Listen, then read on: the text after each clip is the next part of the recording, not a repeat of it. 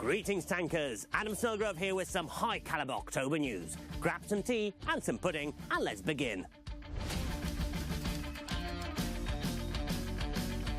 First, remember that if you still haven't claimed the most generous gift in all of the game's 15 years of history, don't miss it. You still have time until update 2.0.1 release. The Watt Plus subscription recently got even more economic benefits, plus 3 manageable XP bonuses. And you can try it out for free. Anyone can get 30 days of Watt Plus, even if you've already used the trial period before. Tanks 2.0.1 brings long-awaited game events and a large-scale reworking of 4 maps: Erlenberg, Fjords, Highway and Overlord. On the last one, fighting has moved deep into the mainland. Looks like the Allies are pushing through. Remember that soon, right at the start of October, World of Tanks will have a temporary Battle Pass chapter with an Uber collaboration. Just the way you like it, steel, armor and guns. Double the guns. Meet the legendary Wolfenstein universe. Join the ranks of the Resistance to get unique rewards, including familiar characters. One-man army William Blazkowicz with a 0 perk and a voiceover by the original actor. Wilhelm Death's Head Strasser, also with a 0 perk and a voiceover by the original actor from the Wolfenstein games. It's no secret that Blazkowicz loves his guns. A two-fisted Hulk like him needs at least 2. German, heavy, dual-gunned. The premium E65 Zwilling tank in a unique 3D style with visual effects. This tank will be your trump card in the battle against the baddies. We'll also have bundles with other characters. Anya Oliva, who saved Blazkowicz's life, leader of the Resistance Caroline Becker, and Blazkowicz's arch-enemy Frau Engel. Good company for Wilhelm Strasser. Join the Resistance. Uber rewards await. Next month in World of Tanks, our beloved girls return in their equally beloved Panzers. Yes, Ghouls and Panzer are back, this time with a brand new tank school that has never been in the game before. That means new vehicles and a new crew of brave tank girls. Which one, you ask? Beats me. See if you can guess the captain. Share your ideas in the comments. She will teach you that a battle must be fair. After all, this fundamental rule of sport is just as important in World of Tanks. So, we're looking forward to reinforcements from Girls and Panzer. Panzer 4! Onslaught season of the Zur Dragon is in full swing with the Ashbringer as this year's main reward. And so is the AMD Onslaught Legends Series Season 4 that will run throughout all of October with a mid-season break.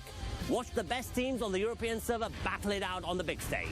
Maybe you can take a tip or two for your own battles in the ongoing Onslaught season and claim all of your Twitch drops for the OLS token store. This time you can even get a Tier 8 premium tank there. And of course, don't forget to help boost the prizes by purchasing the OLS bundles with 100% of the proceedings going towards the prize pool. But the events don't stop there. The second half of October sees the start of Babylon Forbidden Zone, where we'll return to the Mirny 13 universe. Gather a platoon with your friends, collect Miriam, and prepare for the new boss fights. You'll also find rewards from other dimensions, including a unique Tier 8 premium vehicle. And that's not the only activity we have lined up for Halloween. In honor of the spooky celebration, as well as Dia de los Muertos, expect surprises right at the end of October. A chain of missions with wickedly cool rewards. And of course, Twitch drops awaits.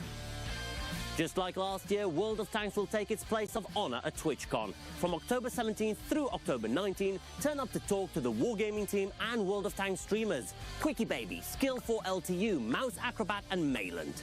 If you can't go, no worries. Every day we'll be running streams with succulent mystery drops.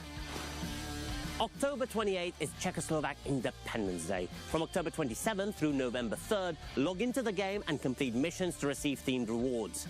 And to get even more rewards, watch selected streamers on Twitch. You can get personal reserves, emblems, inscriptions, and a unique 2D style with delicious buchty. It's time to broaden your horizon with a brand new World of Tanks game. No, not 3.0 just yet. This time, it's a card game. Yes, we're rolling out onto a tabletop battlefield. Well thought out rules, hundreds of familiar vehicles, and endless room for your tactical genius. World of Tanks the card game is an ace pick for both card sharks and deck guppies. I'm off to finish the missions for the Windhund. See you next month.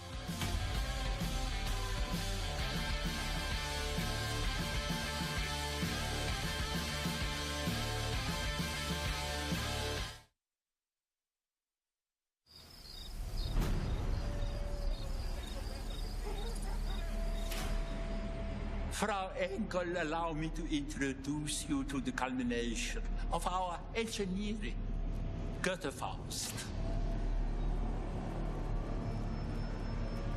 Two guns operated independently for optimal firing rhythm, high output, high endurance, or for unleashing a salvo. Absolute and final.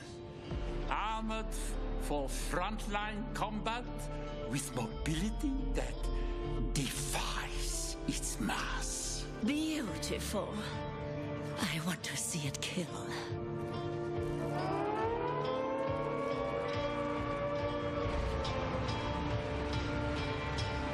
Fine. Watch. Control, this is Blastwitz. I've got their toy. Now tell me where to drive it.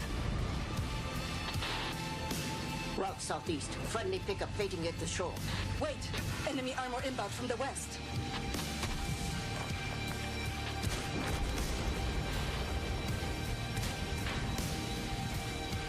You build it, I break it. William, be careful. More tanks incoming.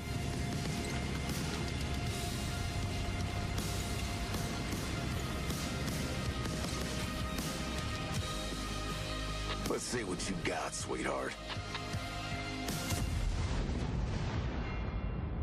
William, come in. William, please answer me.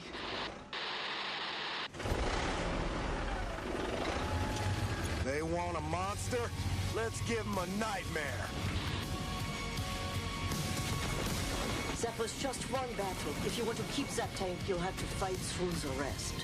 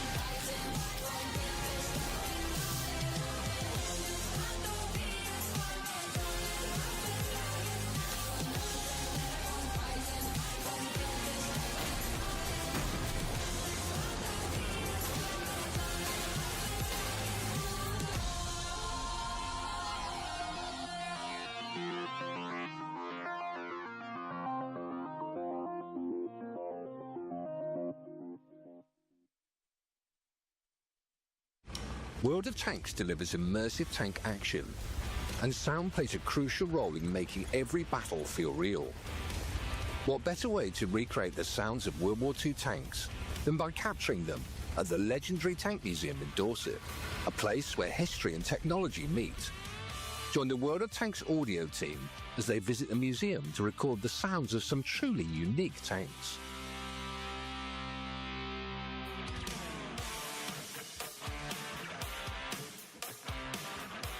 Today's focus is the Leopard 1 tank, a powerful machine with a distinctive audio profile.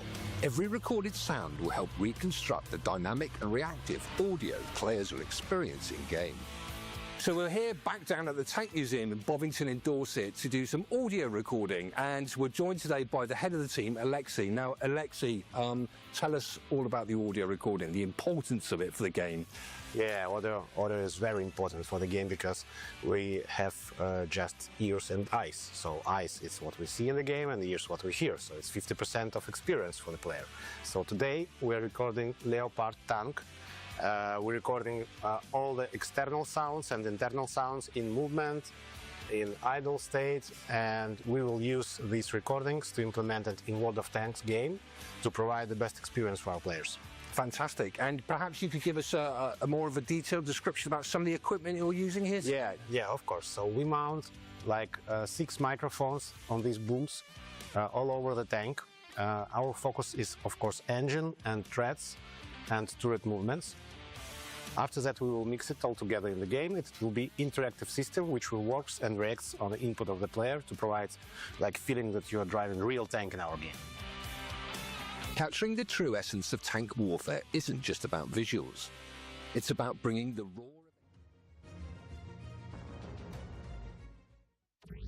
This is the world's most advanced processor. In entertainment, its rendering speeds render other processors obsolete. Powers cloud services for billions. Helps change the course of climate change. And uses AI to accelerate disease detection and cures. We make the world's most advanced processors, but only with your vision can we advance the world. AMD. Together, we advance.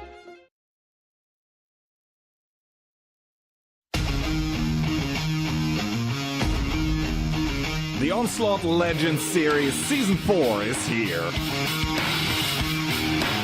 But Liberty finds Jockey, and Ketsai, the last one for his team, will not be able to pull the 1v3. The Onslaught Legends series champions will be Cashback. They do complete the Cinderella story. Finds Akka and it's Twilight and Liberty left wondering because it's not going to be the Ukrainian team of Cashback. It's going to be W from the pits of hell coming through the lower bracket. Akka blows up as well, and W completed 6-3 2 times in a row. OLS champion. I think North Mafia are on Victory Street here on Himmelsdorf. They completely rewrite the map and rewrite all of the scripts that everyone had. It's going to be them taking the finals in a 5-1 fashion. Tune in to the action, September 30th through November 9th. Hello, ladies and gentlemen, and welcome to the AMD Onslaught Legends Series Season 4. Today, I'm going to be joined here by External, an analyst from across the pond. External, how are you feeling? I'm feeling great. I'm happy to be joining you on here today. And good afternoon to everyone who's tuned in, and especially good morning to everyone from NA. Got to represent NA a little bit here. Yeah, of course. External still active on NA as well, so has a lot of insights. Watches the OLS as well, maybe for some inspiration for his own respective games. Who knows, potentially. First up, our first match of the day. It's going to be Hit and Run versus Vortex. Now, between these two teams, I think you're very familiar with Hit and Run, not so much with Vortex. I'm familiar that they were in OCS, that they had a pretty good result last season. I think I actually casted their finals. So, you know, I'm hoping for some kind of performance out of them. I know that it could be hard. It's the first time in the OLS, and Hit and Run is an established and dominating team right now. Exactly. So we are now into Play Day 3 of the OLS Season 4. This means that there is still plenty of play days ahead of us. What do plenty of play days mean as well? Plenty of time to add to the prize pool as well, which has crossed the 40k boundary. You see there the division between the prizes in terms of the money. The gold and the bonds not changing. The first 20,000 being sponsored by Wargaming, and then everything else is coming from those bundles that you guys have the opportunity to buy, and the opportunity to become an Oracle as well, while supporting the prize pool. Now, not just money is what the teams can get. They can also get, for the first and the second place teams, the AMD GPUs, the 9070, sponsored by AMD together with Advanced Gaming. That's a nice boost as well, especially because the team that gets to the grand finals is also getting this, of course. So bonuses for everybody. The bundles, I talked about them, you can still get them. The base bundle, the advanced bundle, but my favorite, the Oracle bundle. Predict correctly and you will get an upgraded style and badge, which honestly, I like the styles a lot. External, I don't know about you, but they look very good. Oh, they look great. I always like trying to get legend, I'll say, in the game, so I can get the best style that I can get, and always chipping in a little bit to get a bundle here and there. Chipping in is what we're doing as well with the tokens that you can be earning 5 on our regular stream. So the max you could have after today is 15 tokens. Do keep an eye out for that final weekend there. There's a big boost to your token earnings, so do mark that in your calendar. It's going to be the lion's share of those tokens. Now the question is, what can you do with these tokens? Well, we're about to show you, we're about to answer it. As the main reward, if you choose it, it will be a Lansen C, not a bad tank whatsoever. If that is not your taste, then we have the Stoyer WT or the T3485M, the Object 140 3D style, which Kihan told me to say does not come with a tank attached to it, and then of course 2D style, premium days, consumables, and reserves if you need those, all for you in that token store, which you can find under Depot, and a lot of goodies. Which one would you go for, External? I'd pick the Lansen C. I have it on my account and I enjoy it. The standings though, we have this little bulk at the top, hit, weekend, and cash back. Something is going to change there no matter what between those two, as weekend and cash back are facing off against each other. But we're mainly looking out already a little bit towards this bottom half of the standings, right? External Yogurt, Kirillo, and Vortex. Sure, we're only into play day 3, but it's starting to be time for them to start earning some points. Yeah, I think from what I saw, Yogurt's had 2 tough matches. They played Hit and Run and Mafia, so, you know, them not being able to pick up a single round yet makes sense. As for the others, we'll just see as, you know, the season develops. Just hope Vortex is not playing Cliff. We saw a very bad throw on that last play there. That was a tough watch. They're going to be playing against Hit and Run as very first match of the day. Then next up, we're going to have Weekend taking on Cash back, so one of those two will edge ahead out of that group between those two. Then we're gonna have probably the highlight of the day, I would say, W taking on Mafia, and then afterwards Yogurt versus Kirillo, also an important match for more the bottom of the leaderboard right now, but an important match nonetheless. And then we're gonna finish it off with a little bit of OCS with CTR, the Czech Bride, versus Collapse. I'm looking forward to the weekend versus Cashback one personally, as just someone who enjoys to watch the stream. I mean, both of them are 6-0 right now. Yeah, they both had very good runs, and especially also because Cashback last season, I think, struggled a decent amount versus their Ukrainian brethren. Like, quite often when they played against one of those other Ukrainian teams, it really wasn't that clean. That is true. Starting up, we're going to be having Hit and Run versus Vortex, as we said. This is going to be probably business as usual for Hit and Run. Vortex can, you know, put up a fight here and there, so that's what I'm rooting for. I'm hoping that they pull out something today. Here's the lineup for Hit and Run, all their beautiful faces for your viewing pleasures. They're a very well-established team, which you can see by the fact, you know, all those jerseys. In terms of experience, Lukin, the one in Vortex that would be carrying the most. He was at WCI last year. Probably very sad about how they lost there against Hit and Run with Storm. Remember that, that was a heartbreak. But now playing with Vortex, trying to give them that experience. Monster highlight player. Yeah, that's right. 1.8 KD, that's a big number to point out. 3.2 average damage. Monster's been all around. You know, he's played every role that you can. Light tank, TD, heavy tank, medium. He's played just about everything, and he's just always performing. Many players on the hit and run side are very versatile kind of players, to be honest, that play a lot of different tanks, that are able to play, for example, those lights very well. So that's something to watch out for. Community prediction 95-5. Yeah, that's kind of expected. So you're saying there's a chance? There's always a chance. In a best of 5, anything can happen. That's right, anything. At 5%, I would love to see it happen. What kind of betting odds would those be? Pretty 100 to 1 if it was horse racing. It sounds like a reasonable man would bet on that. Sure, I mean, why not? Sounds pretty good to me too.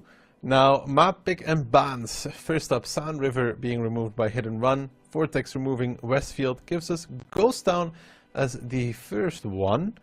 And that is an interesting map because, you know, we talked about Hit and Run and versatile lineups. They can definitely bring that to Ghost Town. Yeah, Ghost Town might be a little tough. It can be played quick or slowly. I've seen many ways, and Hit and Run is very experienced. Siegfried coming up next, a new map in the OLS map pool. As we've seen, it's been played every single day so far, the past 2 days. And then if it gets to tiebreaker, it will be on Himmelsdorf, which is one of my personal favorites. Yeah, I'm trying to think what map we really haven't seen yet. I feel like it's Pilsen. Yeah, Pilsen, and there's also been not much Murrow, I feel like. No, yeah, but I think we've seen Murrow, but I don't remember a Pilsen run. Yeah, I think Pilsen's, I think you're right on that. I haven't seen it either. But to get things kicked off, Ghost Town, you know, this is a map that could be played in, like I said, many ways. A lot of time we see light tanks, sometimes double light tanks. Now the meta's been shifting even heavier Type 5s with the rework to the Type 5 and patch 2.0. And as we can see from the caster predictions, this is planned to be a blowout match for Hit and Run. But, you know, on the back foot, we're always hoping for something to be coming out from Vortex here. I was really doubting to give the 3-1. You know, like, you quite often want to give the 3-1 in the hopes that they do something, but my last play, they ruined the faith in them. Vortex coming in, that's actually Hit and Run coming in, that's a little more like it. Vortex coming in with triple IS-4, an IS-7, a CS-63, an Object 140, and an E-4.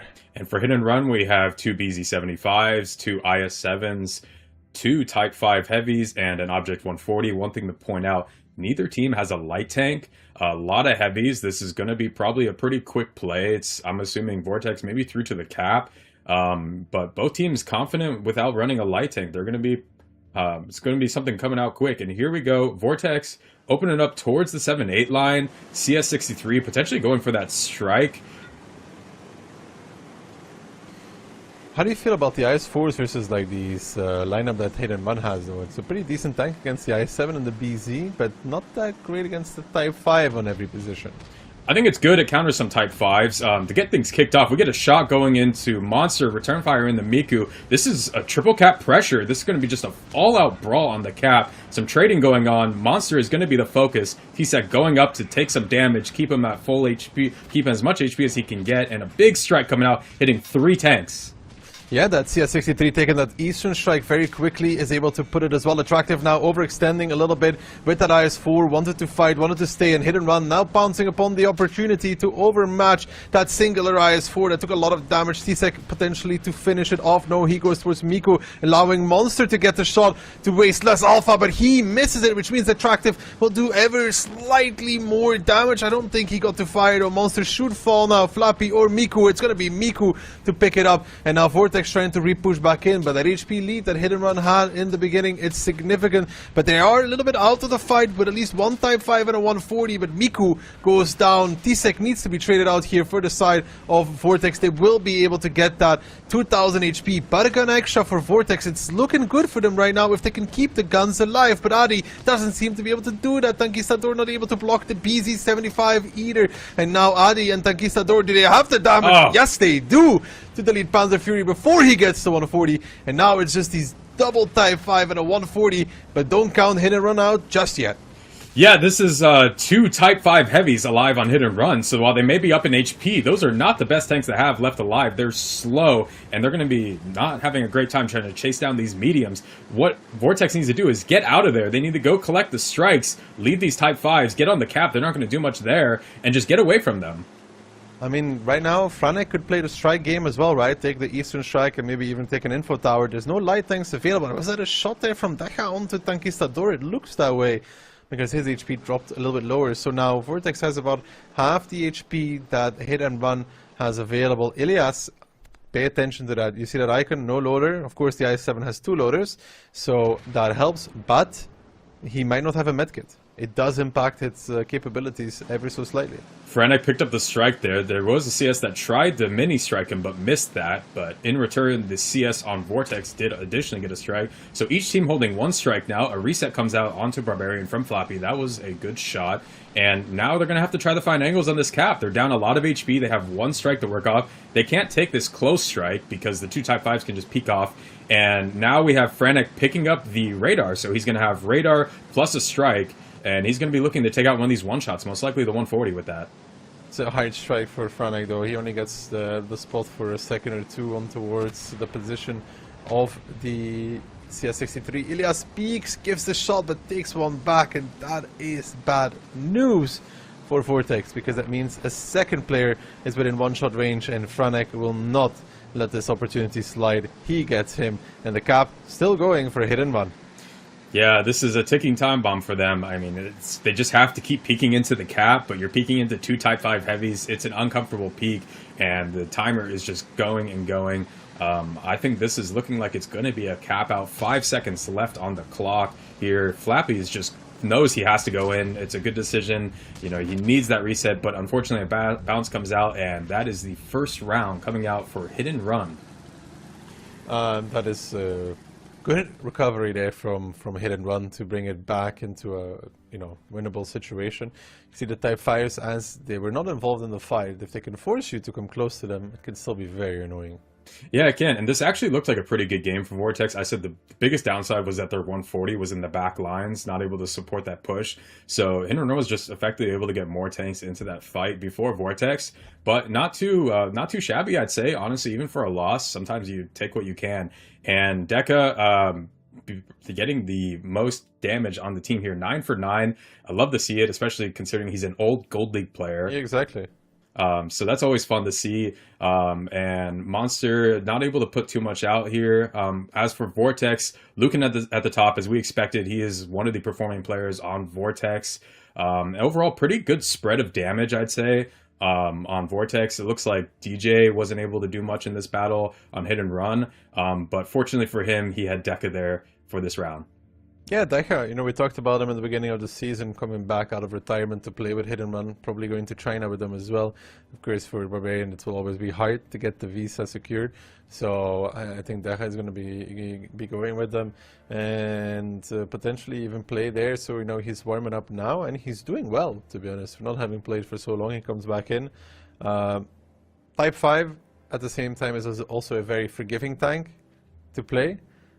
When you play it, it's like your most important part is hitting the shots. Even if you take some bad ones, you have 4,000 HP, you can kind of afford to make a bad trade.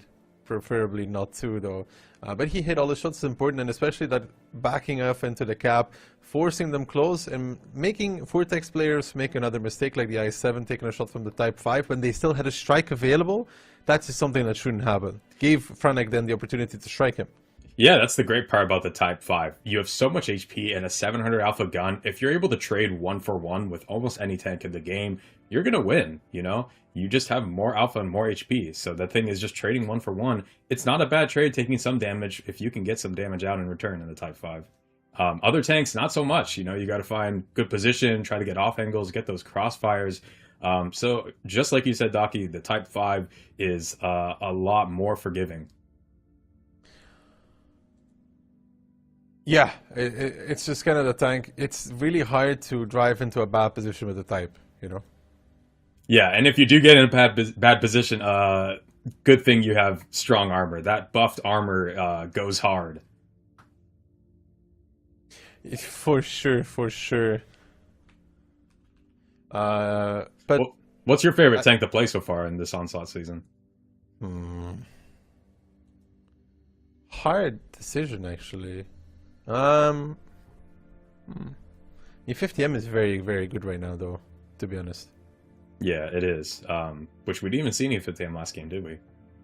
No, I think Ghost Hunt is one of the maps where you don't really see it, simply because of those heavy engagements.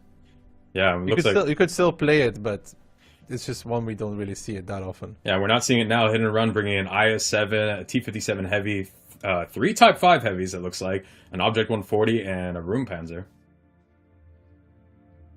In return, T-57, double type, CS, 140, double E4. So Hit and Run now playing with the light, but still able to contest the cap, right? I mean, not cap themselves, but have the Type 5s to reset when needed. Yeah, and one thing that I've definitely noticed this season is that lineups are a lot heavier. Like I pointed out earlier, we're not getting many rat tactics anymore, or double lights. It's pretty rare. Monster is opening up for potentially a greedy take on this strike. He may beat the CS there. If he does, that means the CS is going to have to overpeak. Yeah, he does. The CS is going to have to overpeak to get this reset, but it's not fun to overpeak because all the guns from Hit and Run are going to be staring at him.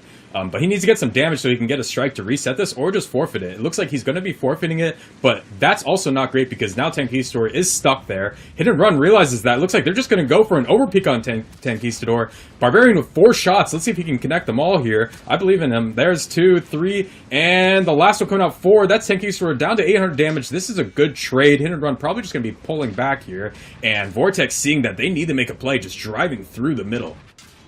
And they're trying to trade off the CS63 dying, which they know he's pretty much dead. The strike comes in as well to finish him off. That was that strike that Monster picked up earlier. And now Vortex trying to pressure here, trying to make a pressure point happen. But we can also see at the same time that Hit and Run has already pulled back towards the outside on that 7 line. They're not willing to give Vortex a way in. They're not going to allow them to push on. And for Vortex, it's a misery situation, right? Like, what do you do at this point? Yeah, you gotta pull back, I guess, start playing the cap, but they're down HP. At any point, Hit and Run can just basically re-push into this. Barbarian might go coming out with another 4. He's gonna be on the reload, and this is just looking tough for Vortex. They're down almost 6k HP. They don't have the positions. They don't have many options here. This is looking rough. Yeah, if you're Vortex, you want to make that push happen, but there's just a group of Type 5 heavies waiting for you. Franek cutting under, looking, peeking out, taking a lot of damage, but does get a good clip out, at least trading even, which is already pretty nice from his situation. Sadly for him, however, the rest of his team not trading that even. Franek now arriving on the back lines as well. The RHM still covering on 0 line. He could even go all the way around if he wanted to pick up the strike, for example, on the other part of the map. And Vortex, they tried with his initial play on the CS63. He wasn't able to get the strike. Nonetheless, had to give it up.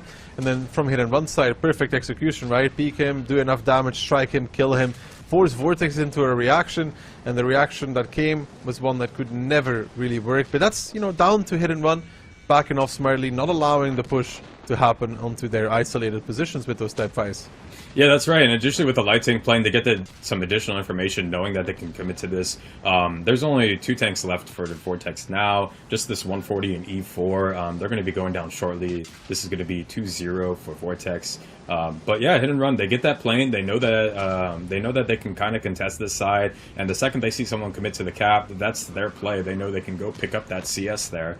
So that was a good reaction from Hit and Run. And I did like seeing that Vortex made a push right afterwards. They didn't get, distraught by losing a CS, and they still tried to commit to a push. Good stuff from Hit and Run. We did say that this could be business as usual for them, and so far they're proving that to be the case as well. First round, I could say was a competitive round. Could have gone almost either way, to be honest. Either team could have won that. But the second round, it was never within Vortex's grasp. Once that CS dies, or even gets close to dying, I mean, to be honest, he doesn't even need to die, because he's just so isolated behind that strike area that, they can't cover him. Even if somebody from 0 line was to slowly kill him, how would they ever stop it? Yeah, they can't. I mean, it's an IS-7 and a T-57, which have more HP than a CS. They're willing to just peek and take that trade. Not only that, they have Type 5s behind, which 3 of them hitting for 700. Quick math, that's 2,100 damage. It's a tough peek to take. They had their entire team on that side. So yeah, it's, you know, starting out with that cap, without info, they just need to probably start more on that side. But it was just a good play from Hit and Run. We can see DJ this time being able to do a little bit more than last game, being in that Type 5, and Monster in the light able to get 3.3k damage out. It's pretty good. That's a very good result for a light in a battle where like this, where you're always going to be struggling to get too much out. That means Ghost Town done, means Siegfried line coming up. And if Vortex wants anything in this, and if they want to avoid the 0-0-9, then they need to win a round on Siegfried line. Yeah, that's right. They need to win the next round. And Siegfried is a new map, so you know, maybe we could say that they have more advantage on this map because Hit and Run would be more experienced on every single other map. But I'm sure they've been scrimming it quite a bit. Yeah, and so far I'm myself not too sure about Siegfried line because the gameplay seems to slow down a lot and then kind of burst around the final 2-3 minute mark. How do you find it from your experience? I've seen options to play it quickly, but it's hard, and yeah, it slows down a lot because there's just so many spotting lanes. So if you set up like spread across the map, you can see everything ahead of time and just rotate in time. So it's pretty hard to push. The cap is pretty unplayable because you have to take a lot of damage to get onto it, and then usually you're just split between a crossfire when the other team wants to peek into you. So a lot of teams just play for the strike, especially the 2-3 line strike. And it's turning into, you know, I'd say personally kind of like an airfield. It's just kind of slow and sometimes hard to play because you just don't know what to do. Yeah, I remember. I mean, you mean pre-change airfield? Yeah. Since we have a new version this season. Yeah, I know what you mean, where you're just kind of gathering up strikes and thinking about how to potentially blow up one guy if it goes down to those final moments of the game. Yeah, but we're still seeing teams learn on this map, develop new ideas. Like, for example, with Monster in the Type 5, I saw him one game, like, because he's just so tall, able to peek over a rubble pile and spot all the rotations, which was fun to see. But for Hit and Run here, we have an IS-4, 2 Type 5 heavies played by Deka and T-Seg, Object 140, Bliskavisa played by Monster, and 2 T110 E4s. In return, though, Vortex is definitely trying something different here on Siegfried line. An Object 140, triple E50M, triple Type 5 heavy. Yeah, this screams something to me, Docky. What do you think? I mean, they're going to have to play aggressive in some capacity with this, but their lineup will really, those E50Ms really will struggle to go through. A lot of the tanks they're playing against. E4s are annoying. Bliskavitz is annoying, and the Type 5s are also annoying because they're just so healthy, you know, like, and trading, like, sure, you get the DPM boost, but you're still trading. Yeah, you're trading. E50M is not great to trade against. You have amazing DPM, so if you're able to just sit there and just get your damage out, fantastic. But if you get stuck on a corner or something, it's not great. So that means they're going to probably have to find an opportunity to make a full committed push. We have Vortex opening up towards the 7-8 line with the Type 5s, 140 going for the striker away, only taking one shot of damage, which is great. Franek is probably going to be able to find an angle on Adi here. As I said that, he gets a shot in. You think they're baiting? Yeah, I think that they are. They're just going to hold down this strike to watch the angle. But Vortex is going for this push with the E50Ms down the 0 line, which may be great for them. A lot of these E4s are not set up. They're going to get back, and this 140 is already running. So Franek's going to have to get on his high horse and get out of there. You gotta be really careful with the Type 5 heavies though, because Attractive, Lukin and Miku might be pushing slightly too far. They're in an overmatch situation themselves. They're trying to back away and back off because I think they realize now the kind of trouble they could be in if they stay where they are. DJ already in the flank, getting a big shot as well, but takes one back. The power of the Type 5, that gun good enough to shoot on the move, and here comes the E50M. Stankista is leading the charge, taking the damage as well. Can they track Monster? Are they going for that? He does get tracked. He seems to be perma-tracked at this moment in time as well, and now the Type 5s getting repushed from the hit and run side themselves, with Barbarian taking on the leading role in that IS-4. Decha shuts down Attractive. Monster falling on the other side together with the 140 actually escaping from Franek. So they sacrificed Monster to get the 140 out, but now the E50Ms are coming back in from above. The three of them, can they do enough while the Type 5 start dying off? Miku is the second one in, and the HP lead is only about 2,000 for the side of Hit and Run, and they do still have those extra heavies, but can those E50Ms make the difference? difference. Can Conquistador survive? DJ with the whiff. He doesn't get it, but it gets quickly followed up by Franek to shut that one down. And still about 2,000. It's 4-on-4 right now. Adi in a position to get pushed as well. And that's the biggest downside here for the side of Vortex. They have the low HP players getting pushed upon by hit and run as Floppy goes down. The second one of Adi to follow. And the dreams from Vortex, they were short-lived as it's another 3-0 victory for Hit and Run. Yeah, this is looking quick and clean. Hit and run, just showing why they're dominating this season. That was a quick reaction. The 140 able to rotate out, survive. He's still alive here. Franek, he was the one on the 0 line earlier that got pushed by 3 50Ms, and he made it out, and he's going to survive this battle, it looks like. So that's a great play from him. Good reaction. And the Type 5s almost ended up being the pick here instead of the E50Ms, you know? They have so much HP, you might think that the E50Ms are the ones who would be in danger, but no. Hit and Run knows to go for those Type 5s. Yeah, that group was outmatched, right? And I think they realized at some point they were in a bad position, tried to evacuate that position, and then kind of got separated, so they're getting picked off. I understand they want to be close, because otherwise, you know, the mediums might get repushed, but I think they were slightly too close, for that matter. It's a hard decision to make, right? Where do you put the Type 5s? But when you're killing off that Bliskovica with 3, you can't allow your Type 5s to die in the meantime. Yeah, you definitely wouldn't want that, and Franek had a really good game though, nonetheless, and Monster still does 2.3. Not quite his HP in damage in the Bliska, but for getting pushed on by 3 50Ms, not too bad either. Hits all 3. Okay, T-Sec was the focus, it happens. Yeah, also bounced, it looked like some damage, and him being the focus is great because he has his ability which reduces damage, so he's just effectively eating more time, eating more shots. EDS from Vortex doing 4.2k in D50M, that's great. Conquistador not able to put out very much, just 1.5. But it was hard for those E50Ms. They get those positions, but they kind of just got locked down and just got drove at right after.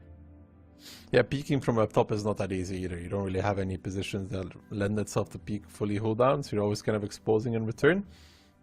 Even after you kill the Bliska. And the Bliska doesn't just, you know, die. It takes a while before it falls, even if it gets double tracked.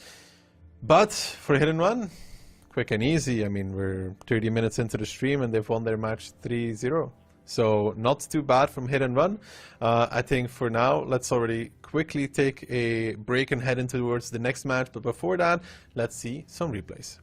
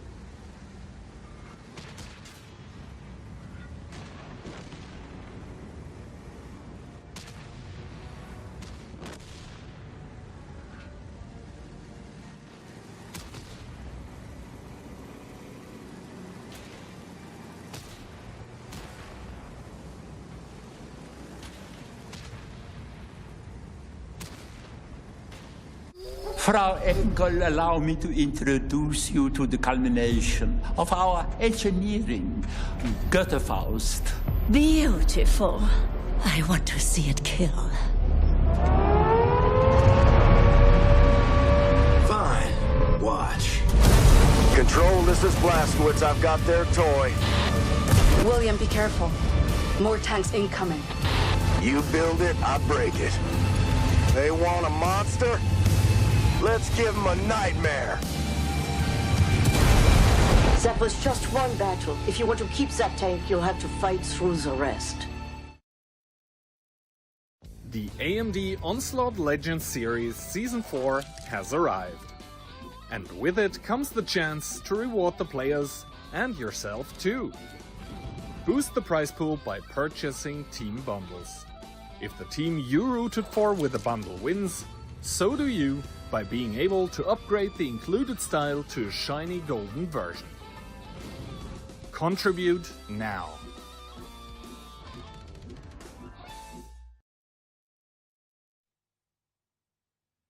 Hello ladies and gentlemen, and welcome back to the AMD Onslaught Legends Series Season 4. Today we are introducing to you our new caster live from the Wargaming office. Hello baby. Hello Ducky, thank you for the introduction. Excuse me.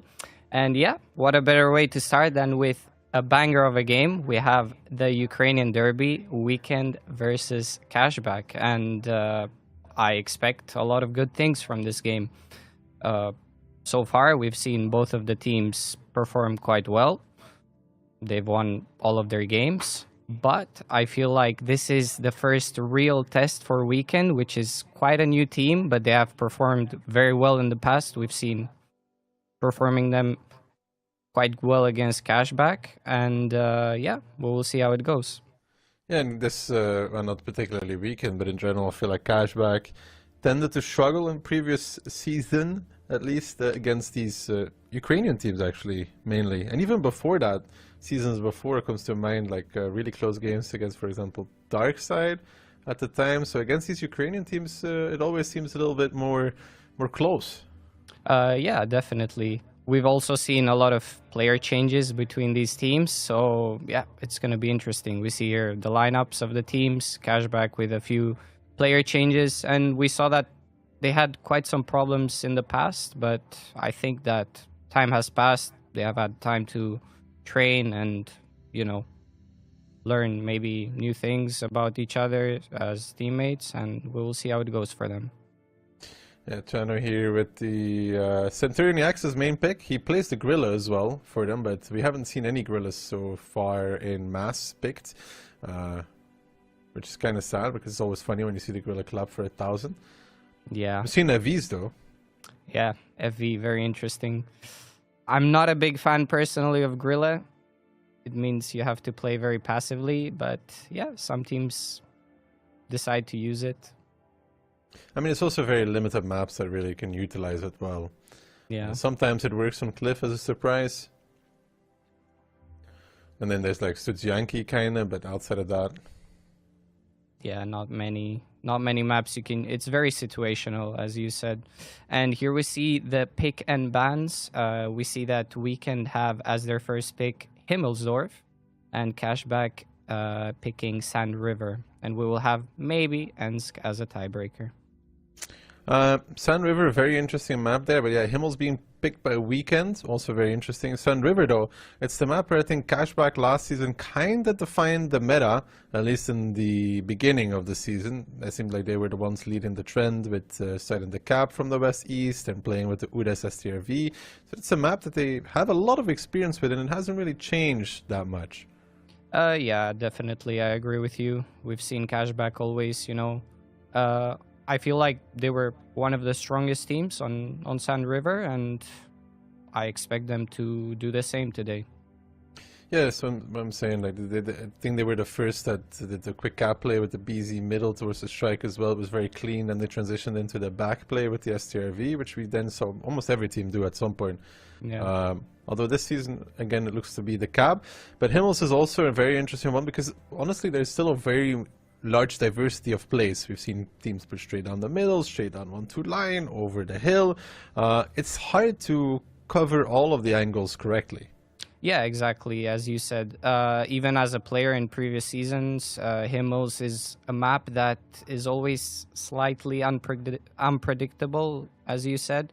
It's hard to cover everything perfectly, and yeah, some of these teams can actually surprise you and put you into problems.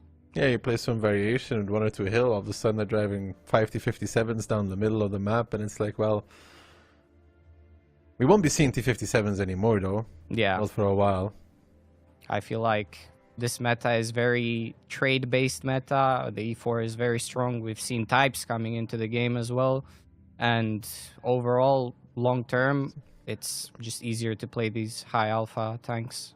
Yeah, it's crazy to see that E4 is still good, though. Like, we already had a Juggernaut nerf, and it's still, like, I mean, it's the best heavy. Yeah. Put it that way. Definitely. And E4 loves Type 5 heavy, though. Yeah, for sure, for sure. I think it takes a bit of skill, individual skill, to, you know, play on peaks, but overall these players are the best of the best. So yeah. Anyways, we start the game and we see that Weekend will start. We will have to wait and see if he went from Sheridan. He went from Sheridan to Gorilla, so I'm paying attention because I don't think he's gonna. Nah, he changed after all. He was baiting, but still, the rest of the lineup from Weekend still very interesting, though, baby. 5 BZs, an Object 140, and a 430U. Yeah, it's. Maybe we should expect some push from them. I mean, for sure with this lineup. Meanwhile, we see that Cashback have 4 E4s and 1 type that will act as an anchor, most likely, and double IS4. I feel like this is also... Tell me what tank the BZ does not struggle with in that lineup. I think it's going to be tough. Shooting at IS4s is a disaster with the BZ? Yeah, for sure. We'll have to see. I mean, they're going to try something with it. They're boosting towards 1-2. They're boosting towards the middle as well. They will get towards that strike. I don't think they can take the info because it's too far in the open. 2 of them get spotted out now. Yeah. But for Cashback, I mean, they have 7 tanks on the lower side. Yeah, and we see Cashback driving through almost.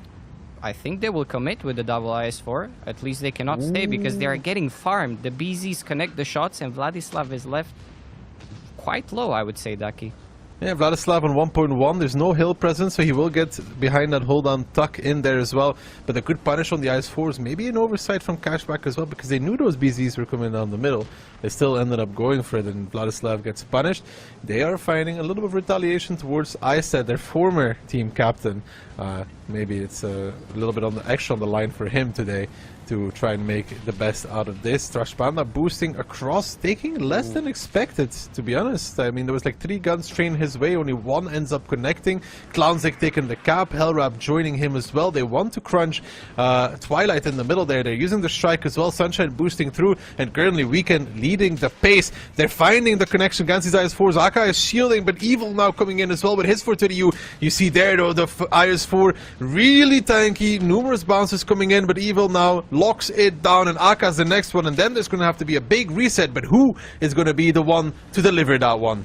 Yeah, I mean, Weekend setting the pace, and Cashback are in big trouble. Twilight is also in trouble. We see Ised taking the strike, and it seems that Twilight is going to slowly go down as well. So we will have to wait and see. Katsank is slowly trading against Liberty, and Twilight finally goes down, and Cashback in trouble.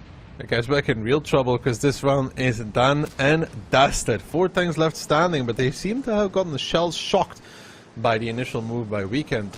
The BZ's not a great tank for a pure fight, but very good to getting into initial position. And Cashback, they never really got to deploy what they wanted, and it's going to be 1-0 for Weekend, reminding Cashback that they're here to play, and they continue their hot streak, handing Cashback the first round loss of the season, because I think they were 6-0 so far, while Weekend is now 7-0, nonetheless. Yeah, very interesting. And as you said, like we talked about it in the beginning, it looked like Cashback had pretty good setup against this, but yeah, this is the beauty of Onslaught. I mean, all of these teams didn't do anything with it though. They're just kind of sat. Yeah, and all of these teams have, you know, a lot of ideas, a lot of strats that you can always end up surprising the enemy, and this is what happened.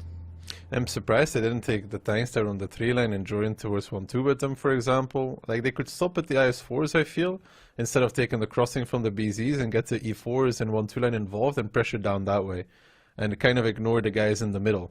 Because now, I think it was Vladislav just went down to like 1k HP for crossing a gap that they knew that BZs were holding anyways. Yeah, they were spotted doing that, and they still decided to go for it. And then did nothing. Yeah. I feel like the E4 is a very good tank to, you know, slowly gain map control. You have Big Alpha, you have the Juggernaut as well. And as you said, maybe they could have started a bit more aggressive with the E4s. I think when you see this lineup, and when you see you're losing positions, you're almost forced to just press W at some point. Yeah, definitely. Because Weekend has shown that they're a very good team so far. Honestly, surprised by how well they're performing.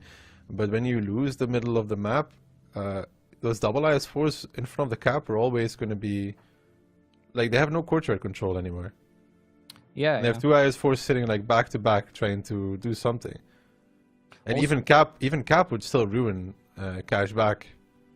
Yeah, also the IS4 is a bit of an interesting pick, right? I mean, the IS4 is significantly slower than, for example, I don't know, a 277 or maybe even IS7. And yeah, they just get punished. HP and armor though, but yeah. That's the thing though, like we said, Himmels is a little bit unpredictable. So I don't think Cashback really expected BZs to be pushing the middle of the map and being on time to punish the IS4 going into position. Yeah. Because, I mean, I haven't seen BZs boost in the middle for a while. Me neither, to be honest. Me neither. But yeah, Weekend starting off It's very great for my strong. prediction. Yeah, Love same for mine. Wait, did you do 3-2? I did 3-1. Yeah, 3-1. Never mind. That's perfect. Great. Yeah. It's always the best when you like your predictions on the line or after the first round. But it's going to be interesting to see how, because they will for sure like switch it up. And I feel like maybe they make Cashback overthink though. Yeah. If they're willing to play crazy stuff, Cashback might look back and be like, can we really play this after all? Yeah. We see a lot of Blishkas from the side of Cashback. Weekend as well, yeah. It's a change up for both of them. From Cashback, it's from extremely slow to incredibly fast. For Weekend, it's kind of in the same pace, but these teams are going to meet head on. It's 4 BZs versus 2. Both teams having a 140. Double Bliska for Weekend, triple for Cashback with the E4. Which lineup do you think you like more? Personally, if this is a full-on fight, I think the 4 Bliskas are very strong. However, 4 BZs from the side of Weekend are very good because as long as you just keep together and you boost together and focus the same targets, you have a lot of HP. So we saw that. We saw that dead ball quite a few times where they're down on HP, but they're able to keep the guns alive, and you just roll over the opponents because of that. The 140 crossing over towards 1-2 gets good info. Does take a shot as well, which means that Liberty has Inspire advantage. Immediately pops that, does not delay this whatsoever. But in return though, Kano also hit it. And both teams now under Inspire. But look at that, Cashback is really trying to crunch here. Aka pushing in first, but where's the follow-up? He takes a lot of damage. He does pull back, but he dies for that. A little bit premature from Aka with the Bliska. And now Weekend probably going to continue on towards that 140. You saw them train the guns that way. It's going to be Little and Liberty that are under pressure, but Sunshine gets removed just as quickly as Aka did. And has this transition really been worth it for Weekend? Yeah, we see Weekend taking the first kill, but it feels like they slightly overextended here. But we'll have to wait and see how this develops. Evil taking big damage, and he is left tracked in the open. He goes down, and Weekend going down 1 gun. This dead ball we're talking about, it continues, this time on towards Thrash Panda. Liberty is down, but it's a 3-on-4 with 4k HP advantage for Cashback. Make that 2k now. As I said, it's going to be the next one to get pushed upon. Can this 140 make the difference? Very low alpha medium. I said realizes what's happening, is pulling back around the corner. Does make it, taking only 1 BZ shot in Twilight. Continuing the push, it's within playable range, 1.3k HP. I said giving another one to Twilight. How long before his ability comes up? It comes up now, and that Bliska with the ability, but no repair kit by the looks of things. As I said, gets Amarak Hellrap trying to get the shot. Are they going to go for Brainbreaker instead? It does seem to be that way, and I said surviving, living. The 140 still giving shot after shot after shot, but it's such a low alpha medium. Good transition from Hellrap. Finds the kill. Iset now coming back in as well. It's not over just yet. He finds a shot against the BZ from Twilight in that 140 this whole time, being extremely annoying. Hellrap still alive as well. And it's going to be Weekend by the looks of things that claw themselves back once more. Mindbreaker switches over towards the 140, hits the shot, and Kano in the meantime doing everything he can. Shot after shot, 300 after 300 alpha. The lowest one in this battle by far. Iset comes in, picks up Mindbreaker, and Cashback. We said that Weekend overextended. I think Cashback decided to do exactly the same thing. Yeah, definitely. And what a great display. I think that Kano played very well with the Inspire, always connecting. It's very important with the Inspire tank to always connect with your team and not stay behind too much. And yeah, also we saw Isid making that move back and going safe from the BZs that were going for him. And overall, it was great very timing. close. Yeah, very good round. The only sad thing there is that he got Amarak, but you know, you would take Amarak over getting tracked on the corner by one of the BZs. Yeah. But the Twilight chasing then puts his team into a tough position, though. Yeah, I don't know. I felt like it was an interesting game. Let's recap. Aka, I don't think the push towards Little and Liberty is worth it either. I think they're committed to fighting on the cap with one gun advantage. They can kill the Bliska or the guys coming from behind and keep the 140 in the fight from both sides. Yeah. Instead of losing one guy relatively free.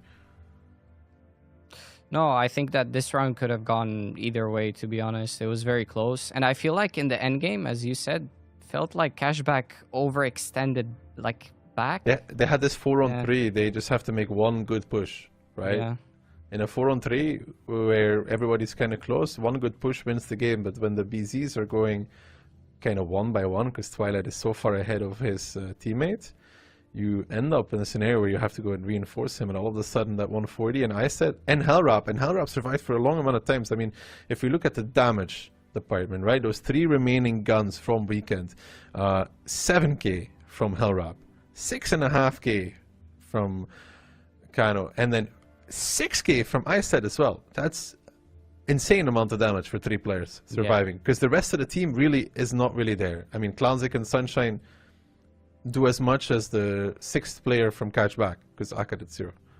Yeah, definitely super well played by the remaining 3 tanks. We saw them putting on a very good performance, but now we're gonna enter Sand River, which normally is Cashback territory, but we'll have to wait and see.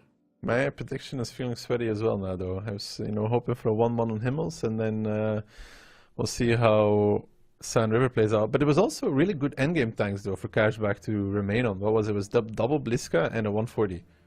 Yeah. Double BZ, Bliska, and 140. I mean, it's not like Cashbacks were that bad either, but... Yeah, I feel like Cashback were still in a good situation. Having one gun up is very big. You know it as well. Having one gun up. Unrecoverable. Yeah. Like extra HP and one gun. At this level, it should be a massive advantage that they unfortunately threw. But on we go with Sand River, and we see that Weekend are gonna bring a few E50s, double Inspire. I guess they will change this eventually. In Random Onslaught, they both stay on the 140. Yeah. And they inspire one another. You're one of the 140s usually. I've been playing the RHM, I think. But Cashback with those E50Ms, the AX. And on Sand River, still using the X versus the 140. There's some advantages to that, I guess. Extra gun depression. Yeah, extra gun depression, a bit more comfy to play. And we see that Weekend are making their way up towards the cap with the double BZ. Cashback starting towards K-line. One shot coming out, I think, from the AX as well on towards one of those BZs. They kept the double 140 and very spread from Weekend in the beginning. Liberty still has his plane as well. He will drop it on towards Sunshine, who will be forced behind the rock, but Little might have a little bit of an angle. Ooh, Brainbreaker. He needs to run away right now, no? Yeah, definitely. Sunshine gets planed and he gets forced back. Meanwhile, Cashback taking a bit more of that K-line control. We will see if they decide to commit or not. So far, they stay. For a lineup that's going to play the crown area, which is like E4 to G7 for the people wondering, kind of looks like a crown. These tanks are not that great for it though, like BZs to play that upper position. I mean, they love their BZs, but... Yeah, they love their BZs. Maybe they are thinking 2 steps ahead and possibly they are going to try to jump into mid with these double BZs, maybe? I mean, for sniping, it's not going to do that much. Yeah. So I think you're almost committed to pushing middle at some point. Or trying to push something at least. But we'll say Cashback very defensive as well, though. In the same breath, like, you know, they're not really progressing too far on the K line. Taking it slow and steady, I think they realize as well that they're against the ropes right now.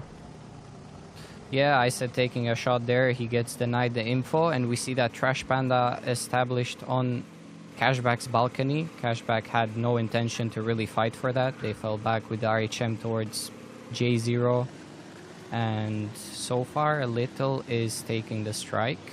We'll see if we can try to deny it, but it's not really possible.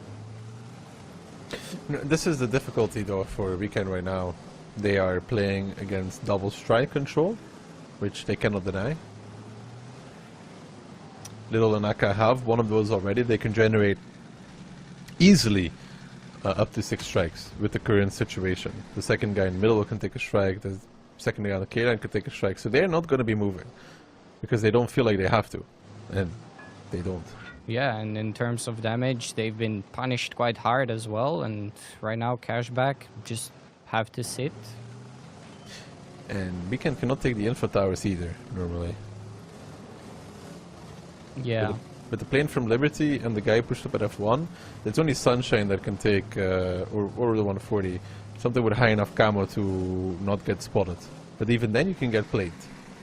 Yeah, in the worst case, they can even reset it with the strike. However, I'm not really that sure if they want to do that. Seems that they are stacking up. Yeah. They're slowly. Somebody's going to blow up. But once they get 6 strikes, it's 2,400 damage to one target, which means that there's a lot of players on the Weekend side that are going to be either dead or close to die. Yeah, and we saw that Sunshine was probably contemplating whether to take that strike, but he is not safe, I think. It's the same problem as well. Yeah. No? If you can shoot it from G1, right? Yes, exactly. You can shoot it from G1, and they could commit all the strikes on Sunshine if Liberty planes it. Yeah, we see the BZ making his way towards E0. Probably gonna stack up there with the 140s. They gotta be careful about a cap boost as well, though. Sunshine doesn't have a plane. I mean, Weekend knows this, Cashback doesn't, but they could enter with 3 guys whenever they want to. Yeah, and they have no strike. Meanwhile, Cashback have 4 strikes available to reset if they ever try to take the strike to decap, and so far we see that Weekend are trying to gather up. We might see a push very soon.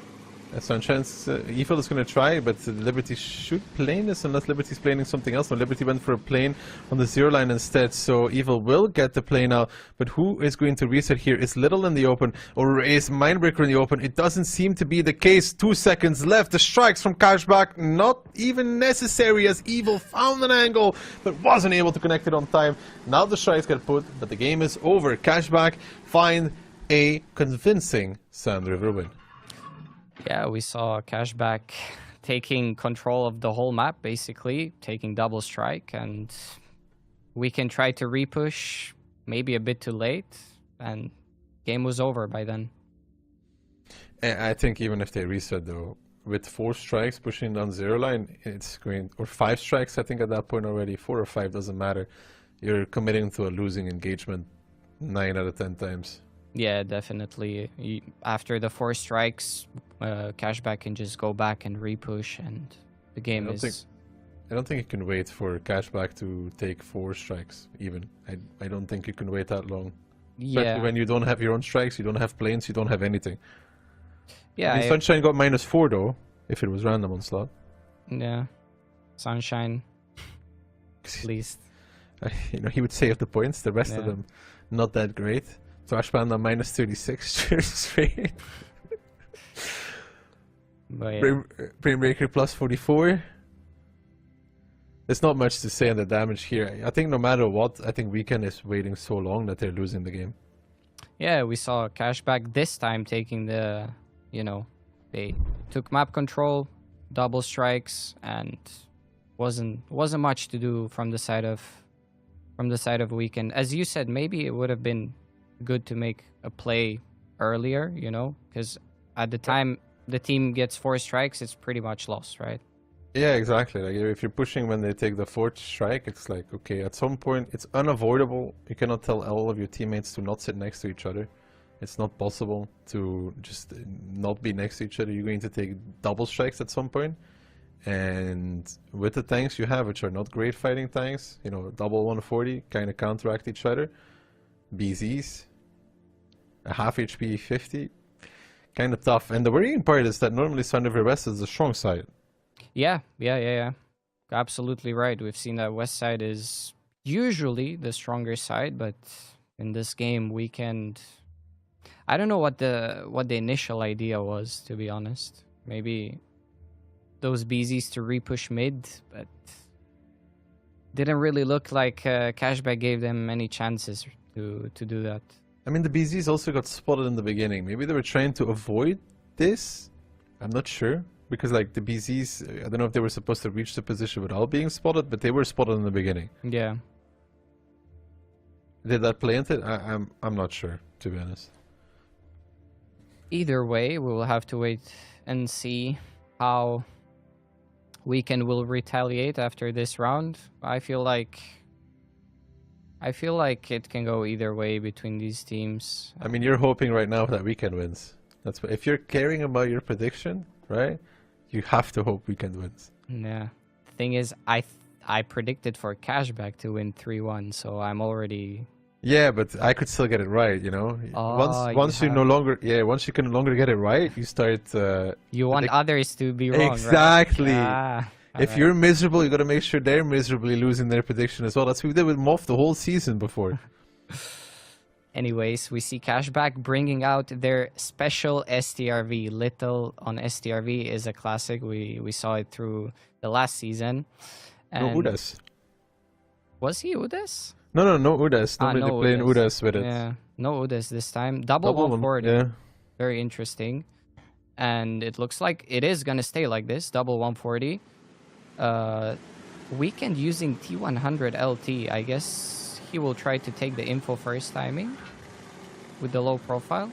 Doesn't look like it. He's going past it. The CS is going to go for the info. Yeah, T100, purely scouting better than RHM, right? But yeah, that's pure fighting, a lot worse. Good profile to take strikes and hide, but overall, I would say RHM is much stronger picked on 1v1. But we see Cashback making their way up into the middle part, and they are pushing. Yet. Yeah, not spotted. Clownzik is gonna catch a bad timing. Oh.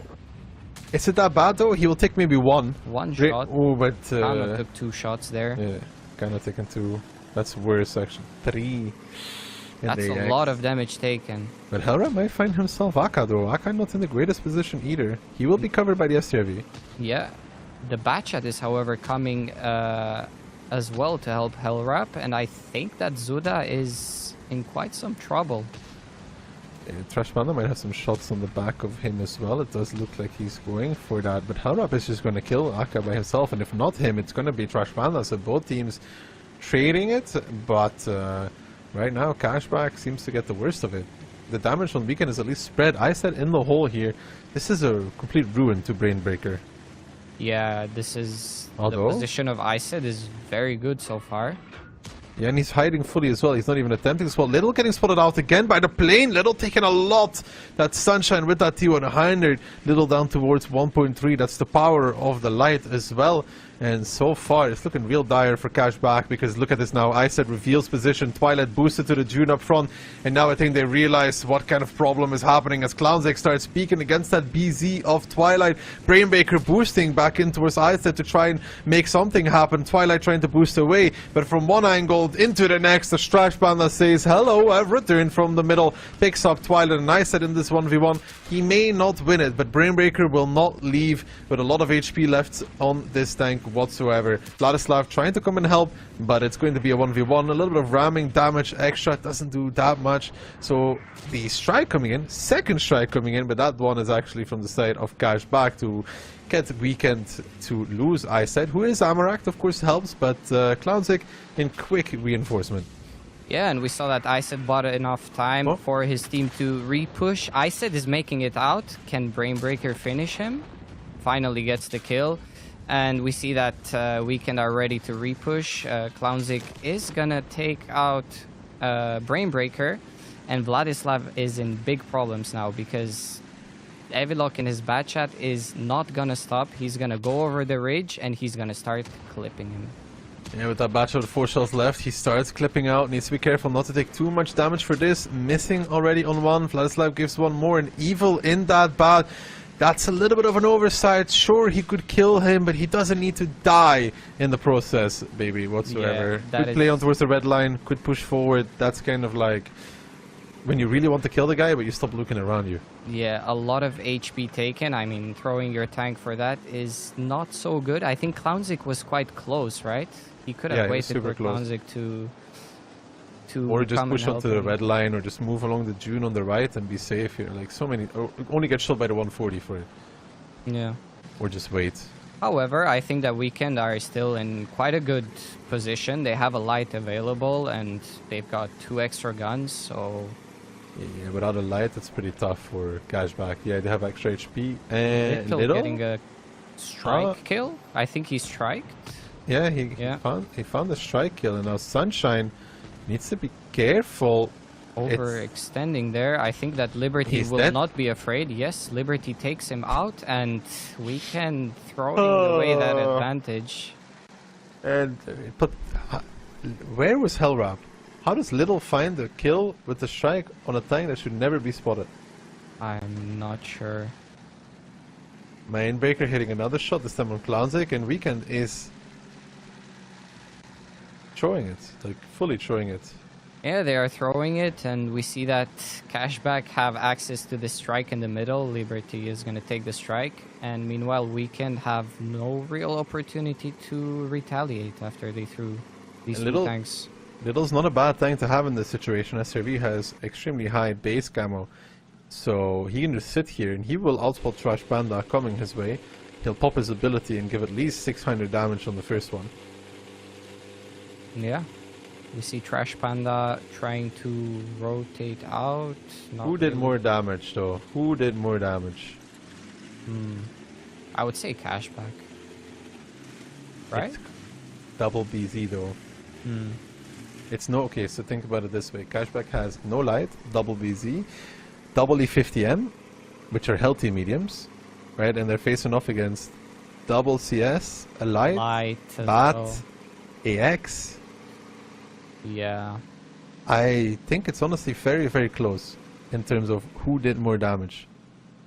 It looks quite close indeed, and we see that Clownzik is trying to push up a little bit, maybe get some extra info. Little is gonna try to go for the strike.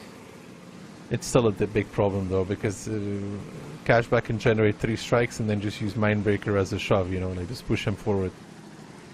Yeah, and they still have quite some time. 4 minutes is quite long in Onslaught, to be honest. They could even start the cap and force somebody close still. There's a lot of options here for Cashback. Use Mindbreaker as a shove, start the cap. Definitely. The safest would be to put Liberty on the cap, no? Have Little play Liberty's position, have Mindbreaker on the K line, and have Liberty cap. I think the STRV fits perfectly where Liberty is right now. He has good camo, he has the siege mode. And if you wanted to play it out super passive, they're using Mindbreaker to shove though. Yeah, it looks like Mindbreaker is clearing K line right now. We will see if he stops there or if he actually pushes up towards Trash Panda. He gets spotted now, which should give him a bit of info. Trash Panda cannot really stay there though. He's gonna transition forward. I like this play more than, you know, he's making it so if they random strike, they're probably not gonna hit him. But if Mindbreaker just pushes forward, they don't have the damage to stop him. And if you see, there is a slight gap between the bushes, so I think if Mindbreaker pushes up, he might even spot him there. Well, we'll see. It's going to be very interesting. Yeah. Oh, and the Inspire comes in. Trash Panda backing off though, is now going to start working his way around. It's sneaky. I like it from Trash Panda. I like it a lot. He spotted. He does get spotted. There comes the first strike. Where's the second one? Trash Panda. First one missing though. The second one will connect, and I think Little puts him in the grave. I liked it, and then he got spotted. Yeah, it was a very good try from Trash Panda there, but Little getting the kill there. He took a shot in return, but I think you're committed from Trash Panda's side when you spot him going over K-line to run away fully. Yeah. I don't think you can gamble on the bushes. He could even play like a bush in the little city in front of the, but like running away would be the safest play. yeah, possibly. And we see that now Clownzik is trying to advance and look for something, a miracle. However, obviously Cashback are not going to give them any opportunity to catch tanks. The fact we're even discussing this is crazy because we can had the 3-1 in their hands. Definitely. Clownzik, is he going to find Liberty? Probably not. I think there are some bushes as well in front. Yeah, it depends if Liberty spots him out. I think he's gonna just chill in the bushes now. Should be experienced enough. There comes a big one from the left and the right with that STRV ability. The strike will hit home as well. Good placement. That's crazy. The consecutive throws there is insane. The bat into the T100. Yeah. You would expect a bit more from these teams, though. I mean, no one plays perfect, right? But I think rotating HP should be quite basic, right? I mean, yeah, not sitting in the open with a bat should be quite, basic as well. If he just pushes towards the red line, he clips this guy and he goes D-spot and he's always fine. Always fine. But like this, I mean, okay, the bat throwing, over eager to finish the game, sure. But Sunshine? Definitely. I mean, in that position, you should know that you have a big advantage with the light tank, because light tank in endgames can decide the games. Especially T100. Like, yeah. One time the T100 is super potent is in like this 3v3 or 4v3 situation where you want the extra spotting capabilities, and then you just like suicide it into Object 140 and an E50M. Yeah. I knew it all along. This is why I predicted 3-2 for Cashback. Daki predicting the future, as always. Unbelievable. Unbelievable. I knew that they would throw. Last play day I knew Vortex would win, but then they threw, so maybe I don't know that much. Yeah, I'm curious to see the impact from each individual tank. I mean... the BZs, like I can tell you, Twilight probably didn't do that much for starters. And it needed it this bad, no? Like we saw him drive north, we saw him then drive south, and then we saw him die. Yeah. I mean, we see here, yeah, exactly, Evilok in the bat chat. I guess all of the shots that he did were on the K-line, right? And then he died, so... Yeah, I don't think I saw him shoot anywhere else. T100, we know it's not the greatest fighting tank. This AX was low HP from the beginning, so can't really fault him for that. Got surprised by this middle push. Outside of that, not really too lackluster. Twilight, to be honest, I don't think it's his fault whatsoever. Yeah, he got, I mean... I said just she baited them. That's the average life of a BZ player, right? You get baited. Sometimes you need to tank a little bit extra and die for the team. Nothing new for BZ players. I haven't seen you play BZ once this season, I think. I haven't played BZ once either, I think. Maybe once or twice on Cliff. Ensk as a tiebreaker. Who will take it on Ensk? I think Cashback just wins now. Like last play day we talked about, I think it was Yogurt and Vortex throwing around each, like a crazy round throw, right? With the Vortex one being the worst. And then afterwards, I don't know if these teams are like mature enough at this point to not like let it sink into their mental and not just crash out. Yeah, We've seen Weekend play quite fine on Ensk as well, right? I think it was also against W in the past. Weekend with this Bliska plus BZ meta with Inspire. However, we'll see how it goes in this game. Overall, I think it can go either way, and I mean, sure, but I feel like Cashback has the mental edge now after winning this game. It's the same for Weekend though, because they could have really walked away with a great victory, especially looking towards stage 2 and securing a more dominant position, and even looking beyond that, right? Because all the points, sometimes, you know, the points you miss out on the beginning of the season are the ones that make you shiver at the end of the season. W would know a lot about that, I think, from season 1.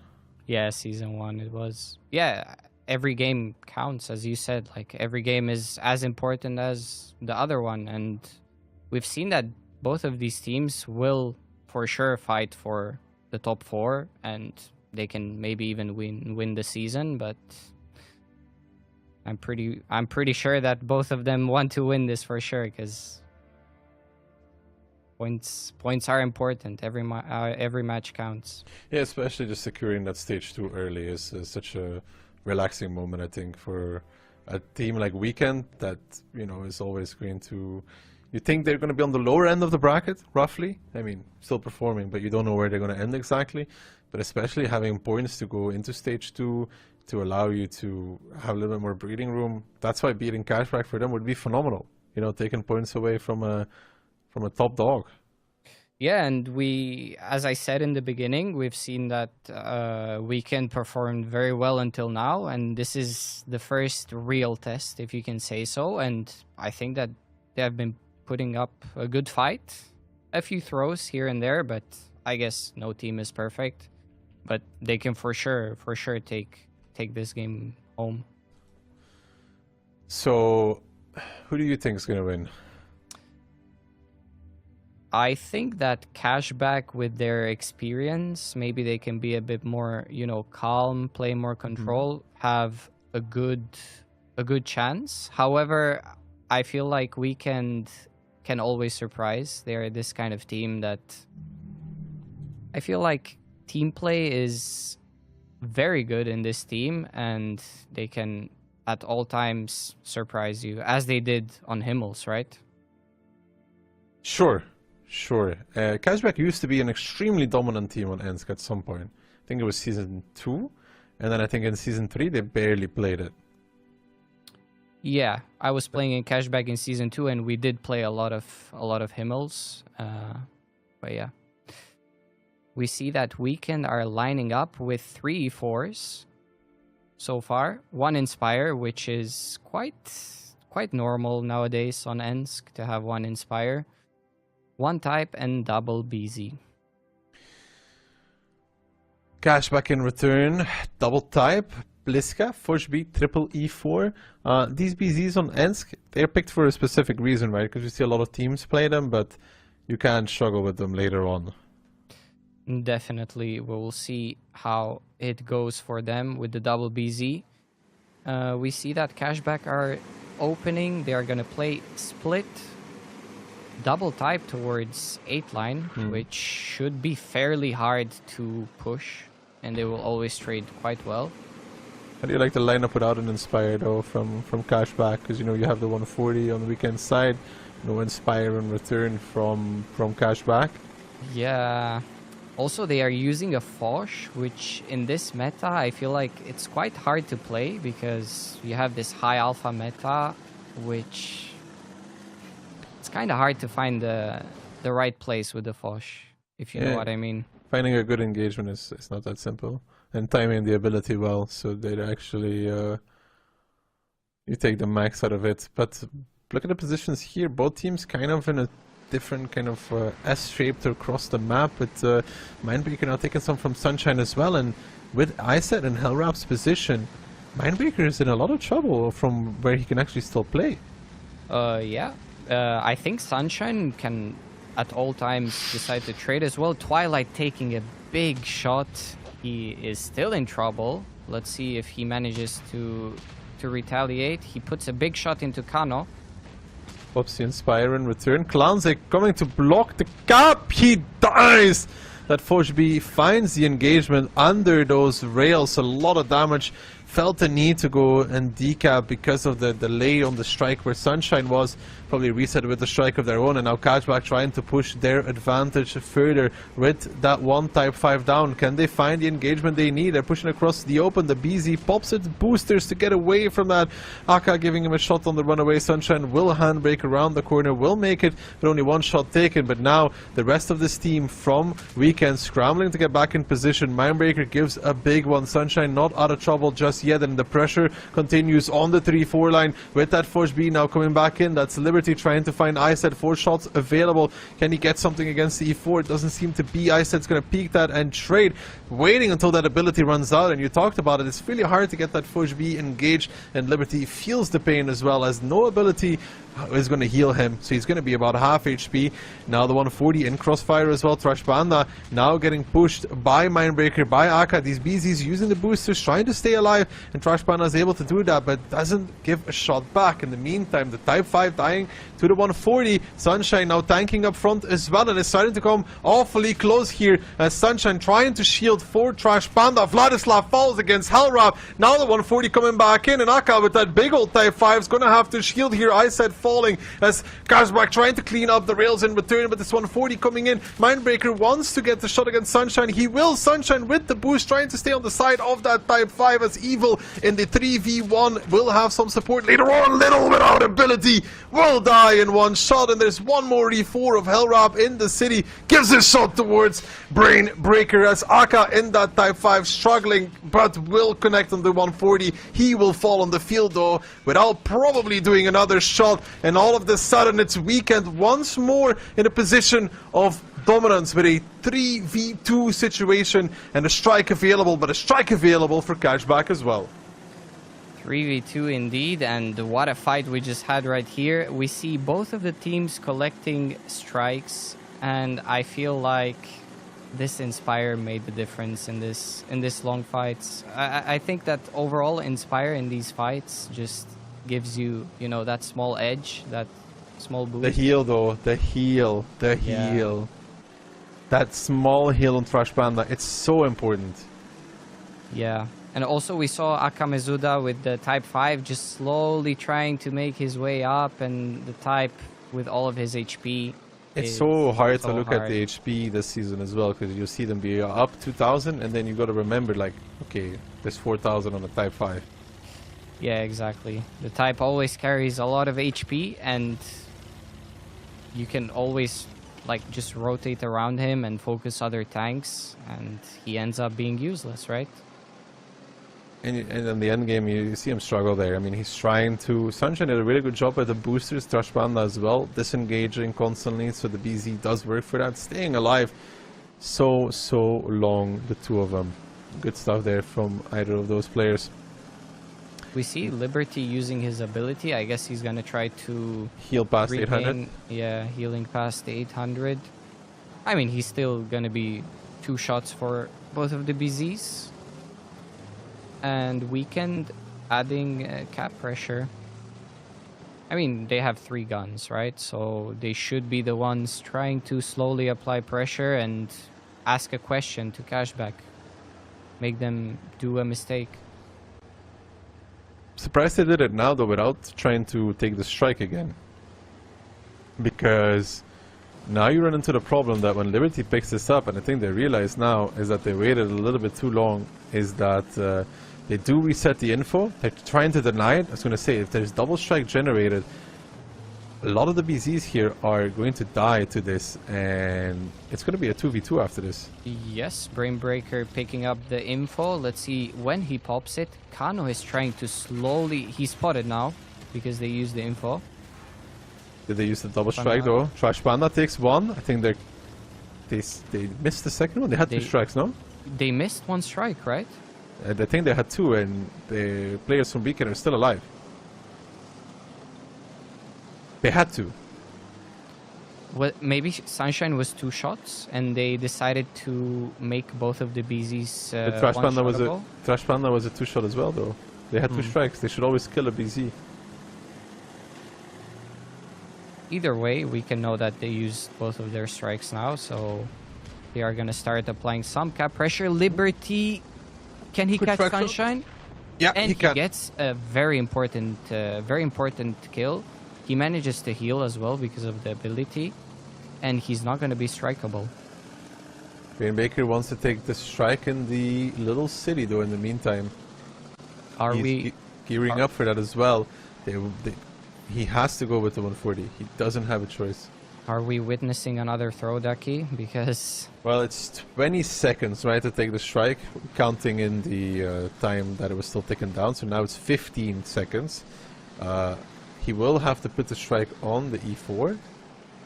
I honestly feel like Cashback are not in a bad situation right here. I know the thing is that... Oh, there comes the strike. Does he hit it? No, he didn't use it. No, he took it. He took it. Yeah. Thought he was moving out of it. He took the strike. So 750 and strike will kill the 140 as well. This timing is going to be big. Oh, depends on who. Oh, oh. Almost. Is he waiting for the info? He's waiting for the info. They're so close to each other. This is so close. If Brainbreaker steps into the info, he is most dead. likely going to die. He turns. Oh, he misses. The strike comes in as well, and it's gonna be the 140 to find the finish. And now Liberty with it all to do. Trash Panda knows very well where he's coming from. Can he find it? Trash Panda shuts it down, and it's Weekend. 3-2-2, taking it over Cashback. And a lot left to discuss there for either team. Yeah, we see another game. Very close game, and I guess this matchup did not... it went as expected, right? It was a close match, could go either way. We saw that in this situation, a lot of timings at the end of the game that could go either way, basically, and Weekend taking it down 3-2 against Cashback. Yeah, and it should have realistically been 3-1 even for Weekend, but this endgame closure from Cashback not really working out. They did find that Type 5 relatively free, so there is some problems throughout that battle. Yeah, I think it was Twilight, if I'm not mistaken, that... no, Clownzik, my bad. But we saw Twilight also taking very important shots on the rails. I think it was worth it, to be honest, getting that... that it was basically free, right? The Clownzik kill. I'm not sure he did one shot. And we see Kano performing again with the 140. He's always there, always in the right position to help his team. And what I like the most is that he knows when to connect. We saw him mid-game that he was quite passive, but he had farm towards the railway. And then he connected really well to the two heavies on his flank and managed to trade them fairly well. Aka coming top damage in his Type 5. So across the board, nobody from Cashback really falling behind too much. But the remaining 6 players from Weekend just playing amazingly and finding isolated targets and picking them up, and a little bit of luck there at some points as well. You know, like Hellrap killing Little, that's out of ability, which is exactly 750 HP basically. That's a little bit of luck going their way. But for a matchup, this was a great one, but we still have plenty of matches to come. When we return, we have the highlight of today, I think W versus Mafia, coming right up after the replays.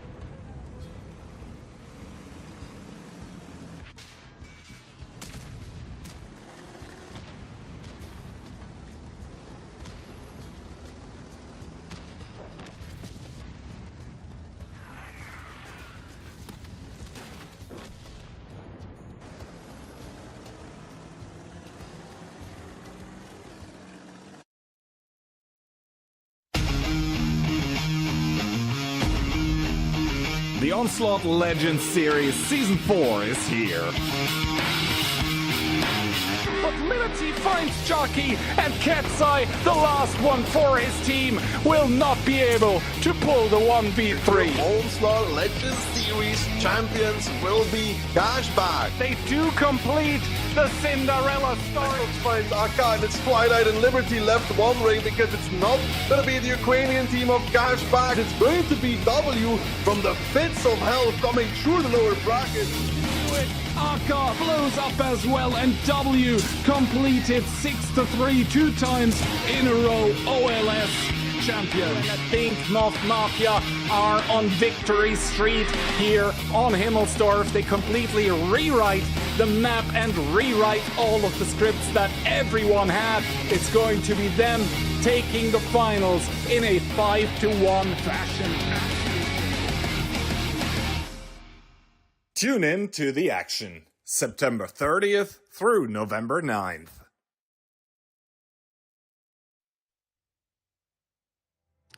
Well, hello there, and welcome back after what I felt was the best series to watch in the OLS Season 4, at least so far.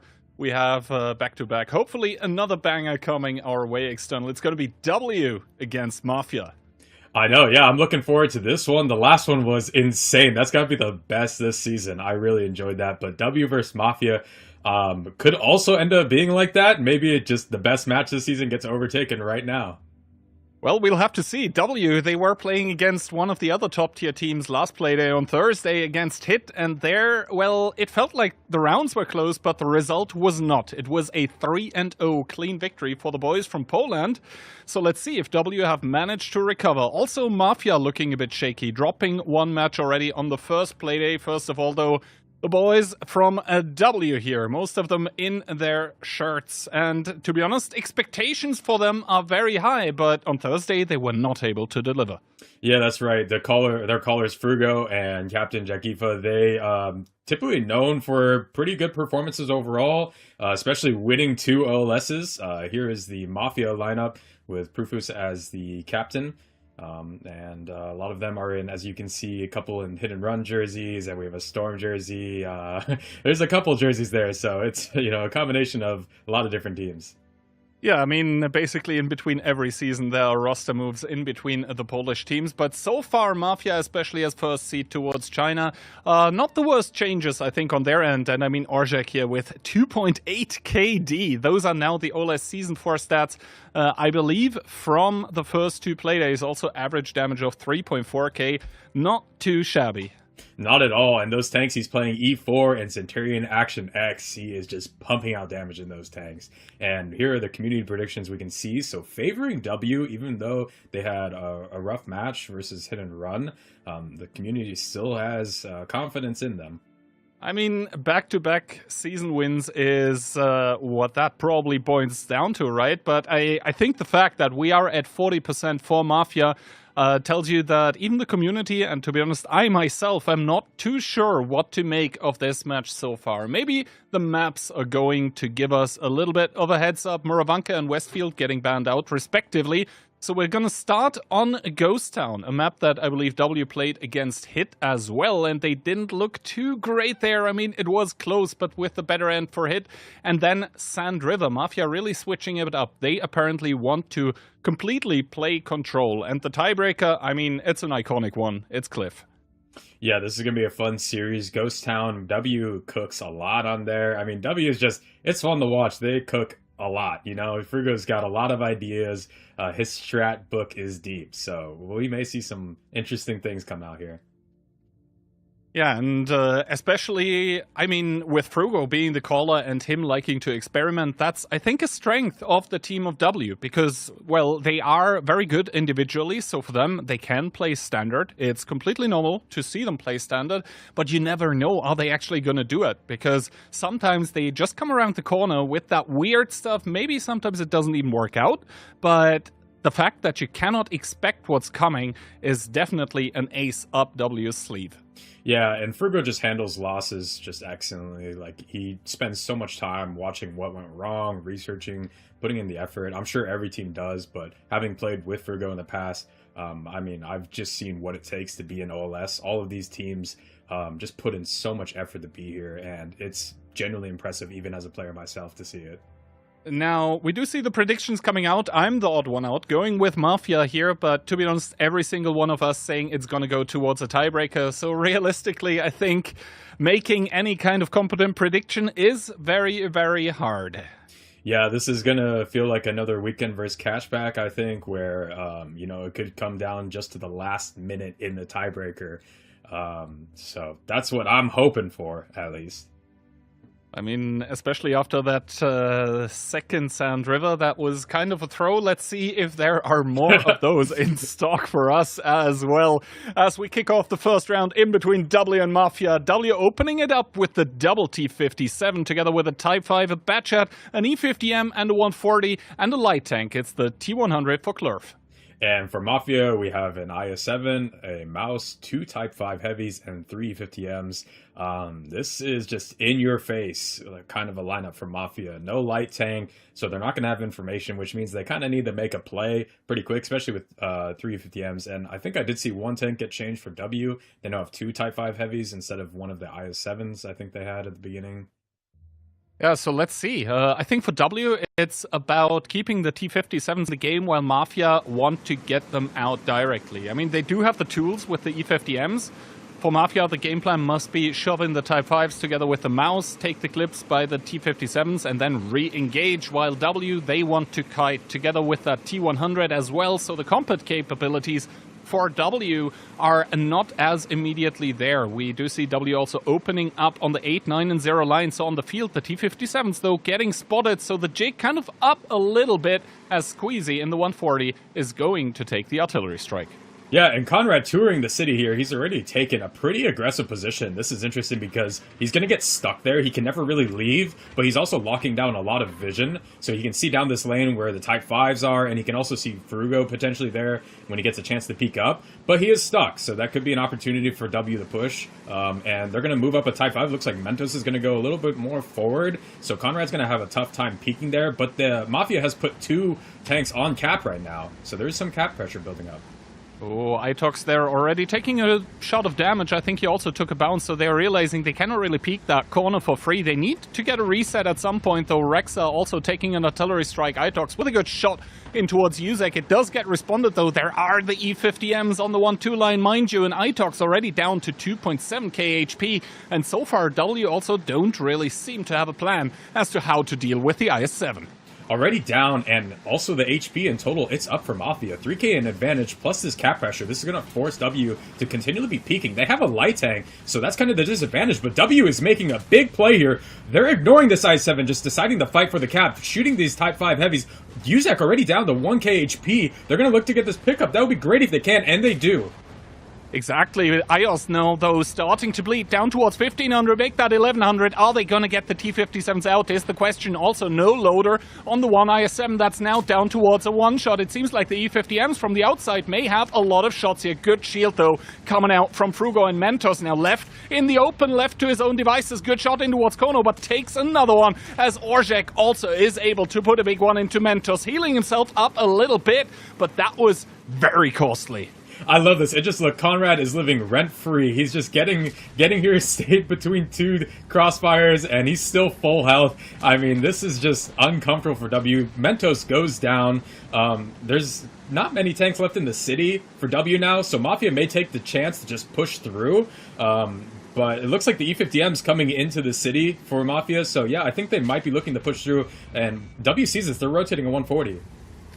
Well, now Itox down towards less than 1k. Frugo makes it around the corner, and the T57 is able to unclip on towards the Mouse, but that is a bounce coming out. The second one connects, though, and he has one more shell left. Good connections here. Orzhek not going for the T57, instead wants to put Itox down towards a one-shot here. Is he able to, is the question. Itox healing, but the shell connects. Nepal now with the Batchat coming in. That is still a lot of clip potential. Yeah, full health, full clip. YOLO is in a very far committed position, and it looks like he's going to be going down. HP's still still equal, but W is up 2 guns, so this should be slightly in their favor, but no, actually, looks like W takes some big damage there. They lose an additional. Yorzek getting clipped out by Frugo. That's a good 4 connections from him. Yeah, Orzhik now down towards around 800 HP, and the strike is going to lock it down. Another tank dead for Mafia that are now trailing by 2 tanks, but take a look at the tanks of W. That is a lot of one-shots here. 2 T-57s and 1 Type 5, all not really able to engage on their own anymore. But the good news for W is they still have a very healthy Batchat. They still have a very high HP T-100, but both of those tanks extremely squishy. No Type 5s, though, on the Mafia lineup, so the 1100 HE is not going to connect. Yeah, Napal's taking the strike. Conrad knows that he needs to reset this, but it's going against a Batchat that's got 5 shots. Conrad only has 1, and EOS and also Clerf are coming in for this. This may be the end of Conrad, and that might seal the match if he goes down. Yeah, the Batchat still has 1 more shot. Conrad's going to survive from the Batchat, but this Batchat's going to be able to clip in time, and Conrad won't be able to turn because Clerf is just going to be staring at him. So this is going to be just a waiting game until Napal reloads. Clerf didn't really have to take that shot there. He could have just waited for Napal to reload, but yeah, just 3 tanks left. 2 of them one-shots for Mafia, and there goes Conrad. Exactly, good shot by Napal in towards the shoulder plate. Now, however, Rexa, realizing it's all up to him, is very healthy in that E50M, starting to come in, looking for those low HP one-shots, doesn't find any. The T100 from the field starting to engage. He pops his ability, Ios with 1, make that 2, draws back behind the corner, knows that the E50M has a really good reload, but the strike is still getting captured. That is going to put Rexa on a 2-shot. Kono also on a 1 strike there. Needs to be very careful. Is Napal immediately going to take out Kono is the question. Yeah, and now what happens? You know, there we go. The strike comes in from Kono, and now it's just Rexar as a 2-shot. So they could just play this a little bit slow. I think since W has 2 1-shots, they may just wait for the strike, take the radar, play with the T100. But Rexar realizes he's got to take this opportunity. He needs to try to take a gamble and pick up 1 of these 57s. This could be good. EOS is not looking for this angle. Rexar comes out, gets a great shot, picks up EOS, but now he's going to get kind of stuck here. He's going to have to go for Frugo as well. Another clean pickup. Napal's still full health. This is very unlikely he's going to be able to do it, and he goes down the Clerf. Yeah, fantastically played there by Clerf at the end, and once again, what a round in between both of those teams. It was very, very messy, extremely chaotic. The IS-7 at some point, it felt like he just wasn't existing for W. It was very funny to see them just ignore him, but at the end of the day, IS-7, I mean, not the greatest DPM, so maybe the correct decision, but yeah, the decision-making at the end from W, just superior compared to Mafia. They had more tanks left, and they kept the one-shots alive, crucially, so overall, good job to W here, but Mafia not far behind. Yeah, with our battle results, we can see these E50Ms were 2 of them were able to just pump out a lot of damage. 5.6k from Kono, penning 15 for 15, I7 penning 10 for 10. Those are good pen rates from them. Looked like YOLO was unable to do much. He committed a little bit far in the city, past the cap, and just got put in a really horrible crossfire. And yeah, it wasn't great. Yeah, I think it was a little bit disconnected for W. Like the engages in the city, they seemed very, very messy, and those T-57s went down very early towards like one-shots, so very low HP. Frugo, of course, was able to keep a lot of his HP and then clean clips there at the end. I think 4 out of 4 clips on towards the Type 5. That is not always a given nowadays with the buffed frontal armor, but he was able to make it work, and yeah, W together as a unit managed to clutch it out. So it's 1-0 currently for them against Mafia, but 1 round to go on Ghost Town, and to be honest, W, it feels like they're really trying to get into those messy situations. Yeah, and it worked out for them. The Batchat dealing the highest damage on the team. I mean, that's nice to see. The Batchat's kind of fallen out of meta compared to OLS Season 3, especially with Type 5 buffs. That HE is just ruthless. 1.1k damage, plus I think it's like 120 pen. Makes it really hard for a Batchat to play any kind of squishy tank. So seeing a Batchat still perform well, still being selected is great, and that's why W is so strong, is because they're able to find what tanks are versatile and what tanks are still options when other teams don't decide not to bring them. Well, let's see what's going to happen, because after rounds like this, it's obviously a fact that as a player, you want to calm down a little bit because you were just very, very hyped, and for Mafia with the bad end, for W with the good end, but that can always be a trap where it's like you feel invincible because you just had a very good round, so you're maybe even playing a little bit more aggressive than you should. But normally, both of those teams have enough experience not to make mistakes like this. That's how I feel after winning a game in just normal random onslaught, so I can only imagine for them. But, you know, they get to practice a lot and have they've, of course, a lot of experience. So I'm sure they probably got a more cool and calm and collected head than I do sometimes. Well, let's see. I'm still waiting, to be honest. It is day 3 of the OLS, and I'm still waiting for a strategy out of the kitchen by Frugo. So maybe this is going to be the game. We'll have to wait and see.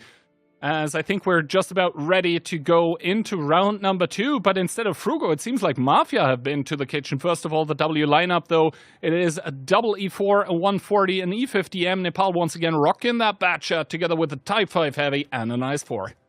Yes, Chef, and for Mafia, can opener, Batchat 25T, CS63, 2 Leos, an EBR, and an RHM. This is very interesting to see. Like I said earlier, there hasn't been many rat tactics played this season. So with the Type 5 changes and all, it's just really hard to play against, but Mafia is going to give it a go. I mean, a rat jam is going to go on here, as of course Mafia are going to orient themselves towards the 890 line. Interesting fact, both of those teams, while playing from north, were going for that open field, so maybe a little bit of an advantage, at least that the teams see here for the team from north on that side, or maybe the southern side just has the advantage on the west. That being said, though, Conrad immediately in the artillery strike. Kono is going to do a spotting run. He's going to find Klurf, who, of course, knows that now there must be a light somewhere on the field, but where is it? In that huge row of bushes, you're never going to find it. Conrad picks up the strike, and this means that for now, cap is not going to be the issue, as Frugo takes a shot for driving on towards the cap. Profuse gets lit though, so a little bit of information over towards the W side. And this might be the best play that W can make at the moment. Getting on cap against a rat tactic is fantastic. As long as you don't give damage to the Leos and you deny the strikes, Mafia is just going to have to come in and contest the cap. They don't have resets. You know, so 20 seconds on cap here already for W. This is putting the Mafia in an uncomfortable position. We can see that Kono is kind of getting a little bit more aggressive. Yuzek pushing down the 0 line. They need resets, and they need them right now. I mean, they do have that singular artillery strike that's probably going to come down now. Orzhek also with a good reset. The strike is going to hit both tanks here, but still, there is a third one. Mentos smartly playing the offside in the cap. So some of those points immediately are going to start ticking up. In the meanwhile, though, Kono finding Squeezy in the top right of your screen. So that's going to be a battle that the EBR is never going to win against the buffed DPM of the 140. As once again, the cap is going to start ticking up. 10 seconds left. Itox got reset, but the points are mostly on Mentos and a little bit on Frugo. That also gets reset. They're probably going to try and start shielding that E50M, and Yuzek is going to get the kill. Apparently the EBR screen helps, so the 140 is not going to be an issue anymore. The strike does connect, but Itox dodges it also, was not in the cap. 5 seconds left. Mafia, they need those resets now. On towards Mentos. 1 second. A baby strike coming out. Saved. Yeah, Conrad used his strike. That was great. I'm not sure if he was spotted there or not. I didn't see. And the 140 is down for W. They don't have Inspire anymore. Profus is getting caught out. Mentos driving at him with an E50M. That's not something you want to be having happen to you. And he's going to be able to pick up the skill. 2 more shots. Does Profus get out of here? No, he stays to fight that. I guess he knows he just needs to get his damage out. But Mentos may be in a tough spot after this. The strike is getting picked up by Orchek in the can opener. He's still able to deny cap, but they still have some pressure. 20 seconds on the cap. They do have a strike on Orchek now. EBR is just clearing all this ground. He sees nothing back here on the 1-2. And W's getting off the cap. W indeed exiting the cap right now as Orzhek takes a huge hit by Klurf in that E4, putting him down towards 1160. Frugo also seemingly on a mission in that IS4, but he won't be able to really catch any of those tanks. And still from the backlines, Yuzek is huge as Itox gets striked by Orzhek, who goes down towards one shot. Klurf with another shot of damage as well. Yuzek bringing himself in towards position to clip out onto Klurf if he decides to peek again. Frugo does try to connect in towards the can opener, seems to be unable to do so. The plane goes down. He's going to be perma-spotted as Frugo whiffs the shot, takes another one from Orzhek and Conrad both. Yeah, and they need to kill this can opener if they want to have a chance, because their only option is the cap here. They're never going to catch an EBR and an RHM, so their only option is to kill this can opener and try cap again. If they're not able to, it's just not going to be possible for the game for W. But there goes Orchek. The can opener does go down. W's losing HP to stay in this fight. They're down to just 3.7 compared to Mafia's almost 7k. Mafia almost doubles the HP, plus a lot of it on the light tanks. This is looking almost too far gone for W to come back in. Yeah, La Rata not working in W's favor right now because Mafia is really playing this one beautifully. The strikes there enough to finish Fruga as well, who was on 4 HP. Now Nepal trying to disengage. He would be a one-shot for the EBR as well as the information tower gets popped. So full information available right now for the team of W, momentarily at least, as Conrad starting to pick up the strike. Rexa starting to peek in towards Ios, and to be honest, at this point in time, I don't hate it. He manages to outtrade the Type 5 frontally from the back as well. Kono with a heat connection through the gap in the building. Rexa to finish it off, and really the Hounds are starting to hunt down the Bears of W. Yeah, there's just 3 tanks left, not much HP. This maybe just played a little bit slow for Mafia. They're going to pick up Radar, and I think after that Radar is used... a strike comes out, actually, so 400 damage on YOLO. It's not the best tank to get that strike on, but I guess they really don't want him to have the info. Mentos looking to deny it as well, but he is spotted, so YOLO knows just to run away from that and hide. Mentos taking a shot from the side from Rexar, able to return 1, but every shot he takes is just further sealing the deal here. YOLO gets a shot out, staying unspotted with all those bushes there. And strike comes out. Mentos is kind of stuck here, and I think they're just going to keep trading it out. Only 800 HP. There he goes. He goes down. Only 700 HP left for W. Yeah, W not managing to close out those kills. I think that was the most crucial problem for them here. The 140 going down in JK0 off the screen was, I think, the biggest problem. It was a very good engage by Mafia, pulling Yuzek in that bad shot as well there. Yuzek is now going to complete what they weren't able to do before. He's going to get the info tower. That is going to seal the deal for Clerf, and now Nepal on 49 HP. Is not going to be too happy with the result of this second round here. Still on the long reload, so Rexa shuts it down. Mafia equalize it. It's going to be 1-all. And the rat-tat tactic still works. That was a good performance from Mafia. W opening pretty split on both sides. Mafia more contested and more committed to one side.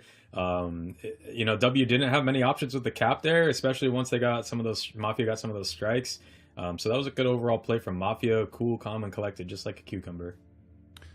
Yeah, I think it all comes down towards that one last strike that managed to get the reset when it was at like 99%. But yeah, they stick the strike and it works for them. And I think those were not the only problems for W. If we take a look here, Itox alive, I think, for a very long time. 0 for him. Frugo 0 for him as well, and if 2 of your teammates in the battle do not manage to put in a single shot of damage, I mean, a single one is already tragic enough, but 0, of course, even worse. That is where, the damage output from the rest of the team is just lacking. It cannot compensate for this anymore. And on the other side, Mafia just with a team effort, damage across the board for them. Yeah, I think it was a needed round after the first one, where it just felt like W were a tiny step ahead mentally, but Mafia now responding in kind, and this means that W's map pick does get split 1-1. We are headed to Sand River. Yeah, and as we've seen today, some interesting games on Sand River. I think there can be much more that be had here. That Ghost Town, the one disappointing thing for me to see was the E4 on cap. That can opener was just kind of free farming him. I don't know if they weren't staying more safe to be safe from the strikes, would be my guess, or just to be more split so they don't get struck. But that Canoper, as we saw, did 5.2k damage last game. It was a good choice. In Sand River, going into that next, W's known for playing, I think, really diverse lineups on Sand River. And I've seen Mafia do a lot of things as well, but I've been seeing a lot of BZs lately, which is kind of interesting. I was expecting more E50Ms. I'm not a fan of the BZ, personally. Yeah, it's interesting. I know Docky doesn't like it much either. Nah, the gun is just iffy, like the heat pen is low. You actually do struggle to penetrate the Type 5 frontally, although you're not going to see too many Type 5s on Sand River, to be honest. But yeah, I just quickly want to re-elaborate also. I think the fact why the can opener was able to get so many resets last game is that when you're playing against La Rata, then you're already trying to stay safe from all the angles that the Leopards create, and you have to stay safe from the artillery strikes, and then you have to permanently keep in mind that can opener peeking. So I don't think there is actually a safe spot on the cap. So yeah, well played from Mafia. Now, however, in we go into their map pick in towards Sand River. We already saw 2 rounds of Sand River today, and they were both fairly interesting. Let's see if this one can keep up. W coming in with a singular BZ, triple E50M, a 140, an STRV, and that is now a quadruple E50M. So you were asking for it, you're going to get it. Yep, and for Mafia, we have 1 BZ75, MVY, Centurion Action X, E50M, 2 K91s, RHM. So this is a pretty this is a pretty versatile lineup, I'd say. They're going to play the map most likely. W having 2 BZs now, so I guess a little bit of indecision if they want that extra E50M or not. But either way, this is probably a pushing lineup for W. And here we go, getting kicked off. The light tank does drop his plane. Gets some vision on that, but does not get his replane, which means he did not spot 4 tanks. W opening up towards the cap. Looks like they're probably going to put 3 on cap right away. Get some pressure on there.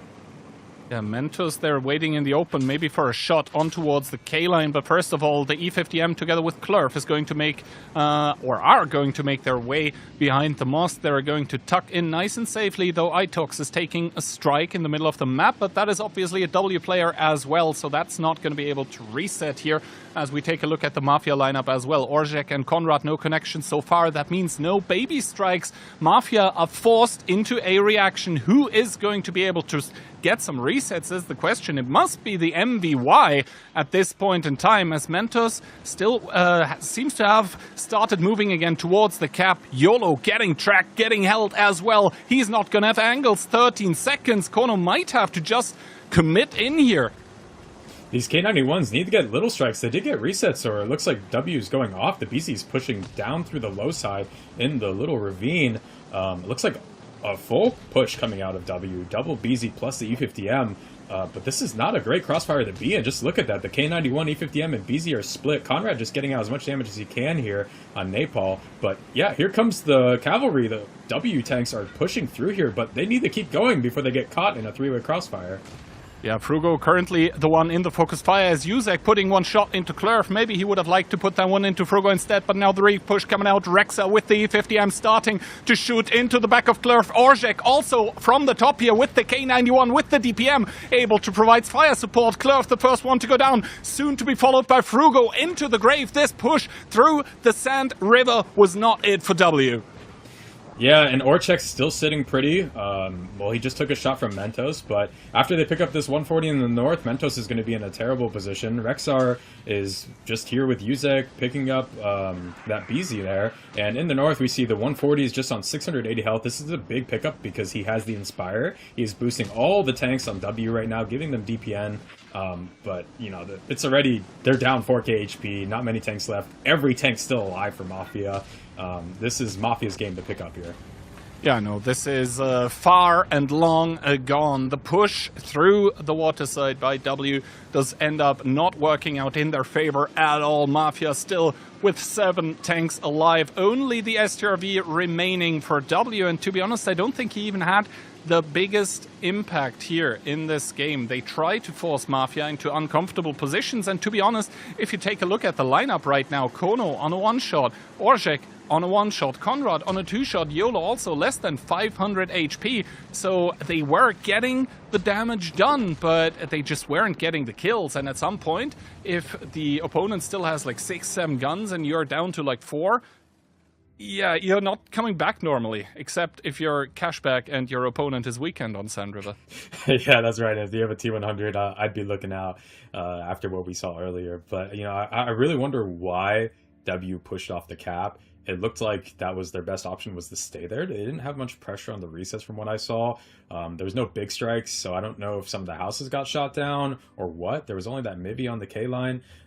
Here's the after battle results. So we can see Rexar in the E50M getting a massive 6.4k damage out, plus 5 kills. I think he was, which one was he? Was he in the north side or? I think Rexa was just one of the... No, he was just the player receiving the push. Like, he was the E50M that looked at the BZs driving in, just had a field day on towards them, and then they didn't go his direction, so he was like, all right, my time to press W. And the left mouse button pressed at the same time. Yeah, okay, so the Uno Reverso then. Yeah, that's right. He was on like the K line and then received the push from the 3 tanks and just farmed off that, I guess. And on the W side, BZ75, only 100 damage. That's probably just ram damage. He was one of the tanks that pushed through that Sand River. Just not able to get much out. That's a tough push to make. Like I said, I think that the cap was probably their best option to stick. But either way, it looked like a rough match for W. Yeah, I was checking a little bit, maybe if the K91s got some reset points.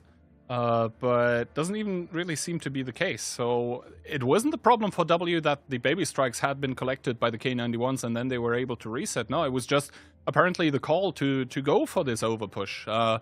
And the thing is, Mafia had so many tanks set up and to receive the BZs. Like, yes, they're very healthy tanks, but if there's a lot of guns shooting at you for an extended amount of time, they start dying. Yeah, and E50Ms, right now, what better tank could you want? It's basically like a budget heavy, you know, but you get the advantage of having massive DPM. I think I calculated it once with Inspire in one of the games I was in. It had like, I think below a 4-second reload, which put it at like 6.3k DPM. It's just wicked. Yeah. Although I feel like the E50M always baits you into thinking that you have armor when in reality you don't.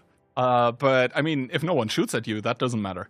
Yeah, that's true. There was that slight buff to the upper plate in the last patch, so 10 armor, 10 millimeters of armor. I think it went to like 160, so you can bounce a little bit more on your upper plate, and it's got like that troll turret, you know? Like, you're looking at the cheek, you shoot, and then it hits the side, and then just bounces off, and you're like, dang it, that's not where I aimed. Or the gun mantlet.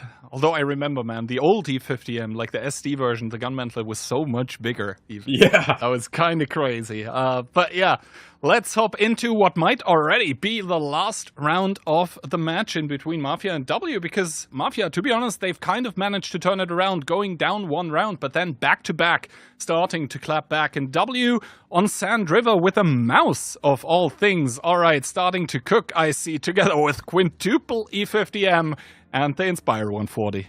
Jeez, and from Mafia, we have Yuzek and IS-7, CX-633 played by Kono, 2 E50Ms, STB-1, Sturv, and an RHM. This is a light tank going to be able to get potentially a lot of information out. The second they see all these E50Ms, they know exactly what to expect, how to rotate. W is going to be making a super push. I mean, 5 E50Ms, that much DPM, you gotta just push. So let's see if this light tank gets some of this information. Oh, and he does. Him. Yeah, all 6 spotted. I mean, that's just the worst position to be in for W. Like, your plan's just foiled 15 seconds in. But I think they still just got to commit to this, you know? But Mafia knows they got to take the north side. They get the strike for free. They get the middle dunes for free. Itox is going to be holding down the fort, though. Yeah, I mean, Itox now is going to be like, all right, I am the unspotted mouse, yeah?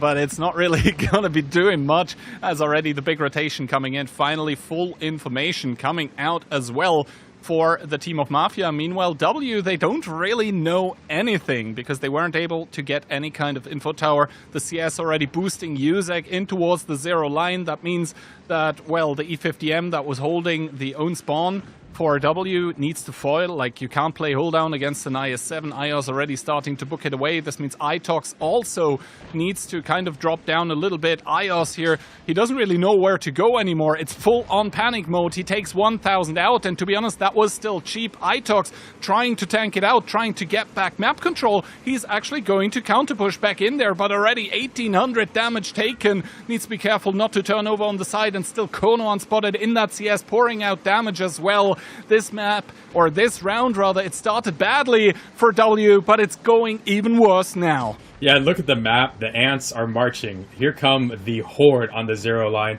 4 mediums. I mean, W started up 3k HP in this match, and they're already down 5k. That's a 7 or 8k difference.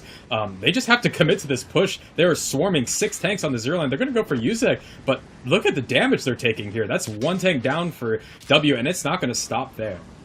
I mean, they're going to get the IS-7, but at what cost is the question. The answer is probably going to be everything. Squeezy taking 2.2k in one volley, as well as Yusek goes down towards 191.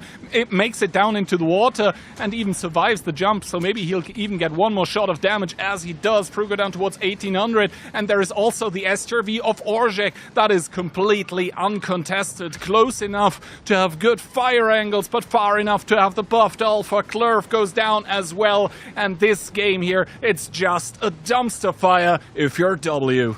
Yeah, Sand River not looking fun to play for W today. You know, this is a really risky strat. If they don't get planed, like, maybe it would be pretty good for them. They maybe get spotted just on the cross naturally. But all that's left now is Itox and EOS, but both of them are one-shots. This is Mafia's match to pick up. But yeah, all 6 tanks spotted at the start of the game. Basically full info for Mafia. Worst case scenario for W. I mean, to be honest, if you're one of those E50Ms in the pack and all of you get spotted, you're going to be like, all right, GG, go next. It's over. Call for a reset. Hope that the admins accept a reset or something. Yeah. But yeah, good job by Mafia, to be honest, especially here on Sand River as well. Like, it's one thing to get the information, it's another thing entirely to react properly. And you could see immediately, like, the CS pushing the IS-7, that was the correct answer. The E50M needed to evacuate. The Mouse, all of a sudden, in a crossfire. The STRV, shout out to Orzhek as well, not only to YOLO, who got the initial spots. 8.4k damage, because sometimes in an STRV, it can be really hard to stay relevant in a game like this, right? Where your own team is taking a lot of map control and pushing out everywhere. You kind of have to think, like, hey, where do I go in the SRB to stay relevant and not blow up? And yeah, meanwhile for W, I mean, yeah, you commit to this kind of all-in or nothing tactic, your bluff immediately gets called, and from there on out, it's, well, it's the opponent's team's game to lose, but Mafia didn't play that game today. Instead, a very, very clean win, to be honest. After dropping the first round, they're not going to drop anymore. It's 3-1. That also means 3 clean points over towards Mafia as well, which is going to be good for the leaderboard. And for the reigning champions W, it's starting to look grim. Yeah, you know, this is almost every Onslaught season for them. They aren't superb in the regular season, but they've won the past 2 finals. So could this be the 3rd season where, you know, just subpar, I'd say, overall regular season, but a great performance in the finals? I guess we'll have to see.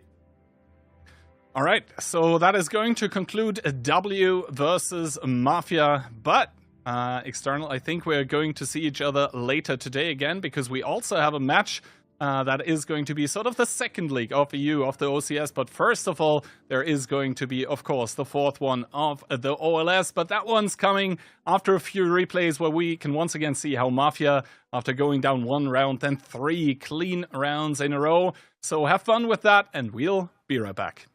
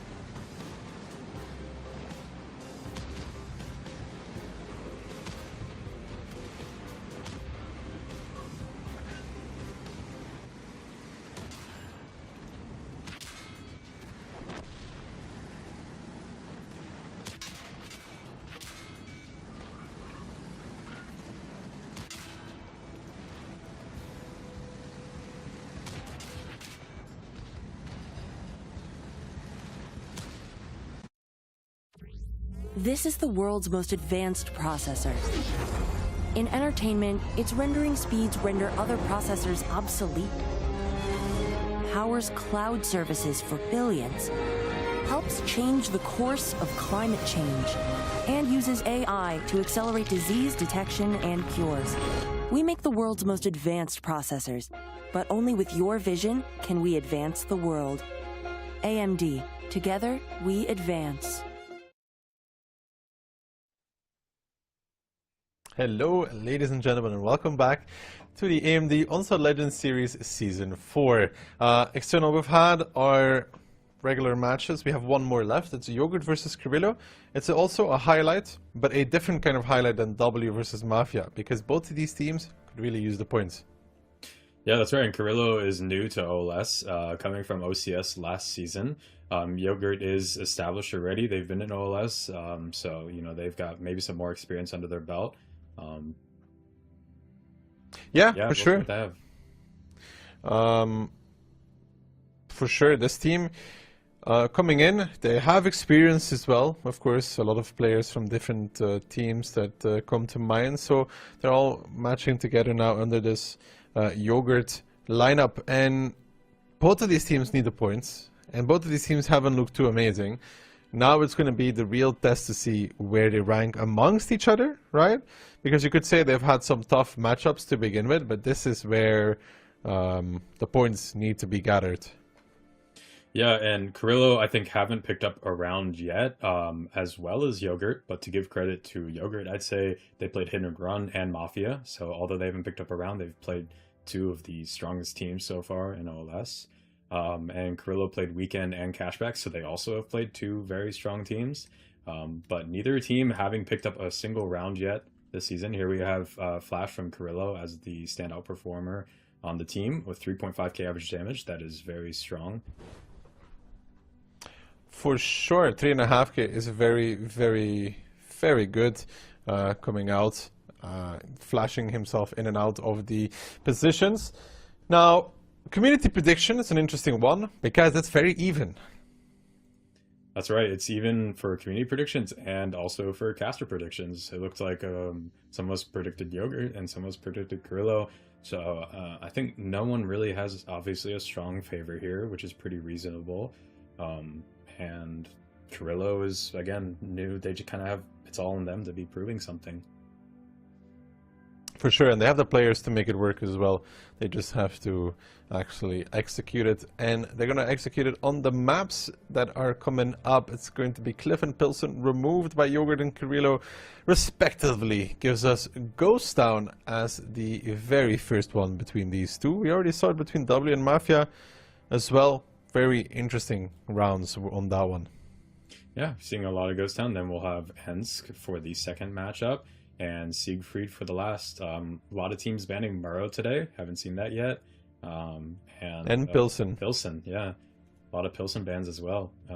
So, yeah, a lot of Ghost Town so far. And surprisingly, a lot of teams playing Siegfried. You know, it is the newest map in the pool. I personally find it kind of uncomfortable to play, but it looks like a lot of teams are okay leaving it in there.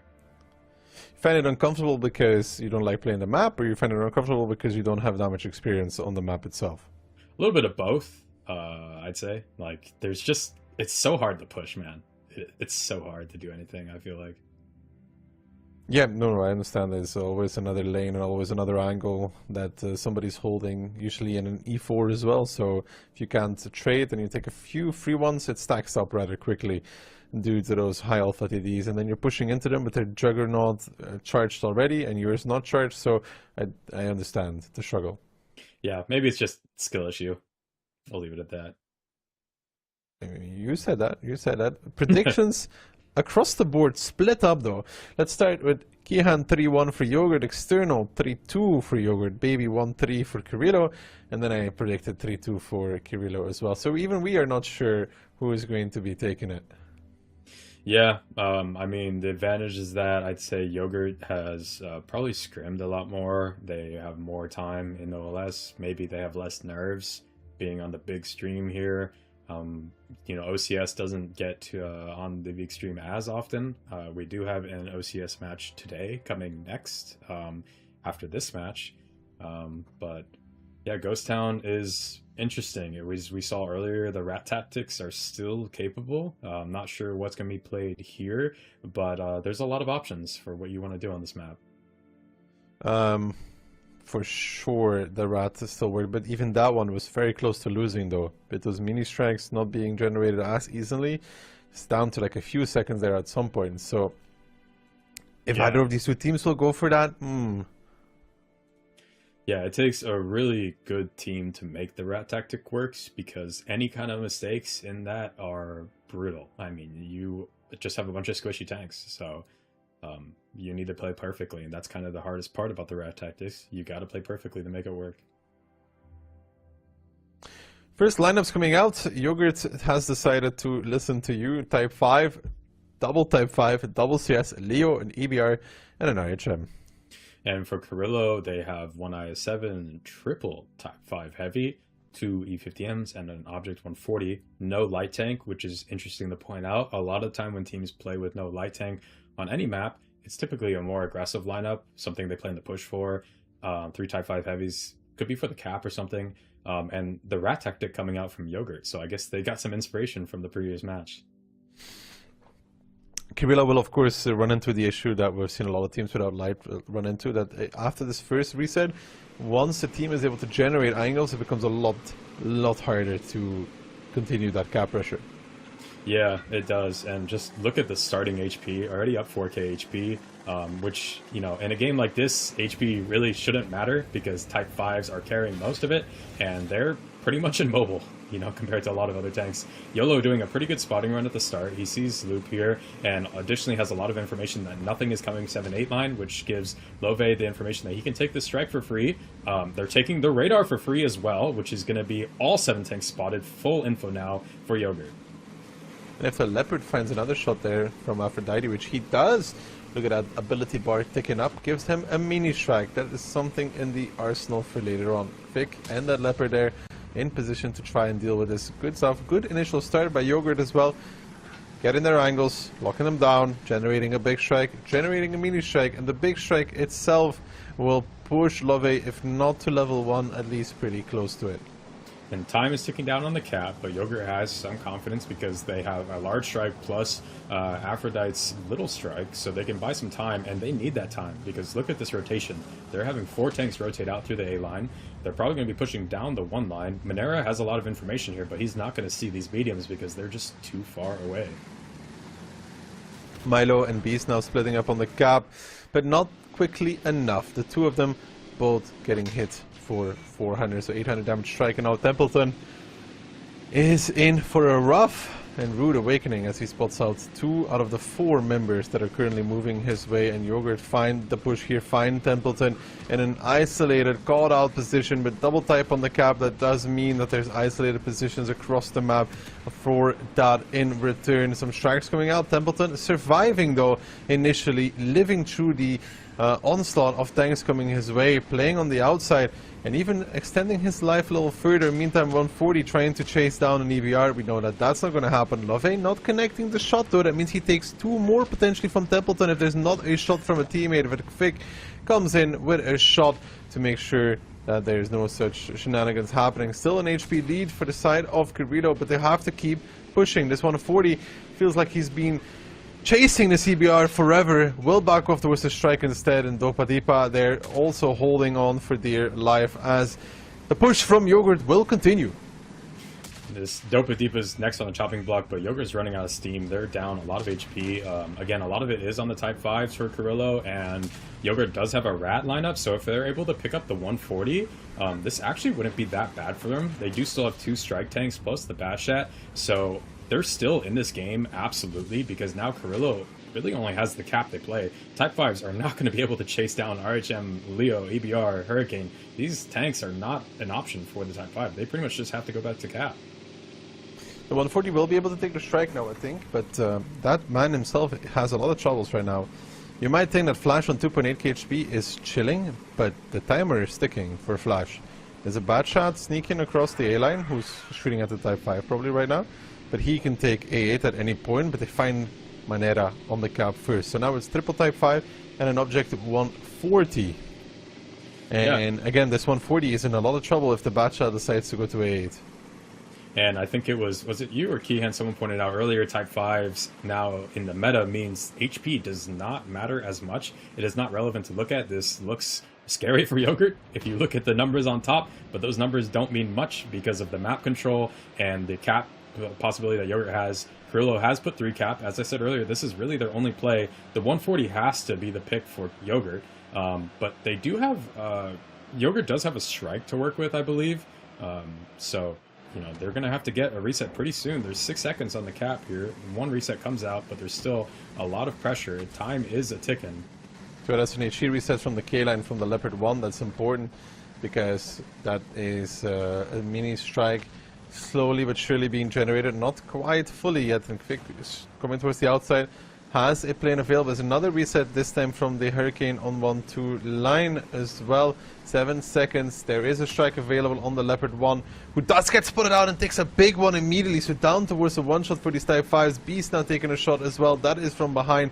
And now these Type 5s have had enough, I think. They're still trying to play the cap as Flash clears an angle, pushes away the RHM. They go back on the cap. There is a level 3 strike available from the Leopard 1. That's a big one. That one's going to hurt as well when it puts, because it could hit at least 2 out of the 3 members here. But at least they don't have to worry about behind right now. But Invo there, in his bad shot, sneaky angle, comes in, resets Milo, and Milo realizes that. And that is a big strike as well, I think, hitting on numerous targets. But Flash finds Lovey in the Hurricane, so he pushes off an angle, finds a kill. But still, these Type 5s on the cap really, really struggling. Yeah, I think that Flash got a strike kill on the 1 line because the Hurricane was picking up the strike. And so I guess he got a good strike kill on him. But like I said, that 140 is going to be the death of Yogurt because it's the only mobile tank. But this is kind of death by 1,000 cuts by Yogurt. If they pick up Flash, this game is just over. But Flash is still pretty healthy, and it looks like he's just going to chase down Aphrodite because he knows that this is kind of the only pressure on the resets. So once they're able to pick this kill up on the Leo, the cap pressure even becomes more more deadly. So we'll see how this plays out. No, it's very good as well that Flash is clearing angles, right? First he cleared the RHM, now he's clearing the Leopard 1, who he's pushing for, allowing his Type 5s to play part of the cap without being contested at least. And I think Flash might just make a run for it. He actually does as well. Spots out the Leo. Milo with the Type 5 heavy from the cap. Lands 1 on the Leopard. Picks him up. And this 140 is indeed starting to undo the lineup from Yogurt. Yeah, that Leo should have just stayed and got to 1-shot into the 140. I'm also surprised that one of the Type 5s weren't just ready for him to be spotted, knowing the 140 was going K-line. I would have liked to see that a little bit better executed. But Quick does pick up a strike, but he may take a huge HE shot from here. Loop is aiming the shot, knows that Quick is going to have to crest this, but does not get it in time. Maybe scared that something's on the 0 line. It looked like he didn't want to commit to that, but there's 9 seconds on the cap now. They do have 1 strike with RHM. He's going to strike Beast, but these 2 Type 5s are split on cap, which makes it really hard to reset, and there may be something happening on the 1 line. Yeah, Flash is pushing into YOLO, but finds himself more than he asked for. Now Inwo will hit the shot with this bad shot, and YOLO with the finish, potentially 394. 1 HP! He's won! He's literally won, as Vic will need to pick it up from the downtown area. He does get it. See that long-range tracer coming in, and Flash may have tried to do a little bit too much there. That was absolutely too much. He was the only saving grace for Carrillo. Now it's an open field for Yogurt as long as they get does he take the strike though? Yeah, they have 1 strike, so here comes down 1 strike, and then they have Inwo, which is going to pick up another. This should be Yogurt's game unless they make a pretty serious mistake. The worst thing they can do now is come close. They need the resets, but not coming close enough to die for it. And they're just going to have to keep playing off strikes. The 7-line strike is almost coming off cooldown as well, so they can have some fast tank like the EVR ticket, because the Type 5 will probably try to drive off the cap for them. But cap is, it's really not going to be an option. How do they stop, if Milo now goes towards, sits there, how do they take the Eastern Strike though? Because both the EVR and the RHM need to stay in position to reset, no? Yeah, they should always leave someone at the 1 line. I don't like that they rotated away from their 1 line because they need to be playing off the 7-line strike and the 1-line strike. This EBR is able to get some shots, and Loop is making the correct play. He knows he's got to deny one of these strikes, which, again, I don't like how they left the 1 line. That's really their only playable strike. What that's going to do to them is going to force them to find shots. But they can maybe just play off time. here, but it is 3 to 3 tanks. I think that the Batshot needed to be on E1 already at this point. He's going for the East instead, but like you said, the 7-line strike is denied fully at this point, so that's not an option for them. They noticed that now as well with the TIE 5 getting spotted out, and Kvik will not make it, and the EBR will not... they use their strike now, but it's still a while away before he's going to be able to get his second one. Yeah, I mean, now the Archen's going for E1, so he will have time to pick it up. 37 seconds on the clock, and it's a 15-second timer for picking up that strike, so he absolutely has time. So this still looks pretty safe for Yogurt, which means that if this game ends with all 3 tanks being alive for each team, it's going to go down to draw rolls, which will be damage dealt, which, as we saw from the starting HP, means that Yogurt would win this, hands down. But yeah, they just have to not lose YOLO. If YOLO dies... that would mean that Krillo wins, because they have 3 tanks alive. So they just have to not die. Milo leaves the cap, looking for something. I think they also realized that they couldn't win by cap anymore. And he's now taking the step forward into driving out. But they might even pick off Loop, to be honest. They could even... No, 5 seconds, probably not. It should be Yogurt winning this battle, simply because, well, there was 3 Type 5s. Yeah, so we're going to draw rules, but because Krillo started up 4k HP, and now the HP's even, that means Yogurt would have dealt more damage. So this should absolutely be counted as a win for Yogurt. There we go. And yeah, the Rat Tactic paying out its dividends today. Probably wasn't even close in damage dealt, to be honest, because those Type 5s were healing throughout the game as well. So that's true. Starting up 4k plus an additional probably like 2k, 3k healed. It was probably, yeah, I mean, it was 7k. Yeah. Aphrodite has 6k. Yeah, that's insane. That's a fun game to be in for them. 22 for 17, yeah, and he's been sniping 3.8k from far distance from over 300 meters, and the Leo 4.1 from over 300 meters. I mean, they've got to stay at distance because the TIE 5 has a lot of view range, and so like every time you're shooting at them, you're getting spotted and usually taking a shot in return. So it's really hard to find a proper angle to shoot without getting spotted. Good stuff across the board. I didn't like 760 healed in total, so you know if you're looking at it, it's another 875. Well, it's yours plus allies, right? So like yours would be your individual. You only count yours. So 875. Yeah, it wasn't close. It wasn't close. Yeah. 1.6. It's 2k. It's over 2k healing. So yeah, in total it's probably like over, like you said, like 4k total health healed. So yeah, we can see that reflected with 7.5k in a batch ad.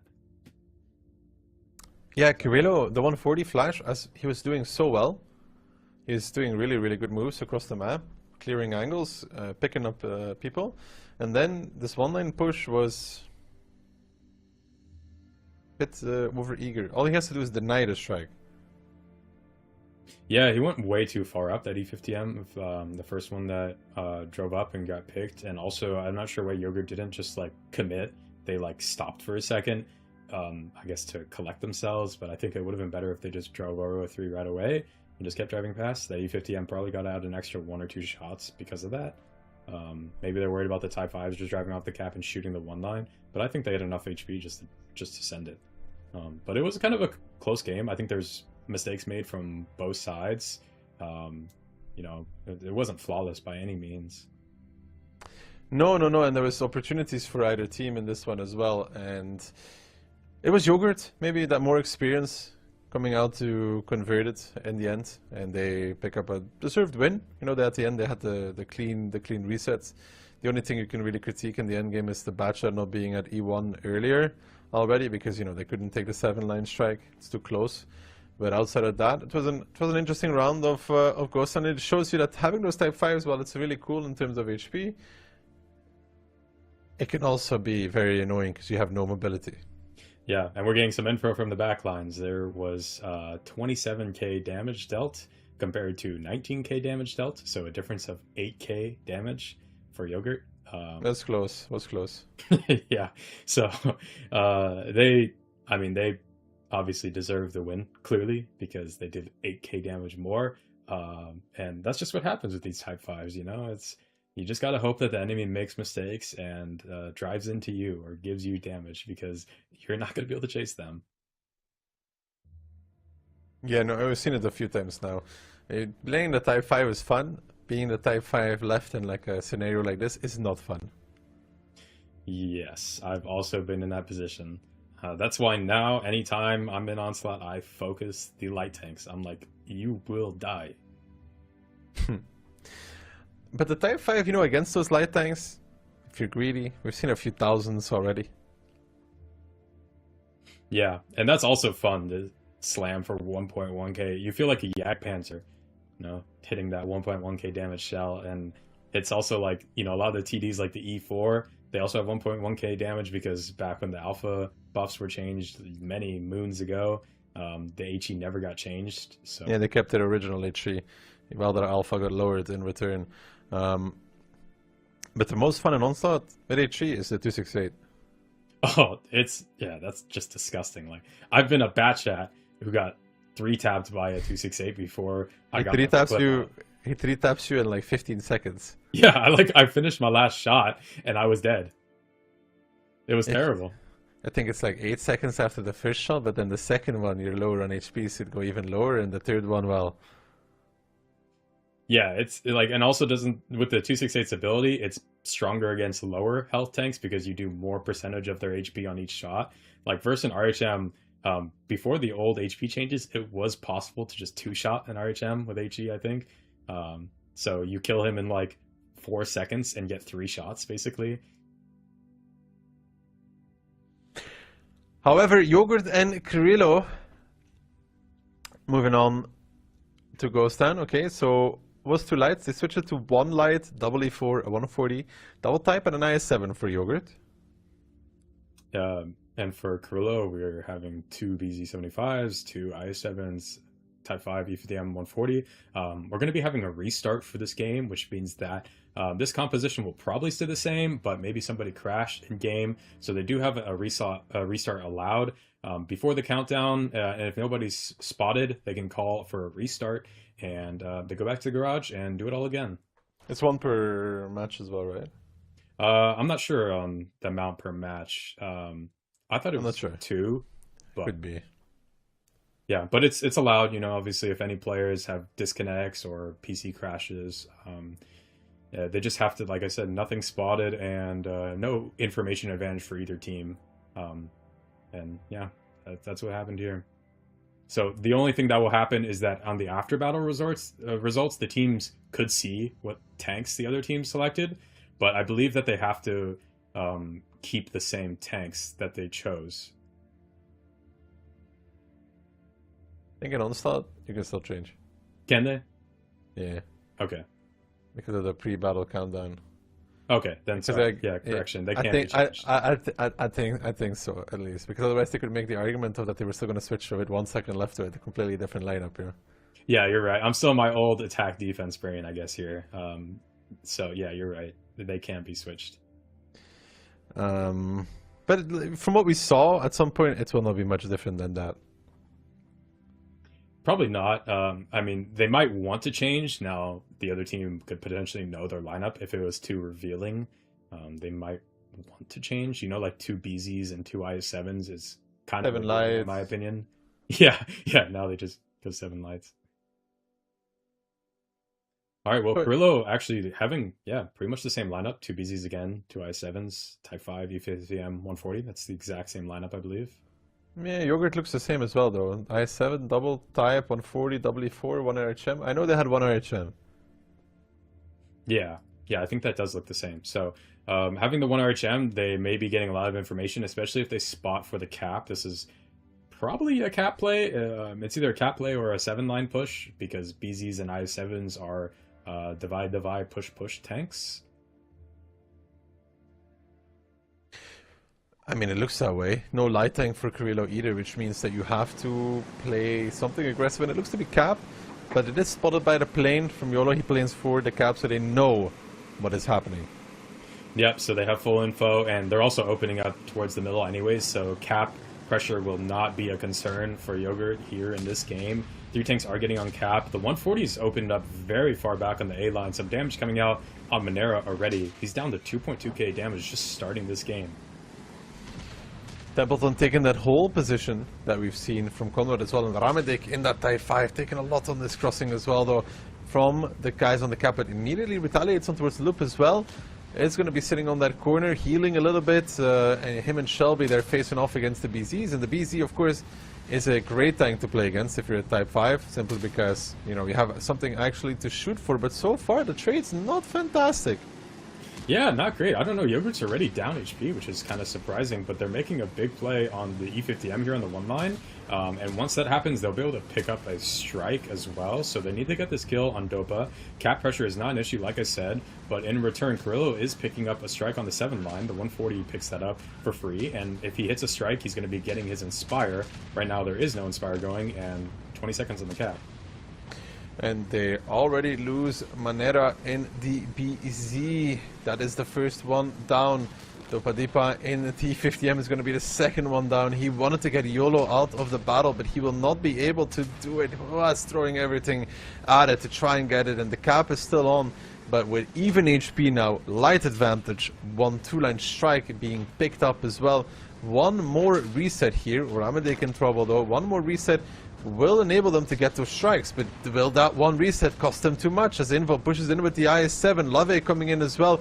They know they had to reset at least one more time. They're doing it, but it has been very, very costly. And now this IS-7 dropping to basically a one-shot loop. However, in the same scenario, there comes the big strike, and he dodged. No! You can see him get towards the edge of the circle, but not out of the circle, as Liquor in his C4 probably gonna die as well. And now gotta be careful for Yogurt still. Milo not connecting that shot, but getting penned in return. And now Love coming in, clean up duty on aisle 2. Although he's zooming past anything and everything, actually enables Milo to just turn around and give him a shot and have a wreck to play around with. Not sure what's happening here for Love, but he's making a big mistake at this point. A very big mistake. I think he thought it was over, that he needed to get in and just finish the smash, but I mean, he needs to finish Mayo. Mayo's getting another shot, and he has to kill Mayo before the next shot, or he will die. He has to hope for the other chair, maybe. Oh, he misses, he misses, he misses, yeah, he Mayo's misses. gonna reload in time. They're both loaded now, YOLO, so YOLO? I guess they don't want to peek each other, because they're both one-shot to each other. And yep, YOLO picks up the kill, that's good. Flash is getting a strike. That was that was crazy. There was no pressure there on Love to finish that kill by driving through. He could have just gone to the left side and killed him for free. That was almost really, really bad. Yeah, it was completely unnecessary. Made this game closer than it would be at the moment. Now they're kind of got to slug it out and play it smart. RHM is a one-shot. For a lot of these tanks, like the Type 5 can one-shot every single tank that's alive for Yogurt right now. And he's going to go pick up Love. He, again, like you pointed out, put himself in a terrible position. And really may have sealed the deal in this game. I mean, it's still a 3-on-3. Maybe Aphrodite can get some good connections here. Shelby is getting pushed on by Templeton, and yet at 140 may just be the difference maker. Beast will not be able to kill Aphrodite in one shot, and Flash is behind. Ooh, the double tap to RHM and Shelby from downtown. Comes YOLO with a shot, and then a strike coming out as well to kill one more, and one more strike. One more strike to finish it off, and Yogurt hold on for dear life. But it all comes forward from that one misplay there from Love. And luckily enough, the RHM in position numerous times to save Love, to save his Type 5 Heavy, and then the strikes sealing the deal. Yeah, Yogurt just saved their butts with YOLO there. YOLO got the kill on the BZ, got the strikes, 2 strike kills. I think he picked up a 4th kill, so 4 kills overall. It looked like he saved them. Surviving against the 50M that was torpedoing him down as well, if you remember. Yeah, so props to him. Really great performance there. Here we have the after battle results. We can see that Mayo did a good job on the cap, getting out as much damage as he could. 10 for 9, 10 for 10. Great pen rate from Templeton. Great pen rates all around, it looks like, from Yogurt. Oh, sorry, from Carrillo that swapped. Good damage there from Aphrodite though. 7k in this battle with the E4. 10, 10, 9. Good shooting as well. Getting the strike kill also with the E4 right before he died. You know, he shot and he put the strike and killed one, then YOLO killed the other. But YOLO also surviving against that E50M of Dopa that was trying to run him down. He lived on a one-shot there, and it's this one-shot that kept him alive throughout the battle. Yeah, that's right. And YOLO survived only because that E50M stayed alive for so long. Him surviving was the reason they won there. He took 5 shots of damage and everything penned, so you know, from the start of the game till the end, he didn't take anything else, which was great on him. Next, we're going to be going into Ensk. Yogurt is up 2-0, so this is match point. If they win the next game, this would be match finished 3-0. So we'll see what Carrillo has, because now it is sink or swim for them in this series. Indeed, and 2-0 scoreline is a tough one to overcome, and Carrillo currently 0-8 as well in the Onslaught Legends series. Yogurt now up 2-0, breaking their 0 record. Yeah, that's right. They're both teams 0-6 before this, so yep. Now Yogurt getting their first wins in Onslaught Legends series season 4, and Carrillo still yet to have seen their first win. Yeah, and at this one you hope for them to pick up a round, right? But this one, like both of these were pretty close, to be honest, and had opportunities for either team. It just happens that Yogurt converted them instead, and that's also a skill, converting those rounds that are close, right? Yeah, absolutely, it is. Ensk coming out. I don't remember who picked Ensk, but we saw crazy Ensks already. Between Cashback and Weekend. Oof. Yeah, and just what a killer series that was. I mean, it came down to the wire in a few matches. And I mean, Cashback could have won in that last Ensk, and then Weekend could have won because of the Sand River.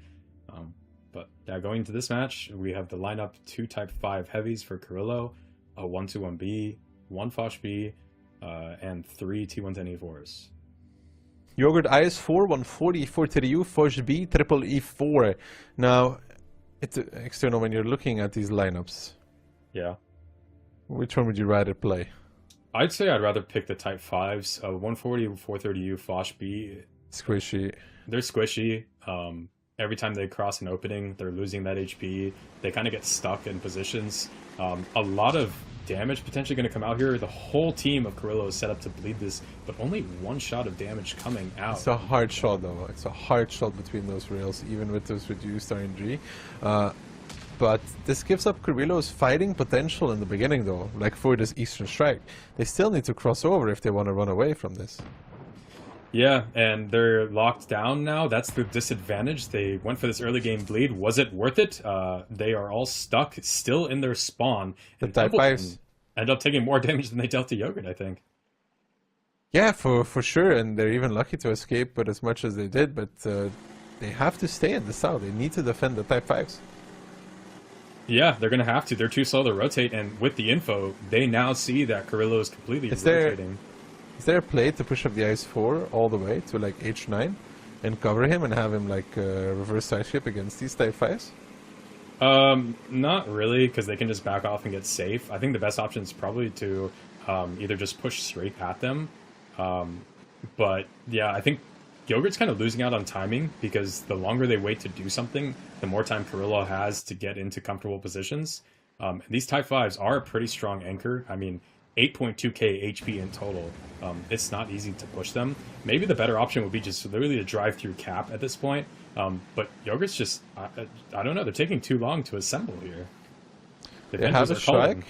Yeah, they need to get in there. Captain America there needs to go first, which seems to be YOLO apparently in the Foch B. They have a strike, which they will commit onto the cap at some point. Milo kind of out of position though in that Type 5, facing towards Ramadek instead, opening himself up for the Foch B. We talked about how the Foch B struggles to engage. However, when it gets behind the Type 5 heavy, it has no problems deleting that one. Milo there, unlike Beast, not very safe at all, drops towards the one shot. Relatively easy pickup for the side of Yogurt, even with that missed timing. Beast now left to his own devices, and the follow-up from Carrillo doesn't really seem to be there. They're now pushing through the cap, but even that feels a little bit slow. low, and already you can see the guns training towards those positions, coming back to Foshby, almost off of reload even in 5 seconds, and that means 6 shells ready and waiting with full ability as well. Liquor seems to be isolated, but Beast is dead, and now Kirilo falling to pieces. This initial play, aiming down the crossing, doing no damage, and then leaving the Type 5s behind with no cover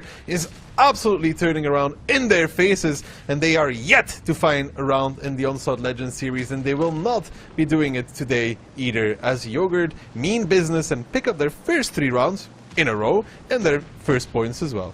That's right. It's got to feel good for Yogurt, getting their first wins and their first match series win. This was clearly an uncertain match between the two teams, so you know, it's got to feel good. Finally, we're into this league here. So Yogurt's going to be picking up this win. Just 1 tank left, Monero for Carrillo. I think, you know, one thing that I didn't like from what I saw from Carrillo, the Type 5s weren't really spotting much. They could have had vision down the 7 line, 2 different vision lanes from the Type 5s, plus the guys on cap could have been peeking to get vision. So I think Carrillo just really lacked vision in this game. And Yogurt on their side didn't play perfectly. They took so long to make that push on the Type 5s. What if they did that 2 minutes ago, you know? The same results, except all of Carrillo would have been out of the fight. Yeah, when you have Beast and Milo there, Milo can sacrifice some HP to keep a spot on the outside, right?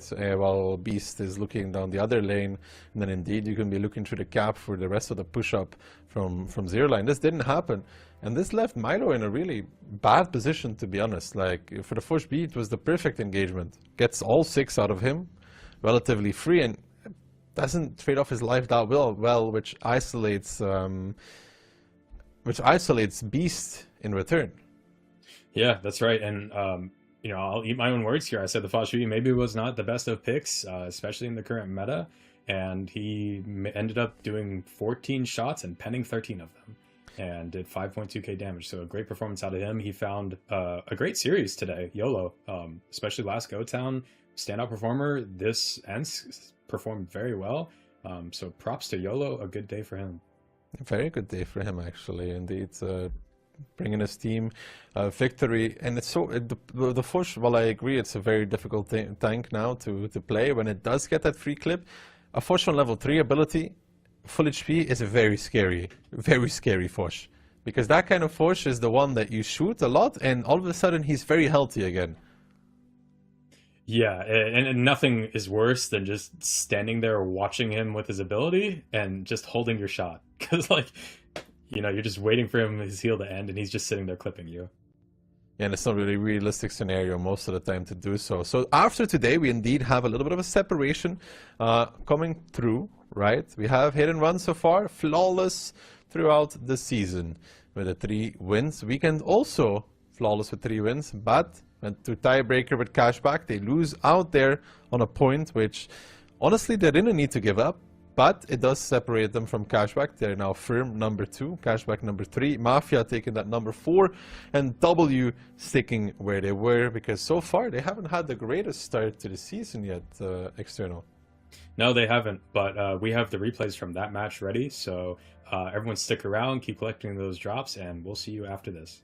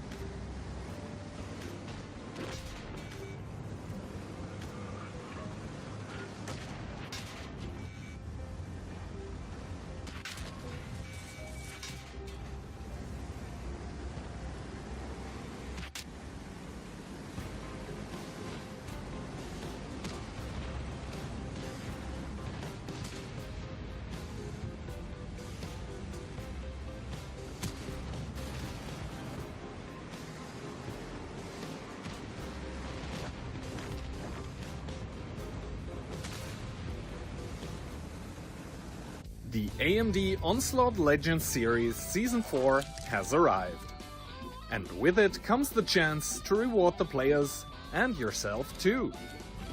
Boost the prize pool by purchasing team bundles. If the team you rooted for with a bundle wins, so do you by being able to upgrade the included style to a shiny golden version. Contribute now.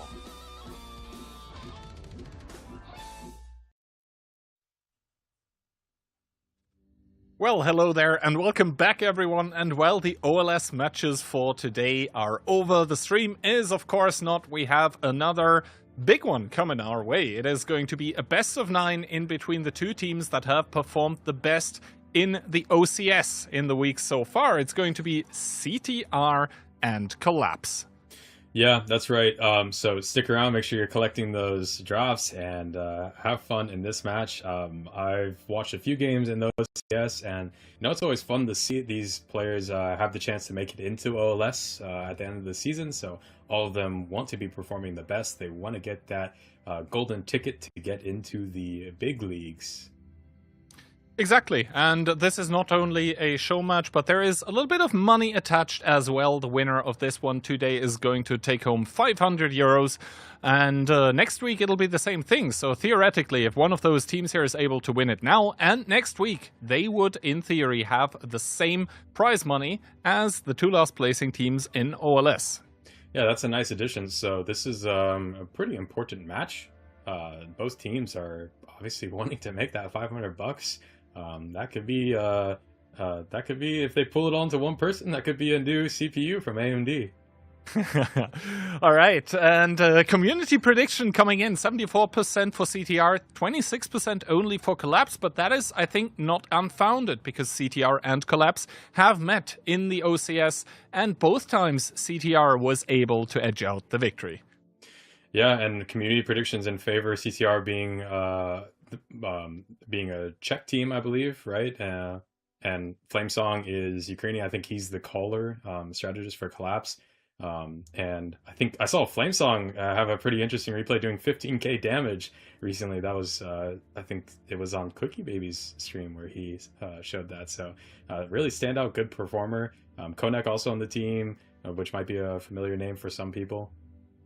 Yeah, I mean, both teams, especially also if you have watched like 15 versus 15, etc., they do have quite experienced players, albeit maybe not on the level of the OLS teams that we've seen yet today, but they're trying to make their way there, and as it is a best of 9, the pick and ban is going to be slightly switched up. Still though, first two bans coming in, Himmelsdorf and Cliff, so two iconic maps being gone, but as we're going to start off with Siegfried into Ensk, I'm not too sad. Yeah, and then we're going to have for the third map, we'll have Sand River, fourth map being Murovanka, if we make it there, and Westfield as the tiebreaker. What is it with Siegfried, Key? Explain it to me. What do teams like about this map?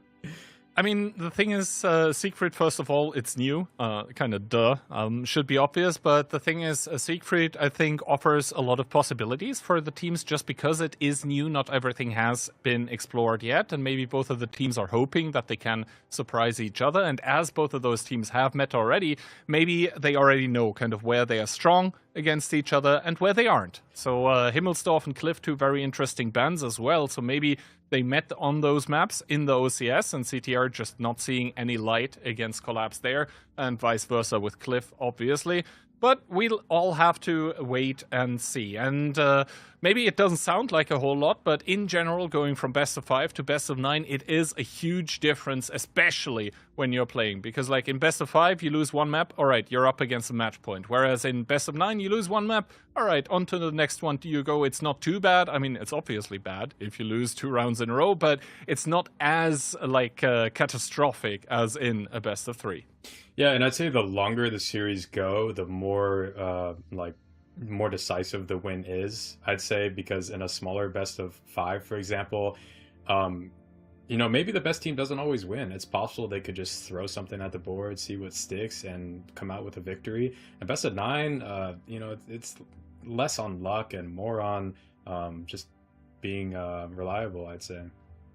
Yeah, I think it's all also a little bit about dexterity, like mental strength, mental fortitude as well. Because like if you start to get tilted in a best of 5, the series is going to be over and you're not going to be untilted yet. But in a best of 9, you have so many more options, so many more possibilities to like reset mentally, maybe sit out around even and then just come back with refreshed spirits. We'll have to wait and see. This is also for some of the players here the first time on a big stage. And of course, they're still going to be comfortably sitting at home, so nothing like that will have changed. But of course, these matches here are going to be happening in training room, so it's quite a different vibe, I would say, than compared to like a special battle where, you're going to have the special battle window pop and then you join and, you're all used to that. But training room, now you're here with admins, with observers. I think it kind of sets a different tone. That being said, though, all of us going with a CTR here, only the score does differ just because CTR has been doing so well the past week. Going off your point you made as well, there is 26,000 people watching on Twitch. So that is also a lot of pressure. That could be in some players' minds. The first couple times you're on stream, that could be some pressure built up. So going into the lineup, we have Collapse with a BZ75, Type 75 Heavy, T75 Heavy, mix that up, Type 5 Heavy, Object 140, T124, Wheezy TD, and the Tessec. Oh, WZTD could be a good counter against those really well-armored tanks on the CTR lineup. That being said, CTR coming in with an IS-4 triple type, W4 and the 140. So going without the light here, also interesting light tank choice in my opinion. The Tessac, so far we saw a lot of RHMs being played. The Tessac can sort of be a counter against the RHM, but well, there isn't one on the CTR lineup. Tessac's nice, especially for just blinding the cap. You may not have to waste a plane on getting that reset on the radar. Not the cap, the radar I mean. And also for TDs, you can get a lot of tracks when they use their ability, because every single one of those shots from the auto cannon gets a track, because the track is 1 HP when TDs use their ability. So it's nice for that advantage as well. As we can see, both teams very default, just spread across the map, not looking for anything too aggressive. Konek does spot out the Type 5, and now the Tessec does spot out the IS-4. This IS-4 may be wanting to go for that strike on the 3 line at some point, but knowing he's spotted, that may scare him away. Well, let's see. Both of those teams, you said it, they are playing very split, at the same time very passive, I think. Like, no one is even going for neutral objectives. Of course, on Secret Line, the information tower can always be a little finicky to try and, capture, just because there are easy resets available, especially when you're not sure if the other team has a light tank that, for example, could even plane it, and then you're a sitting duck out in the open. That's why we don't see any of the teams currently trying to contest it. And the thing is, Elysium didn't use the plane at the start of the game. So if, for example, Froley in the 140 went on towards the spotting tower, he would probably immediately get planed. That being said, Crazy War taking the first damage of the game in that Type 5. Not sure who exactly it was, maybe Squeezy with that Type 5 throning on top of the hills here. But yeah, so far I think it is also quite obvious that both teams really respect that they're on this big stage here, and they don't really want to make any stupid looking mistakes right from the get-go. Yeah, and the stupidest thing that could happen probably is taking this radar tower for CTR, because as we can see on the 7 line, the Orange Team collapsed. They have the T-57 just waiting. He is hoping someone takes that radar. Please go take that, because they don't know that there's a light tank. CTR does not know that Collapse has a light tank. He didn't plane, and he's been holding it for this moment. So their whole idea is just to wait for something to try to touch that radar. T-57 is baiting it a little bit too. He just touched the radar, may cause a rotation to come out. He could actually kind of take that for free. Nobody's watching it. Rotating back, and now he's sticking the radar, it looks like. Yeah, sticking the radar, and that is pushing Woodok. No, he actually doesn't stick it. He goes back into safety. But Woodok now with the IS-4 going forward, getting spotted by the Tessac. The Tessac, make that a few more HE connections coming in. And I think something like that should clearly signal what kind of tank it is that is playing on the field here right now. I think at this point in time, CTR are going to know very well that there is a Tessac. Oh, Kornik, though, with the HE non-connection on towards Woodok. He lost the shot, and that means that Woodok is going to be able to grab that artillery.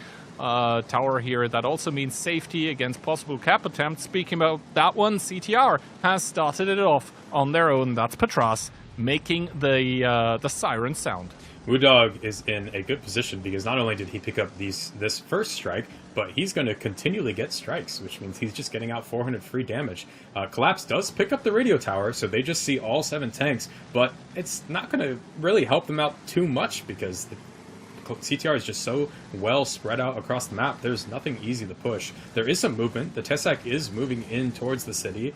Looks like the Wheezy TD is kind of making some moves as well. So maybe a push is going to be coming out from Collapse. They don't want WuDog to keep picking up that strike. And from the Object 140 on Collapse, he's trying to take the 9-line strike here.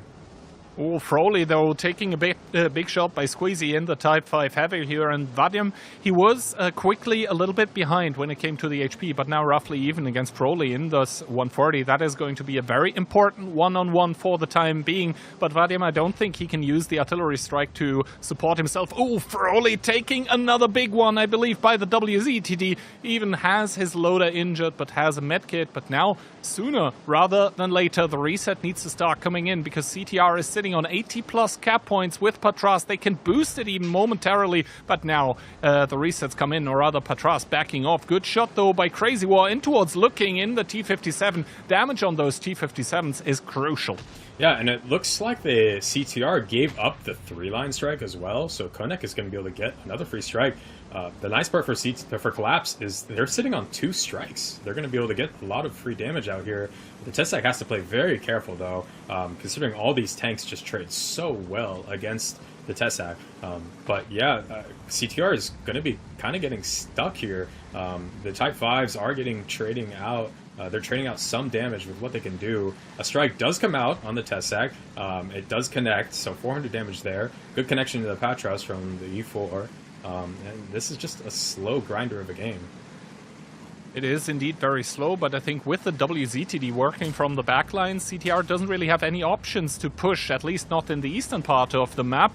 Now, though, in the western part, we see the E4s getting rotated, and while they were spotted on the long rotation towards the east, now they are not being seen here as WuDog starts to move on towards Konek, but the damage reduction coming in pretty good. In comes the Tessac as well. Those were a few shots in the side, but Konek now the focus of attention here. The artillery strike does go down, but so does Konek. First kill for CTR, but Crazy War is caught out in a pickle, does get picked up too.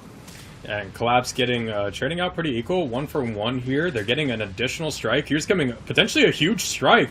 Connects on 3 tanks. That's juicy. That is almost 1.2k damage. The Blisket had his ability activated, and they're encroaching on Patras here. 3 tanks getting out the damage. T-57 with his full clip. If he can connect every shot, this could be huge. There's 2 for 2, 3 for 4, and oh, actually no, he does connect all 4. So that is a great pickup from him. Cosmo on the way out gets out one more shot in towards one of the Type 5s of CTR, and right now the underdogs that you could call Collapse are trailing a little bit. The 140 is starting to chase the Tessac down now. Elysium, did he retreat too late is the question. He does try to fire back at the 140, but the 140 is obviously going to eat him alive. That's a snack for midday if he manages to catch the Tessac. This is crucial what's going on the outside right now. Froley really coming in. No one able to help, but at this point in time, CTR down towards 5,000 HP. Koidicek also dropping down together with WuDog, and that is 6 versus 3 tanks. Maybe the Tessac losing out isn't really going to matter. He even manages to finish off Froley, and Collapse are going to get the first one on the board. That is right. Flamesong here as 64 HP is probably not going to be able to get another shot. Nope, he does not. Pupo picks that up. But Looking is coming in with 4 shots here, looking to get his full clip out. Exactly, he does put the 3rd one and the 4th. Obviously, the damage reduction pretty good, but not against this type of firepower by Looking here. And only Herman left, but Cosmo to pick it up and Collapse 1-0. Already, some people with their predictions are in a predicament. That's right, and if this was a best of 5, this might be a little concerning already starting on up, but being a best of 9, at least CTR can have a little bit less pressure and stress on the future games to come. But that was a good performance from Collapse. I think they clearly played better in that round, and might be ruining our predictions here. We'll have to wait and see. First of all, the damage coming in here, and you can really see with those T-57s, when they get rolling, it can be very problematic for the opposing team, especially when the shooting is nothing to scoff at. Only one bounce shot, the rest all finding the mark. And the thing is, every single member of the Collapse team here was able to contribute.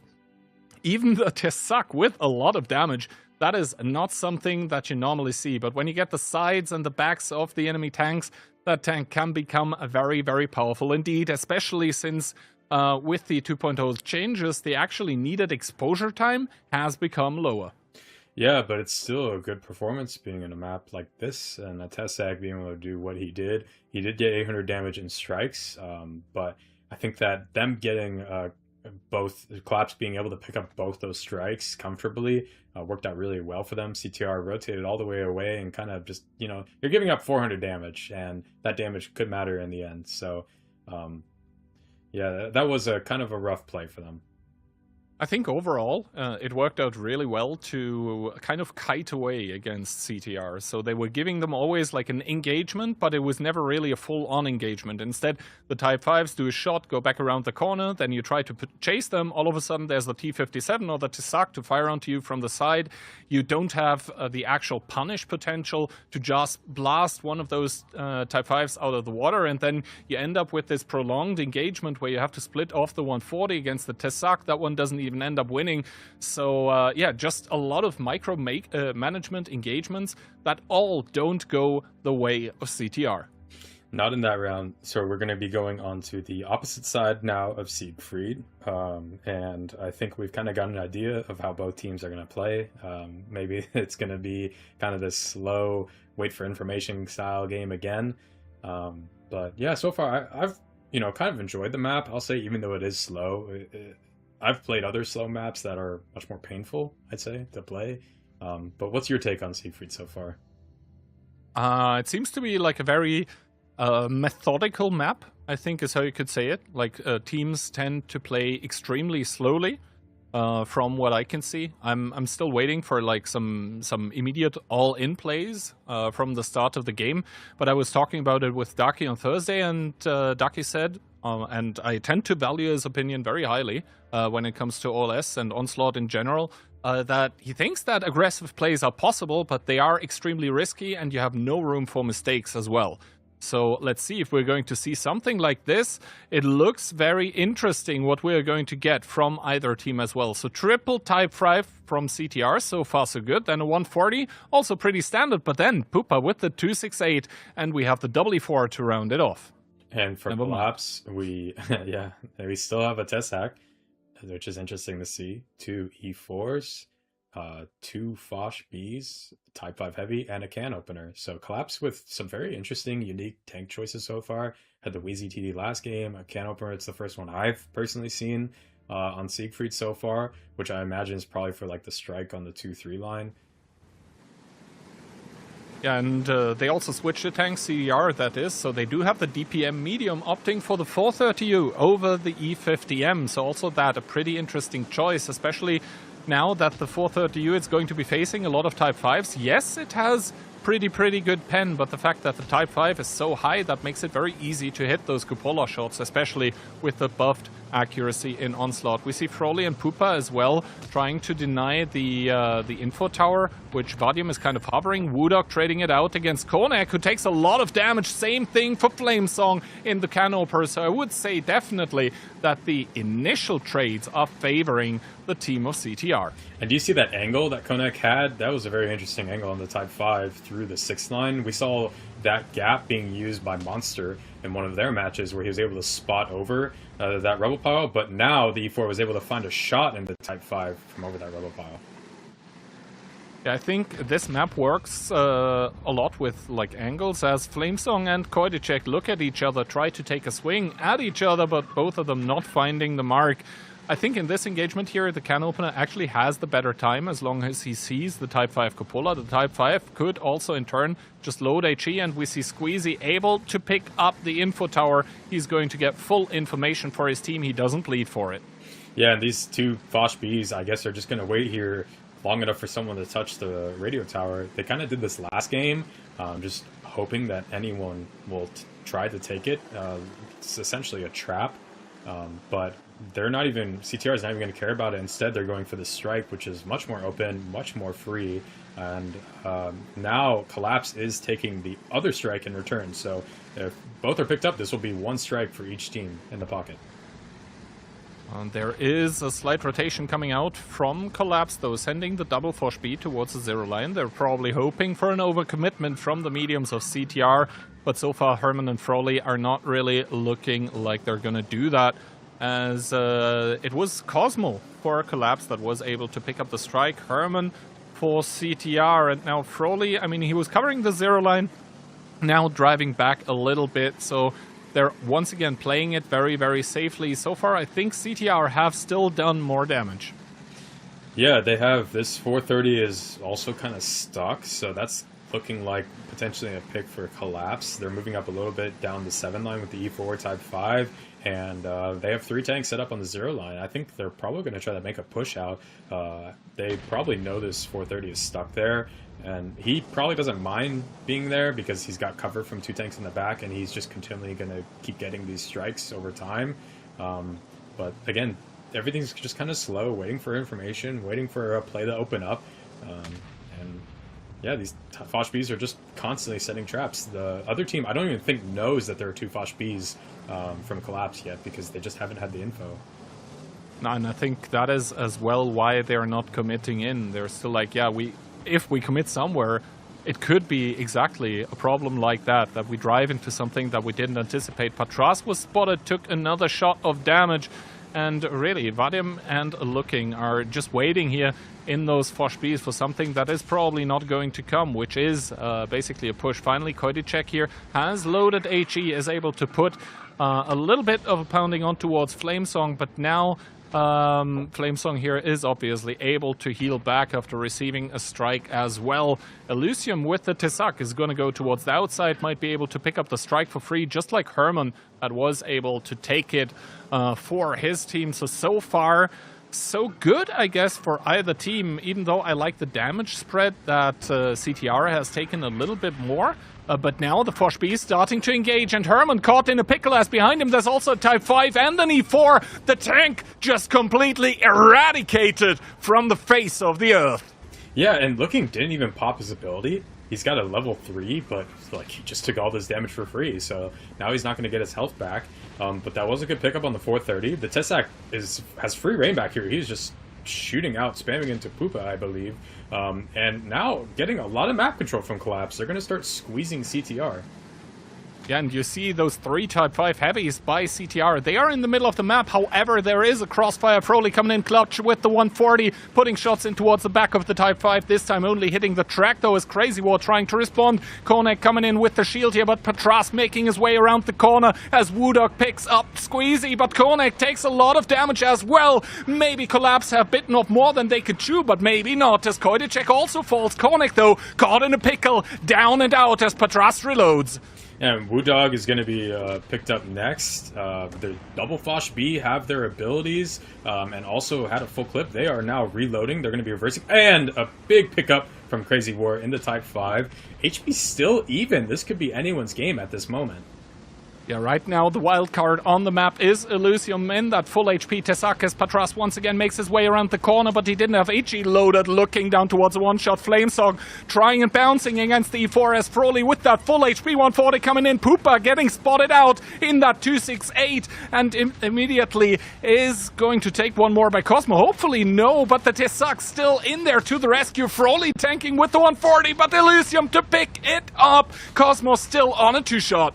Yeah, and this 140 is going to be able to pick up the E4, and then next it's going to be Flamesong just against the world, pretty much. I mean, they do still have the Tesak. Sorry, I mean Froley against the world. They still have the Tesak and the can opener. So I guess Flamesong's just going to drive at Froley, and the Tesak should be able to deal with the E4, and then just has to come in. It'll be a 2v1 after that. I'm not sure if you saw it, but that 268 earlier missed a shot. That was a 1-kill. It was a 1-shot, so he would have got a full reload if he hit the Fosh, but he just completely missed.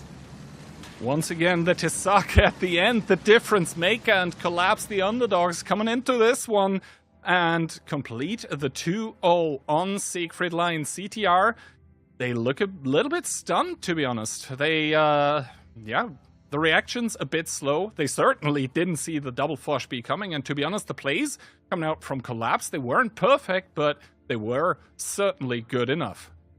A game like this as well, Collapse really proved themselves in these two games, because if it was something fast and aggressive, CTR could be caught and not expecting it, but this was a slow-paced, tactical game. So winning in a slow-paced game like that just really shows kind of the skill of Collapse here. Flamesong getting a massive 5.4k damage, and Kakmo with 5.3. And a lot of the E4s were able to get a lot out in this game. The Fosh Bs, surprisingly not that much. It looked like they had a pretty good opportunity to spring a trap on that 430U. Herman only getting one shot and bouncing, so all of his damage comes out from strikes. Yeah, I think for the team of CTR, they just didn't expect for Collapse to completely collapse on towards the 430U, him getting caught in the crossfire there, and you saw that CTR, they tried to respond, they tried to put the crossfire, but I think all of the players from Collapse were just in the thick of it, right there, able to shield each other as well, and the damage output from CTR just not enough. But this also means now that CTR, they picked Siegfried Line and they lost it 0-2. We're now going to Collapse's map pick off Ensk, so maybe things for CTR are starting to maybe spiral a bit out of control. Yeah, down 2 games just off the start could be a little bit frustrating. This is for money, so especially more pressure on the line, more nerves involved. So, it could be easy to tilt in a situation like this. So Collapse is sitting pretty. Like you said, they won 2 games on their opponent's map pick, and they're going into their map pick now. Now, there are some teams that somehow, I don't know how, have the tendency to lose their own map pick and to pick up the opponent's map, namely Hit and Run has been one of those teams. And I mean, being compared to Hit and Run, I think not a lot of teams would mind here. So let's see if CTR are able to come back on Ensk, which has, I think, as a map in general, also slowed down a little bit now. I think throughout seasons 1, 2, 3, we saw a lot of extremely aggressive engagements in towards the middle of the map, in towards the rails, the cap by heavies, but so far we've had a lot of matches where it kind of stalled out. I mean, to be honest, the coolest round that we saw on Ensk so far this season just happened, I think, in match 2 of the day, where it was the tiebreaker in the Ukrainian derby because between Weekend and Cashback, but maybe this one can deliver as well. And the looming question as well is Elysium once again going to try and play Tesak like Liberty on Ensk or not? I mean, he has it picked. Never mind, he switches away. CTR, though, that looks like a very straightforward forward lineup. 5 E4s, 4 E4s, a mouse, a 140, and a nice 4. And for Collapse, we have a BZ75. Never mind, that gets changed. Type 5 heavy, an Object 140, Fosh B2 Object 268 V4s, which we do not see very often, and 2 T110 E4s. So V4s are very interesting. In the old meta that you were just talking about, we used to see more V4s, Bliskovitsas, T57s, Fosh Bs, and now it's changed more to kind of just E4s and like Type 5s and House.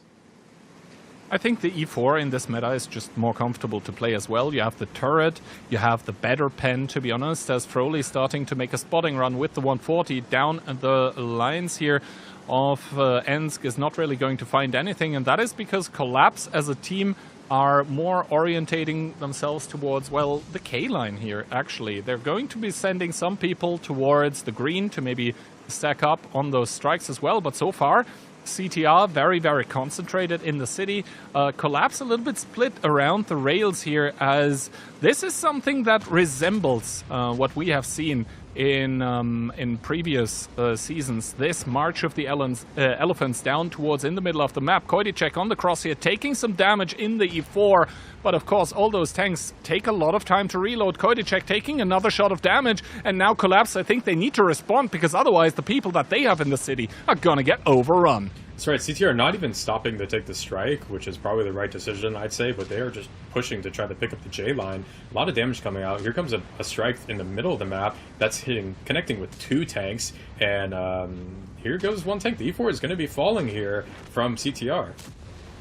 Well, first of all, Flamesong, he only has 1 rep kit available. Elysium, though, falling in the Foch B, followed by Poopa to the grave. Currently gun advantage for Collapse here, but are they able to make it count? A lot of their tanks, I think, right now not really able to shoot as Flamesong takes another one by the mouse here. Is Crazy War absolutely going to be able to run it down? The second track shot, there it comes. A bounce coming out as well. Not a lot of people able to help Crazy War at this point in time. He takes another shot as well. Flamesong, is he able to put this one in? Yes, he is, but he doesn't have the ability available, so Crazy War now trying to stay safe. Can he, though? He's able to get the pickup, but he basically sacrifices his tank. Patras coming in now, ability active. Yeah, and now the HP difference is just so much. Was it worth it for Crazy War to go after that V4 to sacrifice his whole tank on that? I'm not sure, but here we go. The boys from Collapse are coming in to clean up this game, going after Frawley, which is a good decision. He has the Inspire. He's effectively boosting the DPM of everyone on the team. Oh, the HP is actually trading out quite even here. A lot of it on the Type 5 Heavy for Collapse. This could be spelling disaster.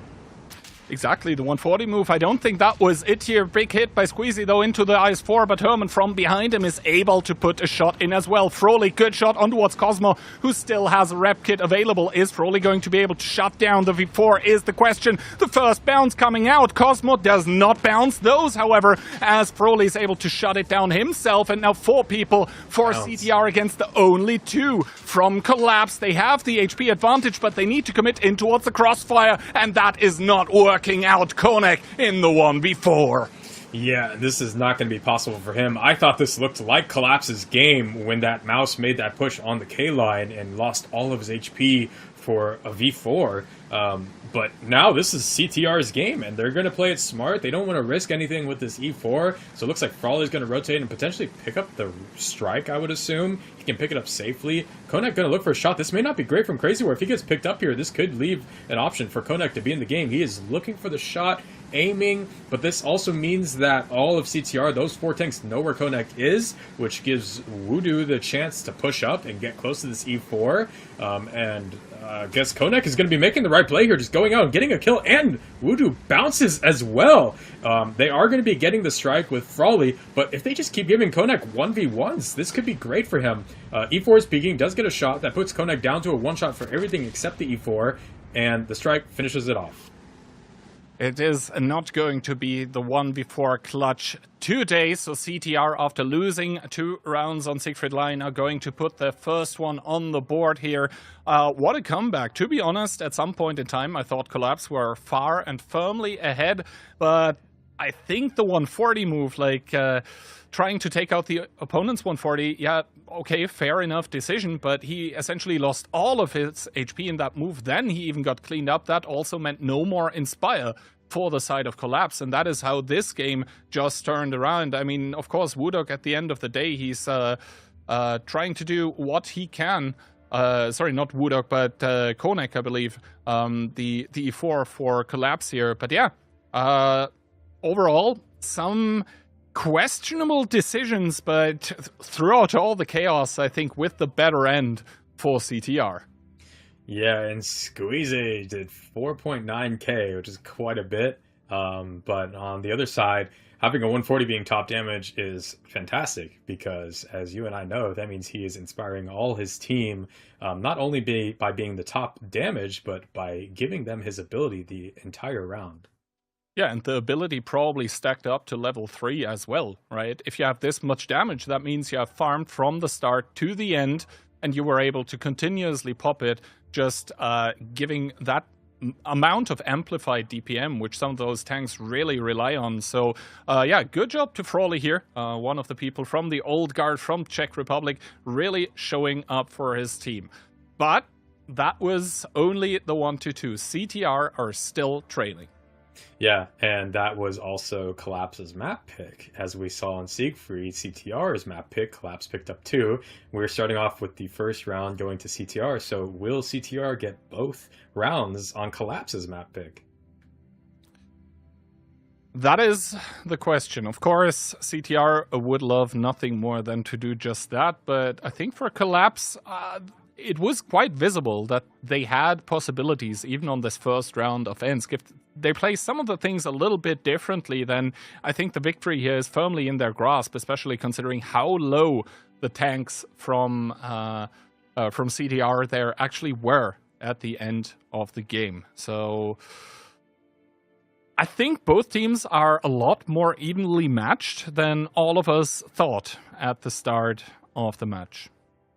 Yeah, it is. And here we get a little tour of the streets of Ensk. As you can see, the AMD sign up there. I don't speak Russian, but this looks cool. Would love to be able to. Here we go into the tank picks for Collapse. We have 2 Type 5 heavies, Batchat 25T, Foch B, and 3 T110E4s. And for CDR, we have 1 IS-4 incoming, double Type 5 Heavy, the 140, and the T110E4 ×3. Now, a little bit about that IS-4. I think it's currently getting a little bit of the worse end against those Type 5 Heavies, because really you need to do 2-for-1 every time you trade, and it's not a guaranteed thing, right? If you manage to hit the Type 5 once, he responds back, and then he might even be reversing behind the corner, and then you just traded 440 against 700. Also, the Type 5 with a lot of overmatch potential, it being so tall. So yeah, that's we'll true. See.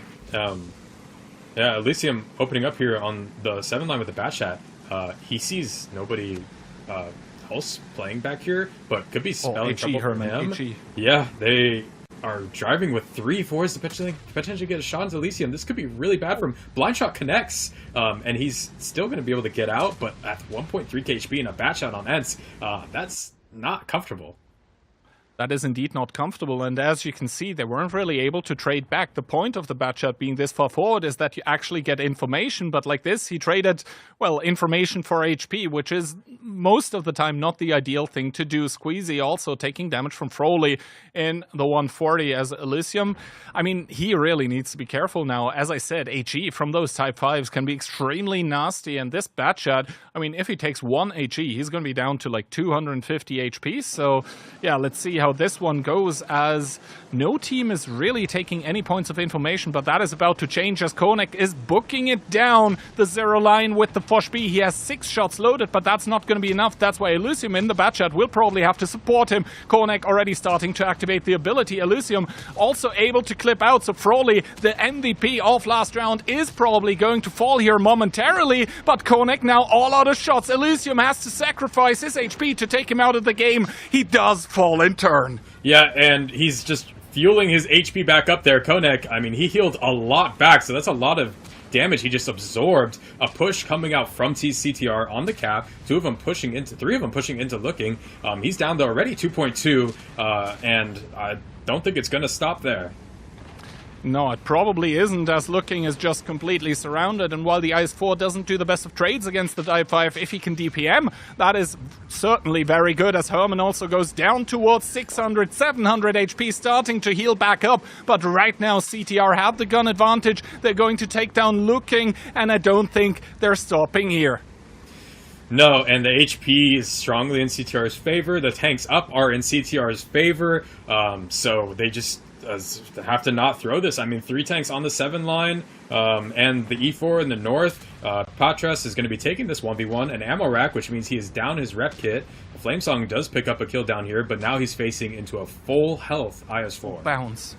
Vadium here bouncing on Pupa. That's, of course, not what you want to see. Pupa is now going to turn around, maybe a shot in towards the Type 5 as Flamesong and Cosmo collapse at the same point in time. The HE into the back of the E4 does not connect. Squeezy is not going to get it. Instead, Koidicek doing exactly that. Insult to injury. He's going to put Vadium so far down in the HP department. And you can see Woodog, he has all the HP in the world still left. So CTR, after going down 0-2, are going to equalize the scoreline, and best of 9. What is that? We are down to a best of 5.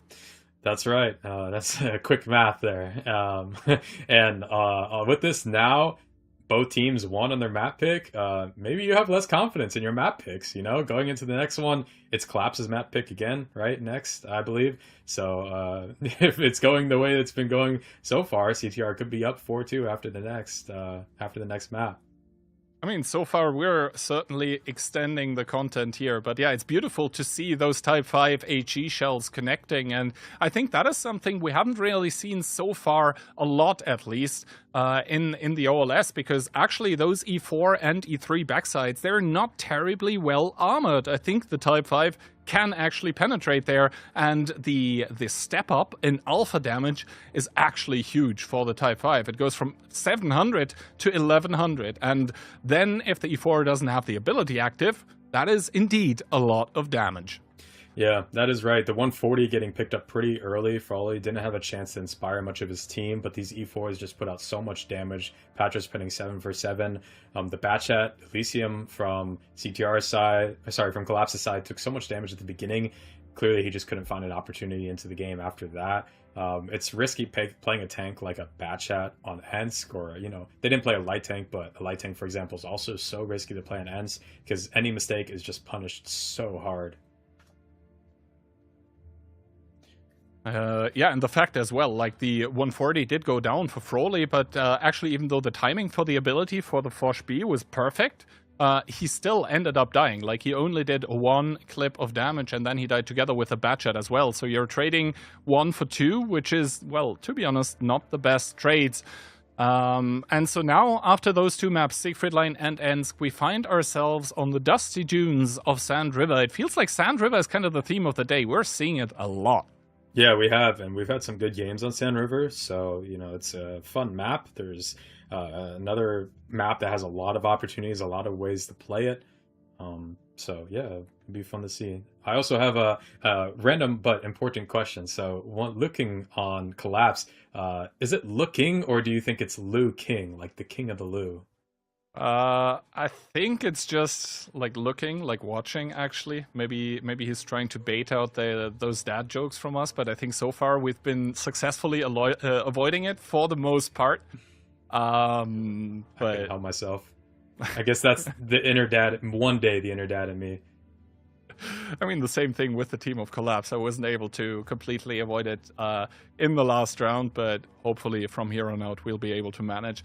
That being said, there seem to be a little bit of connection issues as of right now, so we'll maybe have a little bit of a longer break, but I hope for not too long, and I think we're just about to load into the next battle, so I'm not too concerned. Now, Sand River, we've seen it a lot, but to be honest, what have we seen today? It wasn't that insightful. I mean, for example, especially in the W matchup when, you know, the 5 E50Ms plus the 140 immediately get planed, I was like, all right, GG. Well, go next.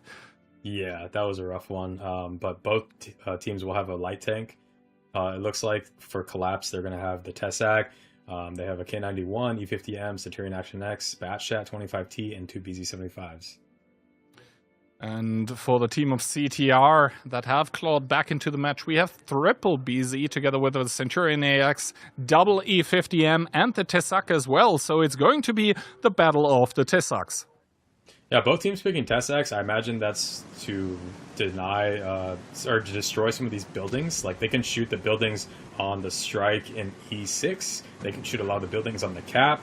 And just the burst damage with that buff that they received in 2.0, I'd say that's a buff. You know, getting your damage out quicker means you're taking less damage in return.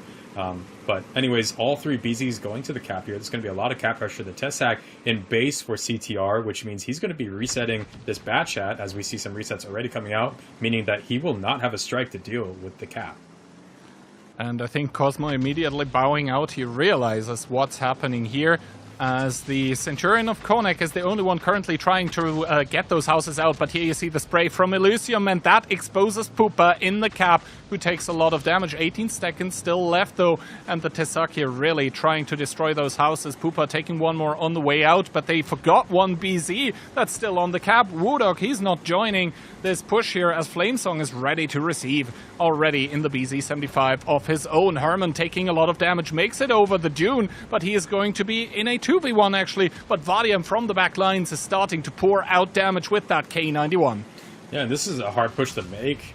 Like, what do you really push into? The Tessak can run away, the K91 can run away, Flamesong's there, and they're just bringing Konek to come fight this. So it looks like Collapse actually want to take this fight here. The Batchat can also potentially join, and they only have 3 tanks on the K-line close to push this, so they really can't go for a while now. One good shot does come out from Patraz, good connection into the Batchat from Collapse there. And keep your eyes peeled on the middle top of the screen. There is still the cap ongoing, and it's being reinforced by Pupa here. 8 seconds remaining, is looking going to make it on the cap in time, but there is a strike to reset, so crisis averted for the team of Collapse here that are even out in terms of HP. The plane also going on towards the cap here, and I think they realize they need to make a move. CTR, that is, they're starting to drive on towards Konek, who's taking a humongous amount of damage. I think set on fire as well. Shut down. Yeah, I'm not sure what that was. He just gave him such a good opportunity, and a good ram coming out from Frolic, picking up the Batchat in the middle. CTR looking strong here. They're going to just keep driving at them with this E50M DPM. Going to be focusing out the K91, which is a good choice. He's low HP, 1400, but Flamesong's doing his best to defend his boy there. Yeah, Flamesong putting in one more shot into one of the 50Ms of CTR, but there are 2 more, as you can see. Patras and Herman already starting to engage, looking, going for the ram, does get it. I think Pupa was blocking his own teammate there, but in the meanwhile, 2 quick kills coming through for Collapse, but it is too little, too late, as the 2 BZs for them Collapse as well, and Elysium probably wanting to be in a different place right now. A 1v5 and 1 enemy Tessak still alive. You don't win those. Absolutely not. And now this is 3 wins for CTR. A lot of damage coming out from the Tessak. E50M is going to potentially get a juicy ram in here. Elysium wanting to reload, potentially get some more damage out. No, Patras would not be able to get the ram out. Elysium is reloaded though. Oh, look at that burst coming out. Yeah, I've been just a couple more shots. Almost could have just clipped the E50M, but he does go down. That is kind of crazy. But yeah, at the end of the day, if it hadn't been for kills, then it would have been by cap as well. And CTR completely flipped the script of the entire match here after the 0-2, where Collapse really looked that they had CTR's number dialed down. Now all of a sudden 3-2 for CTR here. So it took them some time to get warmed up, but now they seem fired up actually and ready to go. Yeah, and what's going on? Everyone's just allergic to their map picks now. We've seen 5 games of only losing on your map pick.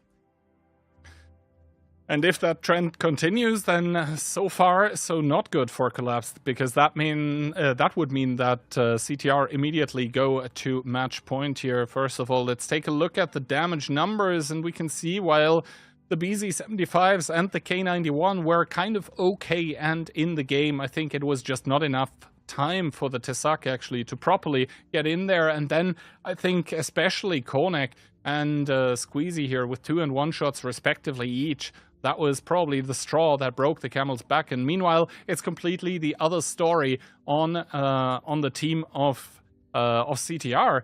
As you can see there, the DPM tanks and the Inspire Medium as well, they were able to get that damage out. And 4k damage on a Tessak, that is crazy. That's massive. He did as much as the E50M, even though the E50M probably has like double the DPM, which means that he had an outstanding game, very well performed, and found a lot of opportunities to be involved. Yep. And I think with the Tessak as well, with that passive ability as well to just lock down the cap, right? Or to just spray into, for example, into the spotting towers. It's just a lot of things, a lot of ability that you put into the backpack of your team, just like passive things. Hey, I can do this, so the opponents are locked out from making another move. So yeah, as we see, Tessak very, very picked very often actually in between those 2 teams, and well, the light tank players, they seem to be enjoying themselves so far. Yeah, I think this is a Tessak almost every round aside from Mansk. They played 2 on Siegfried and now 1 on Sand River. Tessak hasn't seen too much play outside of this series today, especially in the OLS. So it is interesting to see how it's getting played in these games and actually performing pretty well.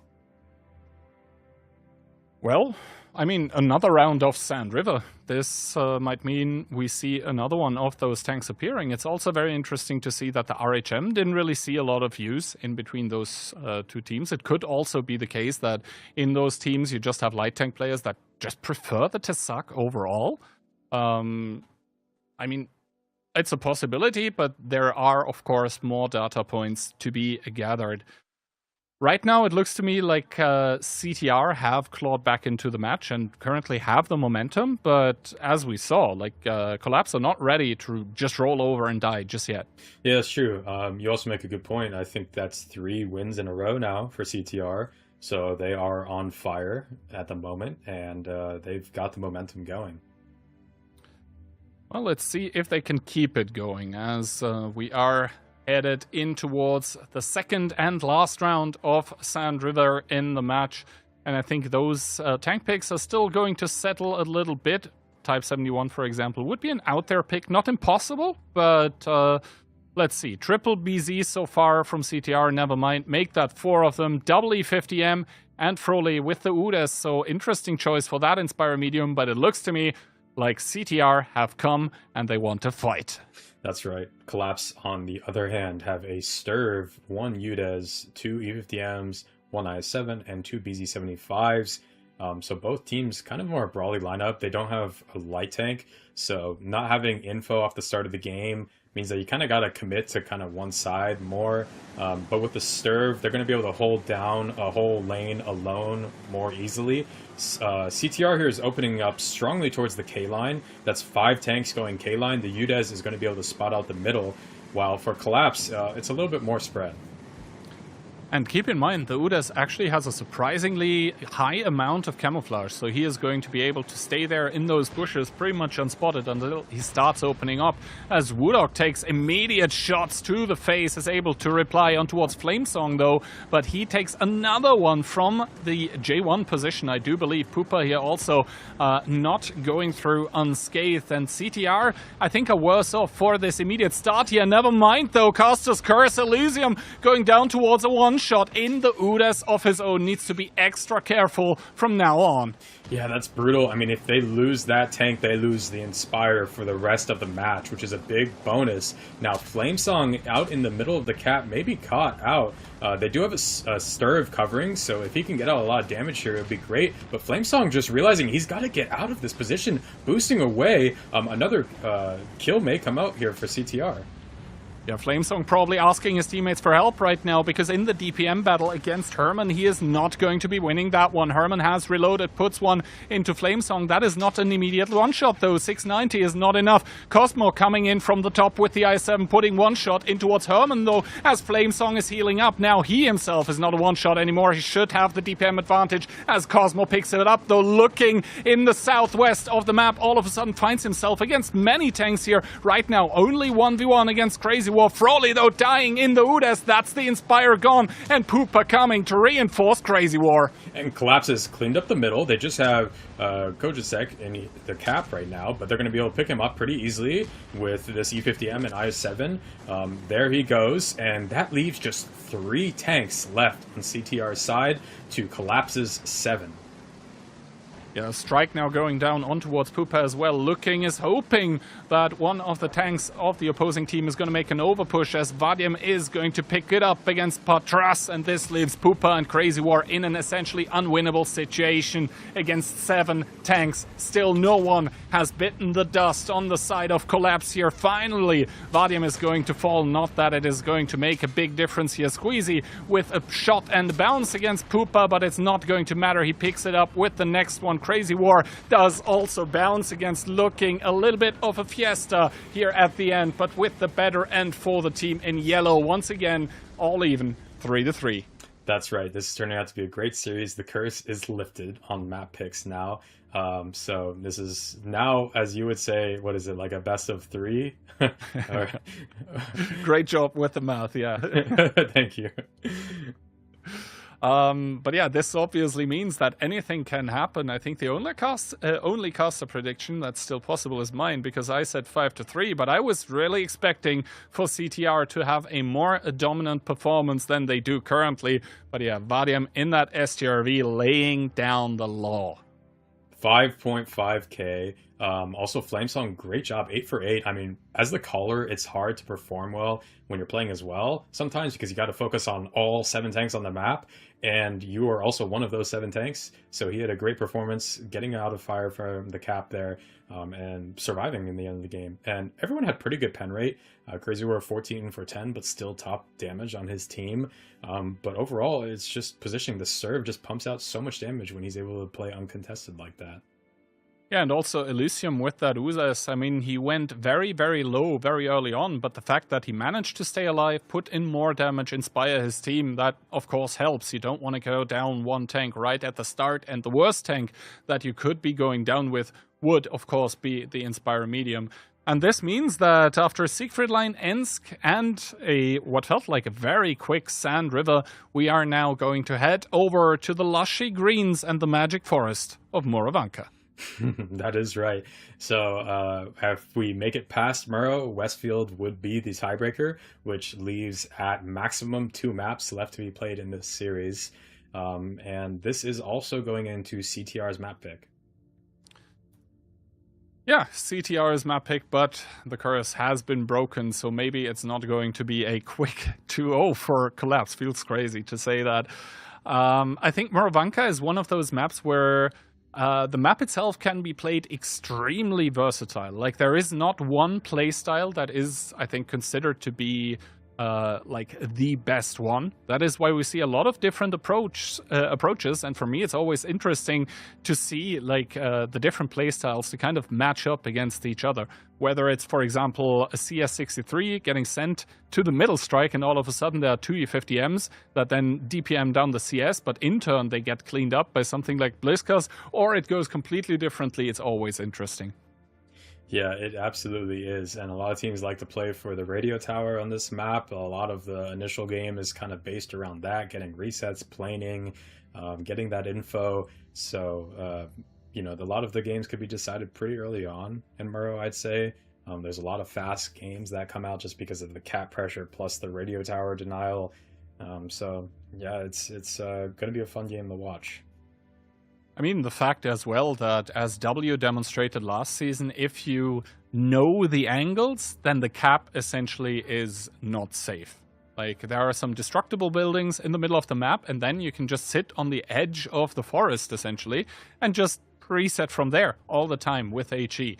That is something that I think takes a lot of time and training to get just right, but once you do, it is a very powerful tool in your arsenal. But I don't think we're really going to see a lot of that. CTR's lineup, I think it could not be more straightforward. It is triple BZ, triple E50M, and a singular 140.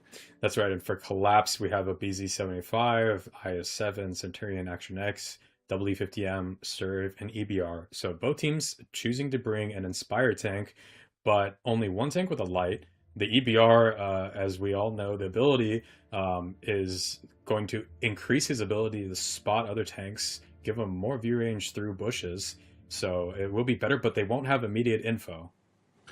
They won't have immediate info, but I think still, as soon as Flamesong realizes that he's playing light against no light, that EBR is just going to run away with the map control for Collapse.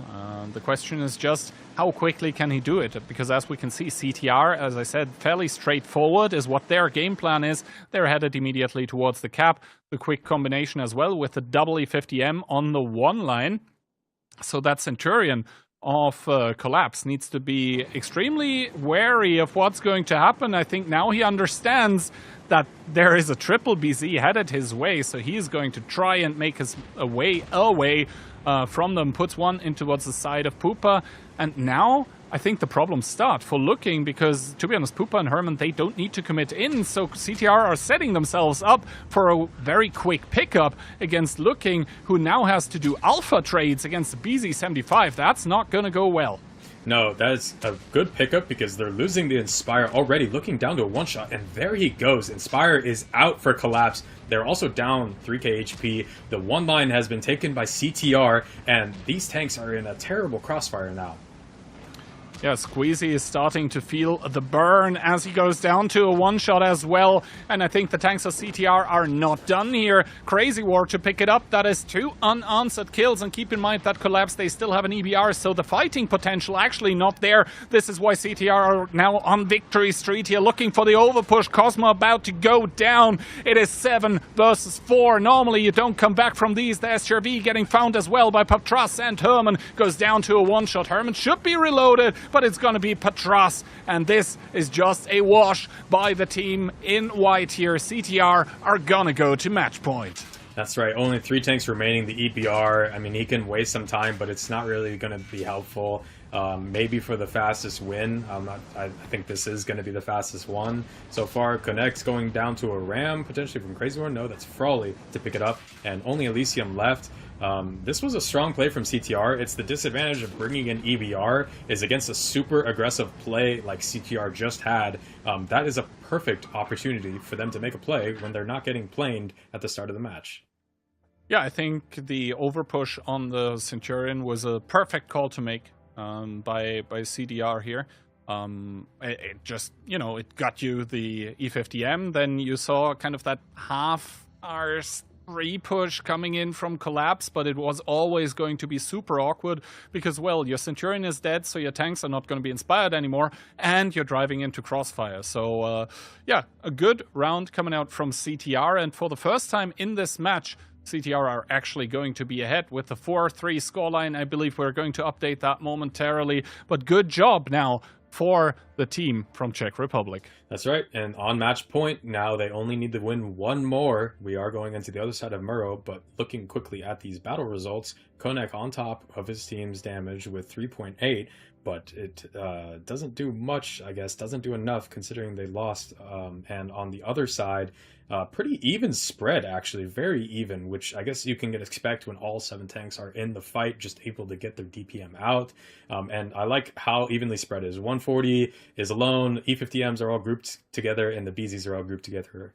I mean, that is just the perfect damage spread. Everyone was in the fight, and then it's just about who has more DPM. The fact as well that the 140 is on top once again, it means that he was perfectly in the fight at all times, able to inspire everyone. But I don't think it was even, well, the focus fire, of course, was impeccable as well. The calls were good as well. But I think with the opening that Collapse did, as soon as CTR make the call to push on towards the Centurion, it's game over. Collapse are never going to go it back because they just don't have the firepower required with that EBR, keep in mind, in their lineup as well. Not only is the Inspired gone, you're down a gun, soon down 2 guns because the IS-7 recommits too far and the EBR doesn't provide meaningful DPM. So, yeah, good job by Collapse here. They read the, by CTI here. They read the opening by Collapse and then they just push through. Well-earned victory, well-earned lead, and possibly into the last round now. It was a little bit the fault of the Centurion. As we saw, he did decide to stay at the house. He could have continued the run through the forest or tried to held maybe on the 1 line. There's a little ridge you can hold there, but he chose to stay at the house. So that was definitely a big mistake. Also, as you pointed out, the push was like great from CTR. It was quick, it was decisive. They did not stop on cap. Like, they touched it, they see the Centurion, they immediately go for him. That is a decision the color has to make. Like, do we try to stick cap or what? So it ended up being good because that's Centurion Action X staying there. If he went just all the way through K-line and ran away, it would have been a little bit harder. But that was a good reaction nonetheless from CTR, and it paid off. So going into the other side now, the Collapse has it in their mind that there could be a quick, strong, aggressive play out of CTR. I mean, they just showed that they drove 3 BZs, 3 50Ms, and an Inspired tank right at them. So it looks like Collapse is wanting to meet that make that 5. No, they're switching it up again. 4 E50Ms, a Type 5 Heavy, K91, and a Tessag. First of all, let's go with CTR as well. Triple BZ, 1 CS. Keep in mind that's the baby strike, good for resetting. Double E50M together with a 140. So I think first time in this matchup we see, well, first of all, Inspire Medium against no Inspire Medium. I think that's a first. And also, not the first time, though, Collapse with the light tank advantage. Is Elysium going to use it right at the start? No. He keeps the plane for now to be able to counterspot anyone going for the information tower on CTR. This means both teams kind of playing blind at this point in time, and Koidicek, I think, needs to be super careful. He is alone out there in that CS. He makes it behind the house. He's going to start capturing the artillery strike, which, to be honest, CTR need to deny because they are trying to triple cap. Yeah, another cap play coming out. Flamesong knowing that he has to deny this strike because they need this strike to be able to get the resets. They're going to be getting the 7-line strike. By they, I mean Collapse. So just a few resets will buy enough time to get the strike. And Flamesong here is just going to be able to kill the CS, trading it out because the E50M has more DPM. Well, now, however, it seems like they need to get the resets first of all. 2 seconds remaining. They're trying to take the other strikes. 0 seconds remaining. And the cap, gets just about reset at the last second, but at the cost of Flamesong, who did go down. And also, I don't think it's enough time yet for Koenig to provide the reset himself. Now, finally, they do have one going for them, but they lost the tank. But in turn, Cap is now going to get abandoned. Pooper, Herman, and Woodok start to push into the middle of the map. Koidicek, somehow, in that CS63, is kind of Neo, still alive. Takes a couple shots, though, down towards a one-shot now. And those BZs, they want to get into the fight, but the strike is going to take Koidicek out. 6 versus 6. And Cosmo has his tail between his legs, but he didn't get out of there fast enough. These BZs are going to be able to catch him. He's down to just 865 health. Frawley and Patras are chasing him down. These tanks are just, getting ran down now. They didn't have anywhere to run. A lot of HP left for CTR, a lot of tanks, and a lot of HP for Collapse on that Type 5, which is just useless in a situation like this. Yeah, Squeezy all but getting ignored in the middle of the map. Currently, we see the tanks of CTR focusing on the important tasks at hand, and that is killing off those light tanks, killing up those medium tanks, and then the Type 5 is just going to be a sitting duck here. The K91 also all but meaningless at this point in the game here. Vadim, he's trying to relocate, but I think Koenig has decided this is the point in time where I make my last stand. But first of all, he's not going to succeed. Takes a shot here, but Crazy War sees Elysium now, so the Tisak is not going to make it out, probably, at least not unspotted. Crazy War down and out. Squeezy getting found in the middle of the map. Elysium trying to do what he can, but it's not going to matter. CTR go down 0-2 in the game, but they are going to complete it 5-3. Thank you very much for making my prediction come true. That's right, yeah, thank you. And the CTR is going to be happy about making your prediction come true because they're taking away $500 for this match win. And they're going to be very happy with that. I think right now in the OCS leaderboard, they're also the team with the most points, so firmly on course for the OLS Season 5 possibly, which would be in the cards if they win the OCS Season 4. And now Vadim, the last tank for his team, getting tracked, getting held, getting absolutely obliterated. CTR, a bit of a rough start, but then catching themselves, and to be honest, well played to them. It was very well played. The only thing that looked bad here was just that Murrow, and I didn't like the decision to hold that Tessac light, the plane at the start, because they just got cut out 2 times in a row from that cap play. So, everything looked really good just up until that Murrow, where CTR just dominated. I mean, everything looked really good until it didn't, right? But yeah, first of all, I think we can take a little look at the post-battle results for this last game as well. And as we can see, I mean, the K91, I said he's not going to do too much at this point in the game, but then it was realistically already lost. We see that the K91 was able to have an impact. I think it was just the E50Ms. I mean, Flamesong, he had to commit in at the start, basically sacrificing himself for those last second resets. And I think for CTR, they were just able to bleed out so much HP from these E50Ms and keep them so close that when they started abandoning the cap and hunting down the enemy tanks, that was just game over already. Like, the E50M is a fast tank, but it's not fast away to run from, well, E50Ms as well and boosting BZs. Yeah, and these BZs also had a good pen rate. Voodoo with 8 for 8, I think it showed. So penning every single shot, just deadly with that gun, as we all know, is not typically a deadly gun. It's pretty inaccurate and the pen can be rough sometimes, but it was a good performance, good reactions overall from CTR, showing why they're dominating in the OCS at the moment. Yeah, I thought we were maybe in for like kind of an upset at the start when Collapse really did look superior, to be honest, on Siegfried Line. But I think CTR after that kind of able to get back into it mentally and just turn it around, dropping only 1 round after that. But yeah, that is going to complete the OLS Season 4 stream number 3 for the day. I hope you guys enjoyed as well, taking a little look kind of across what's happening in the OCS as well. And that being said and done, thank you very much as well to External for casting me. It was, as usual, a blast, and I'll give the last words to you. Thank you very much for having me on the casting desk. I hope everyone enjoyed and got all their tokens, and have a great rest of your day.